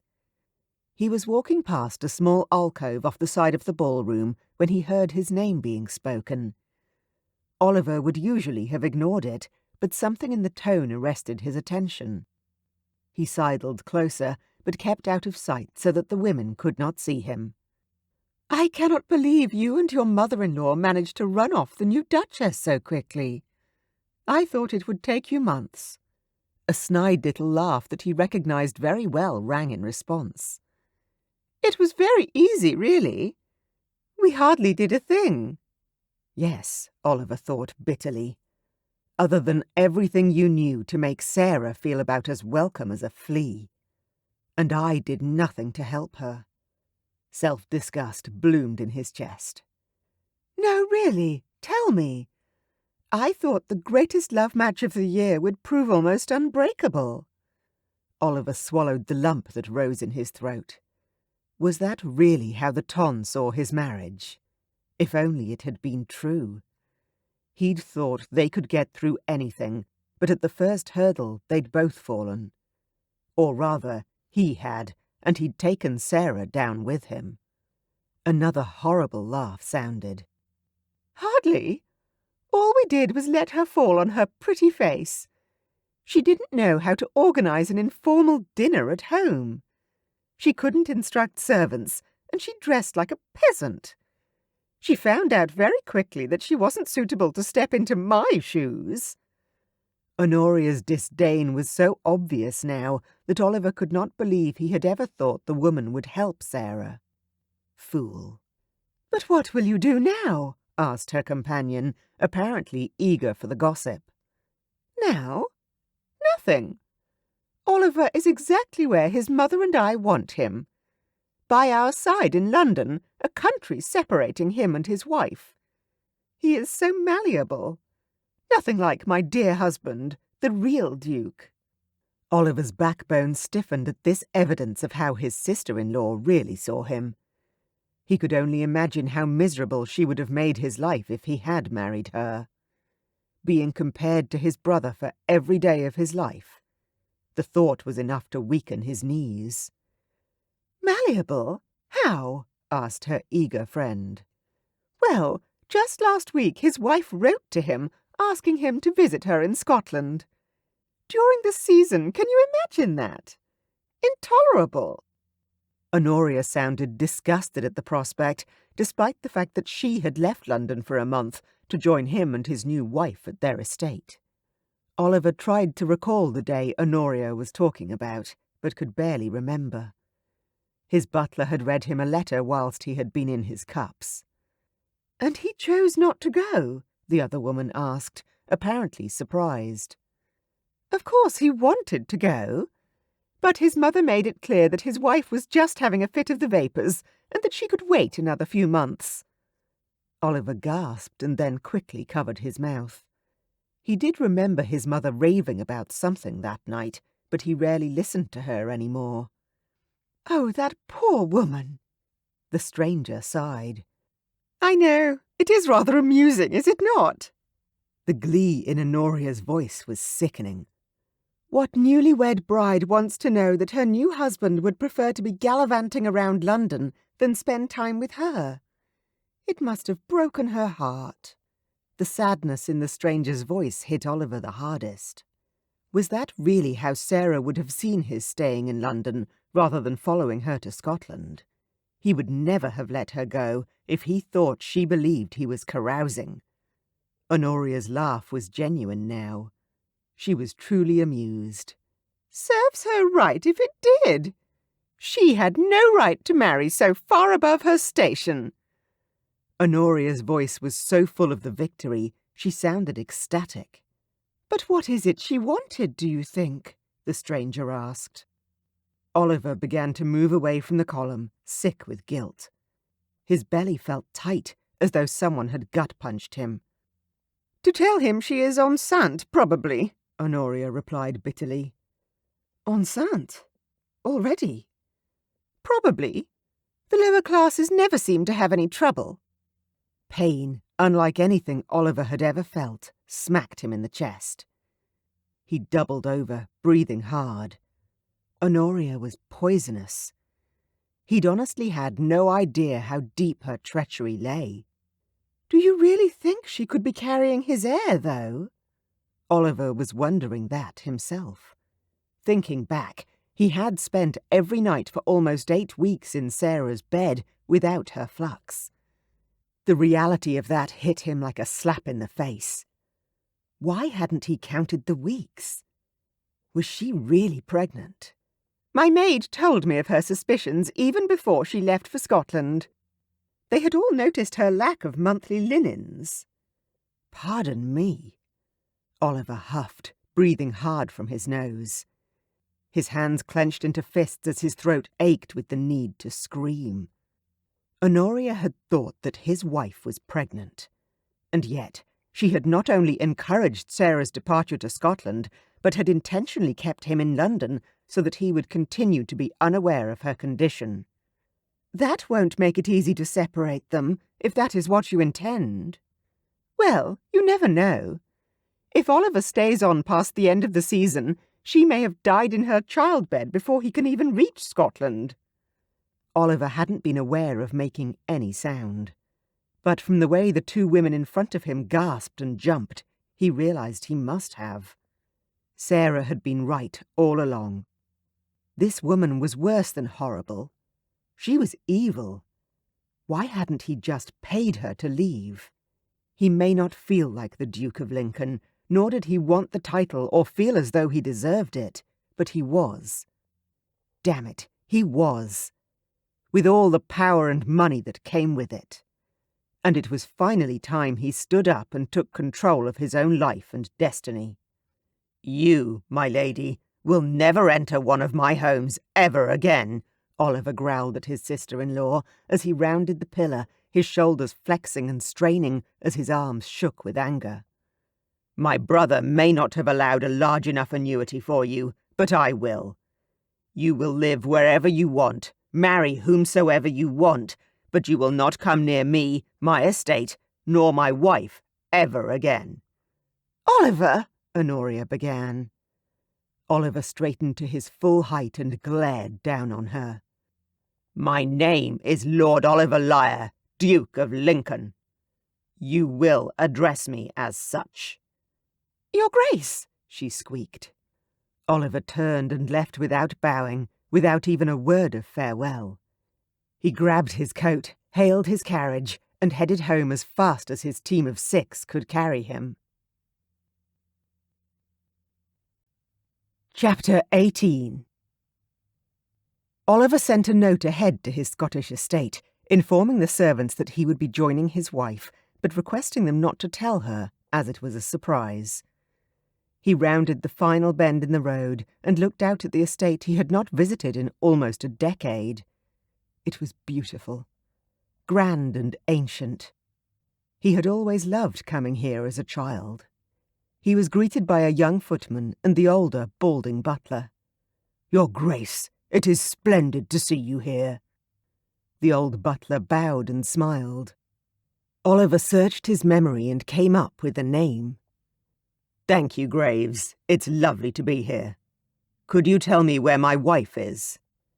The 2 footmen behind the butler shared worried looks, and Oliver's stomach tightened with concern. Was she all right? Her Grace is walking the rose garden, Your Grace. Graves's eyes lit up at the use of Sarah's title. Oliver could only assume his wife had found her place amongst his servants. Without the interference of Honoria or his mother, she was sure to have charmed them all. Oliver followed a footman out to the gardens and stopped when he saw her. She was very clearly pregnant. Why she hadn't told him, he didn't understand, but it was clear that the condition agreed with her. She glowed with good health. Her breasts had almost doubled in size, and Oliver felt the stirrings of arousal for the first time in several months. Sarah stopped along the path, bending backwards over her hand pressed into her lower back, and looked toward the house. She caught sight of Oliver and stared at him, blinking rapidly as though she expected him to disappear. His heart pounded in his chest, and he inhaled slowly, forcing his heavy legs to walk over to his wife. He stopped and bowed to her. "Sarah." His throat was tight with an unfamiliar emotion as she continued to stare at him. Sarah gasped. "You're real!" Oliver laughed for the first time in months. "Of course I'm real." "But you wrote and said you couldn't leave London at the moment and wouldn't be coming to see me." The hurt he had caused her was evident now that he could see the black marks beneath her eyes. "I know. Do you think we could go somewhere to talk?" he asked, conscious of the many servants now discreetly congregating around their duchess. "Of course. My afternoon sitting room would be perfect." She lifted her head and accepted his offered arm. Oliver had spent the journey to Scotland rehearsing what he would say to his beautiful wife once he arrived. He knew he owed her many apologies, but where to start was the hardest question to answer.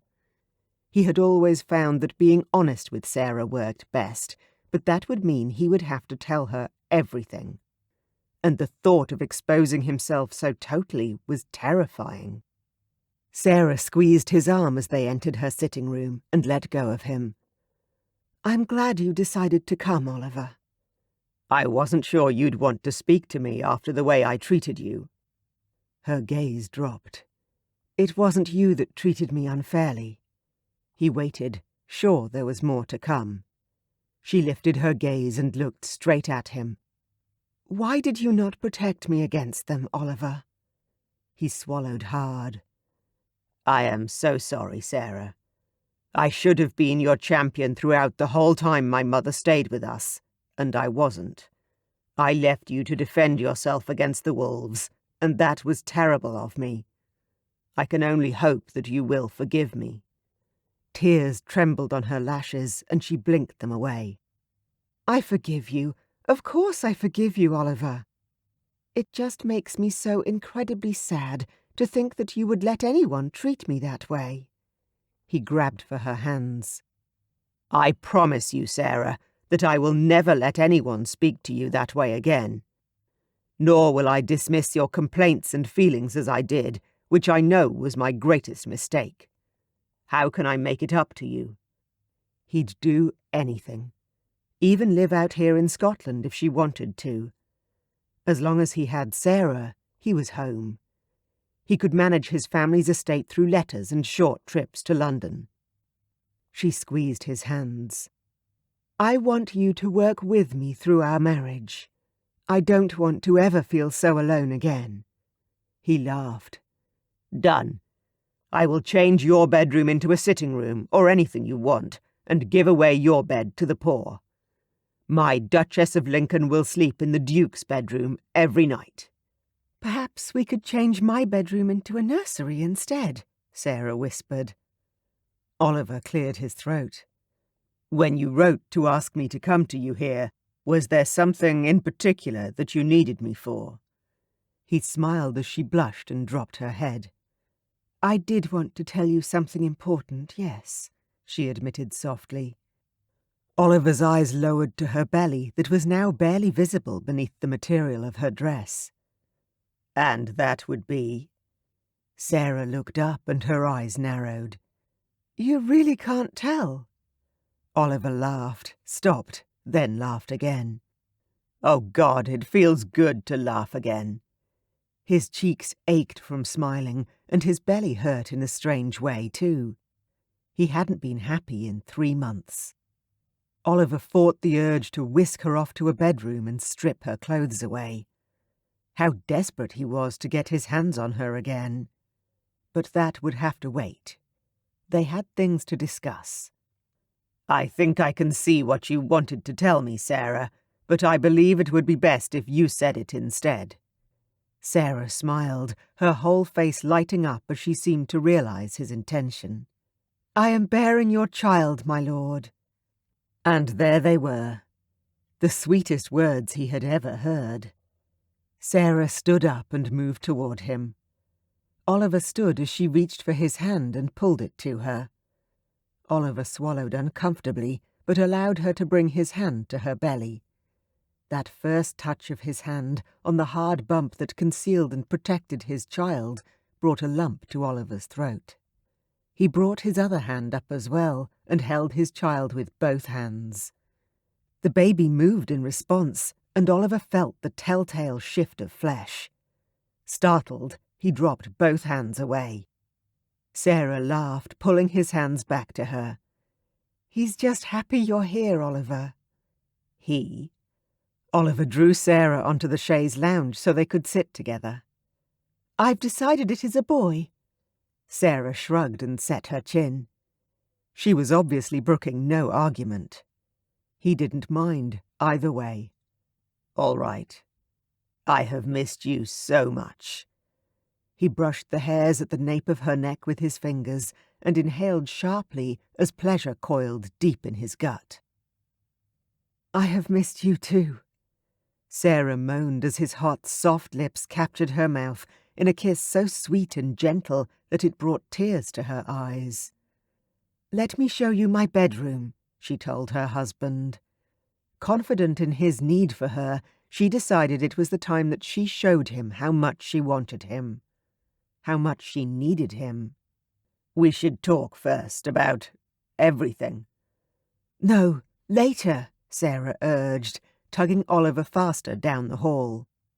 There would be days, months, years to talk about all the ways they needed to strengthen their marriage. But for now, she needed to feel that incredible closeness that she had only shared with this one beautiful man that she loved.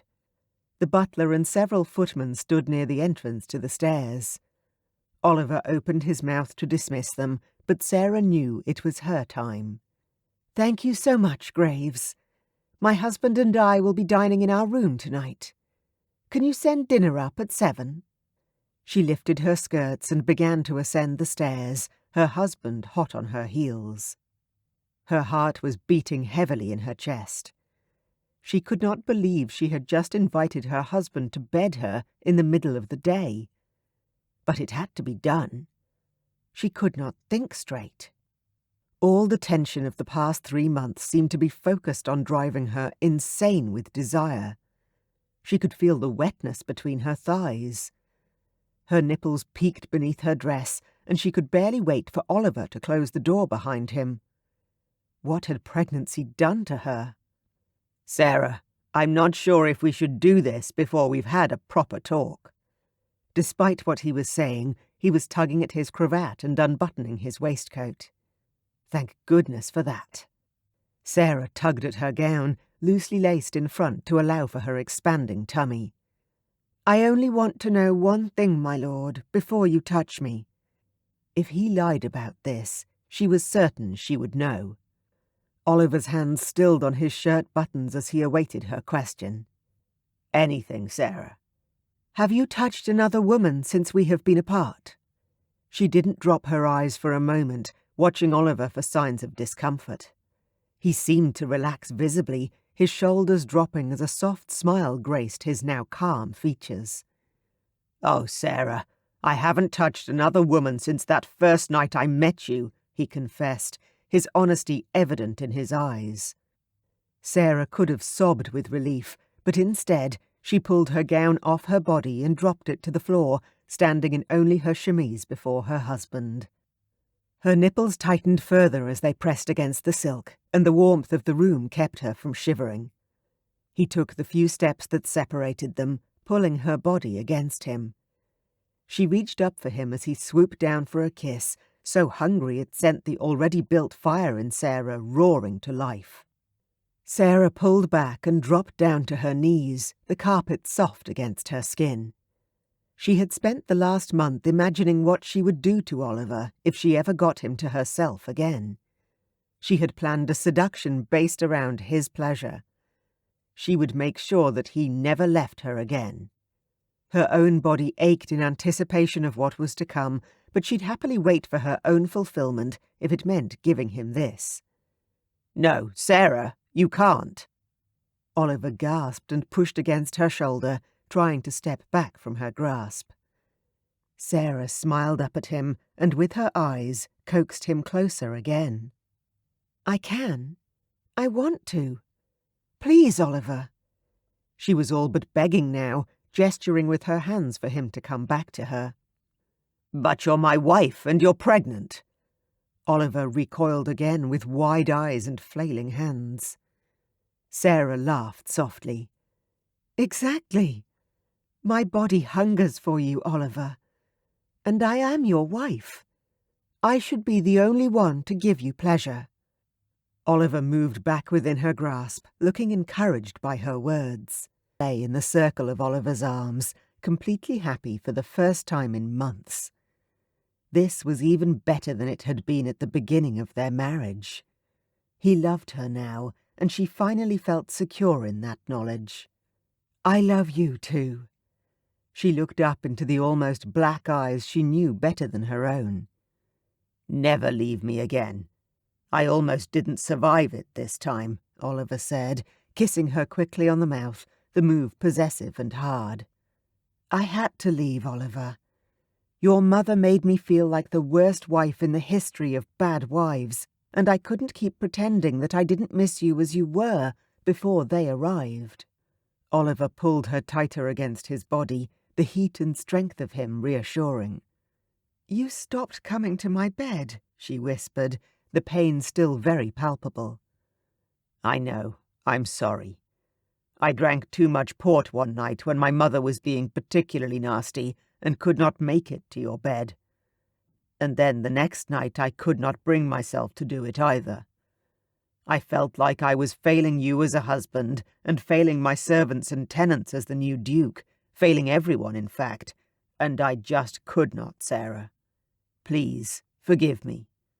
"I knew you were struggling with your new responsibility. I'm sorry I wasn't more sympathetic." "You were. I just could not see past my own inadequacies. You did everything you could under the circumstances, more than any other lady would have."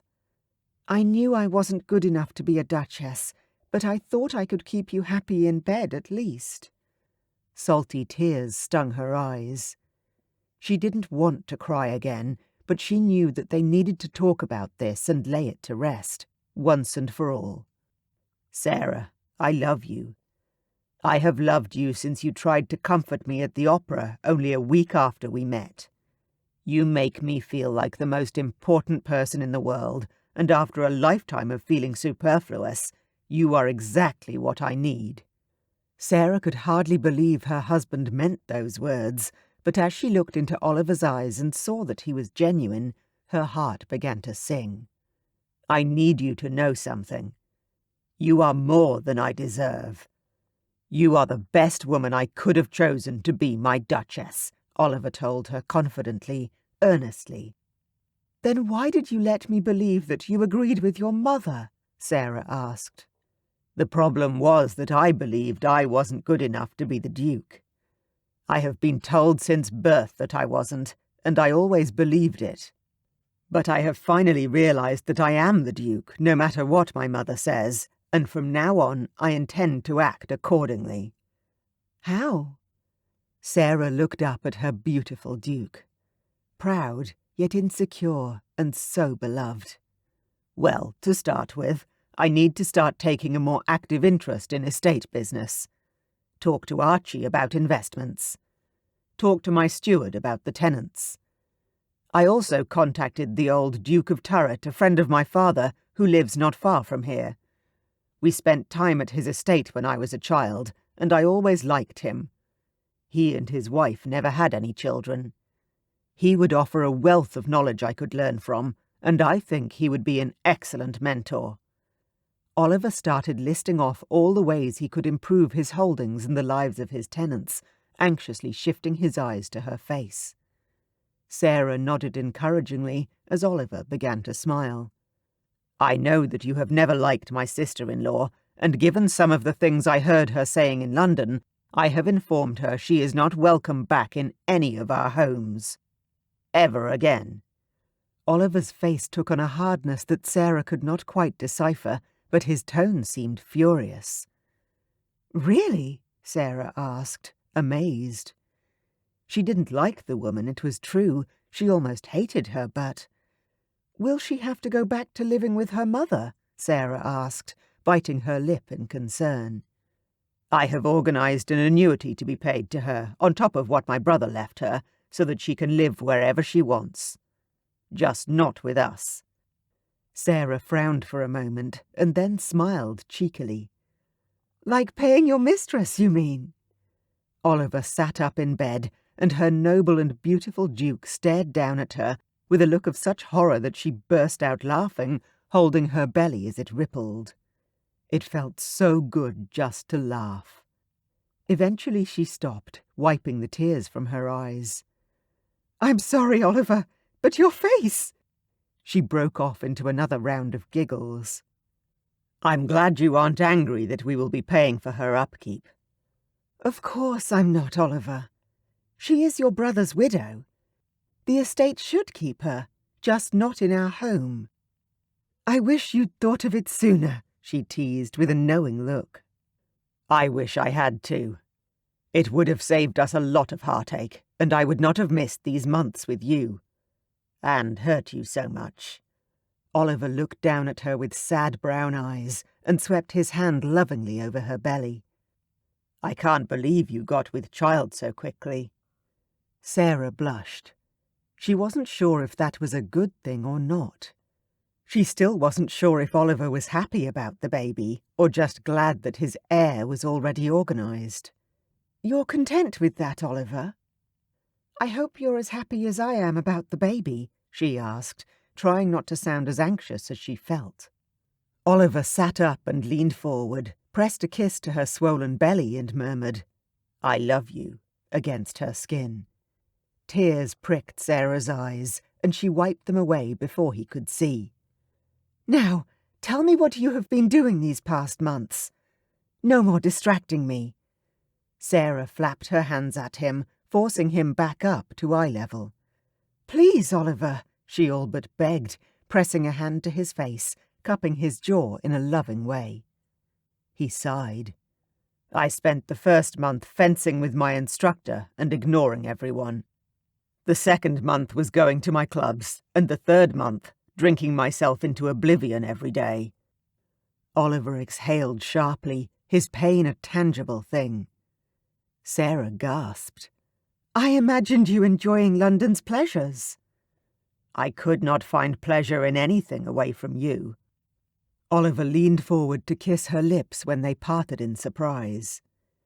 "Then why did you seem so relieved when I said I wanted to come to Scotland?" Sarah asked, determined to get all of her questions out of the way so that they needn't bring this subject up again. "Because I knew you were miserable."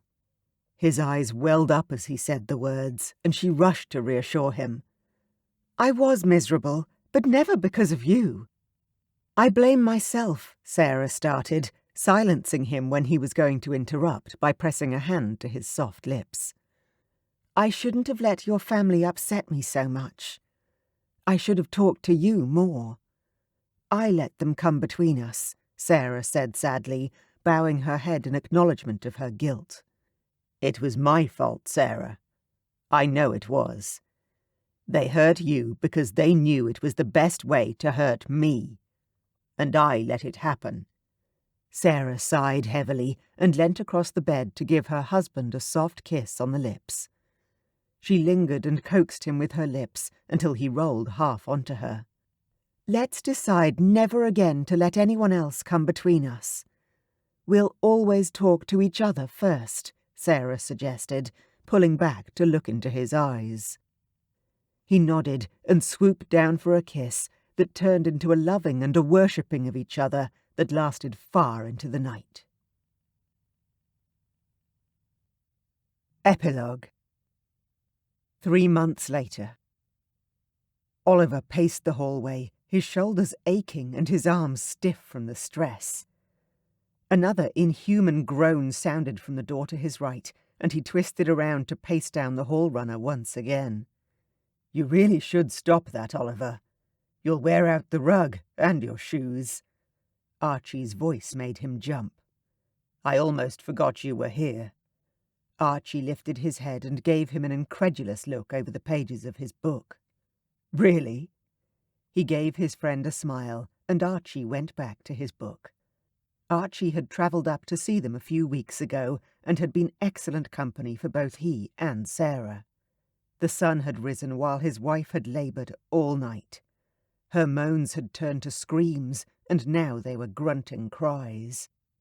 He was tired and hungry, but nothing would move him from their bedroom door. "It should be over soon, yes?" He shot an imploring look at Archie. "How would I know?"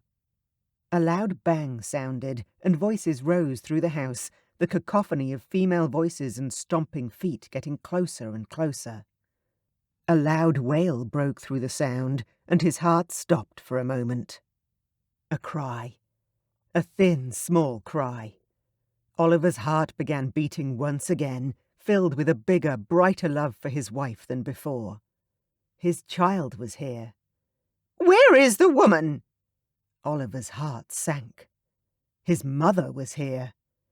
The Dowager Duchess walked straight up to him, her nose high in the air. The butler stood behind her with several footmen, all looking flushed and out of breath. "It's fine, Graves. Please wait by the stairs. My mother will not stay long."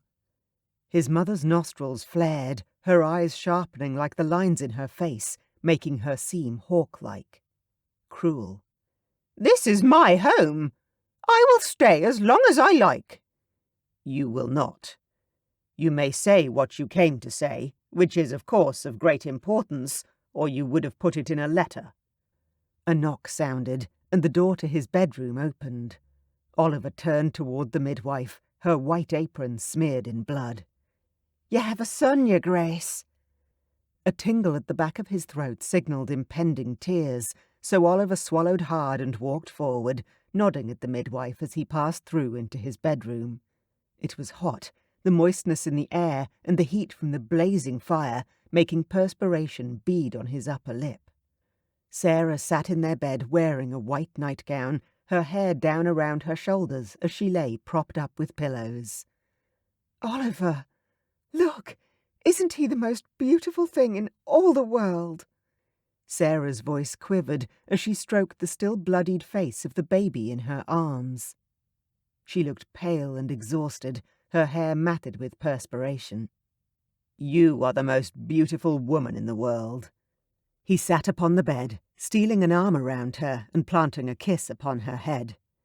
He hadn't been able to admit his fear, even to himself, but as the knowledge that they were both alive and well sunk in, relief washed over him like the waves of a storm. Cold, abrupt, and with great relief. "What should we call him?" he asked her. The unwelcome voice came from the doorway. "Gerald, of course. After your grandfather." Sarah froze, her shoulders becoming stiff beneath his arm. His mother was inside his bedroom, a place she was not welcome. Oliver turned to her, cringing at the woman who stood at the base of their bed, staring down at his son with a strange look of glee. She would be pleased he had an heir. Their line would continue. Her bloodline. "You have no business here, Mother. Leave. Now." She ignored him, walking around the bed to peer down at their son. "Where's the wet nurse? Call her this instant. Your wife is exhausted." "I'm feeding him myself, Your Grace." Sarah opened her white gown and exposed her creamy breast to their son, the squirming infant latching on quickly, contented sounds filling the air around them. "Disgusting!" His mother all but spat the word as she took a step back. Sarah visibly cringed, and Oliver's control snapped. "That is enough, Mother." Oliver stood up and walked around the bed, grabbing the dowager by the arm. "Remove your hands from my person this instant!" She shrieked as he pulled her bodily from the room. His hands clenched her too tightly, but the anger in his belly grew worse as she screamed for help. Hopefully, Sarah would forgive him for this. He pulled her through the anteroom and out into the hallway and practically threw his mother toward Graves. "Graves, make sure my mother is packed off to London within the hour."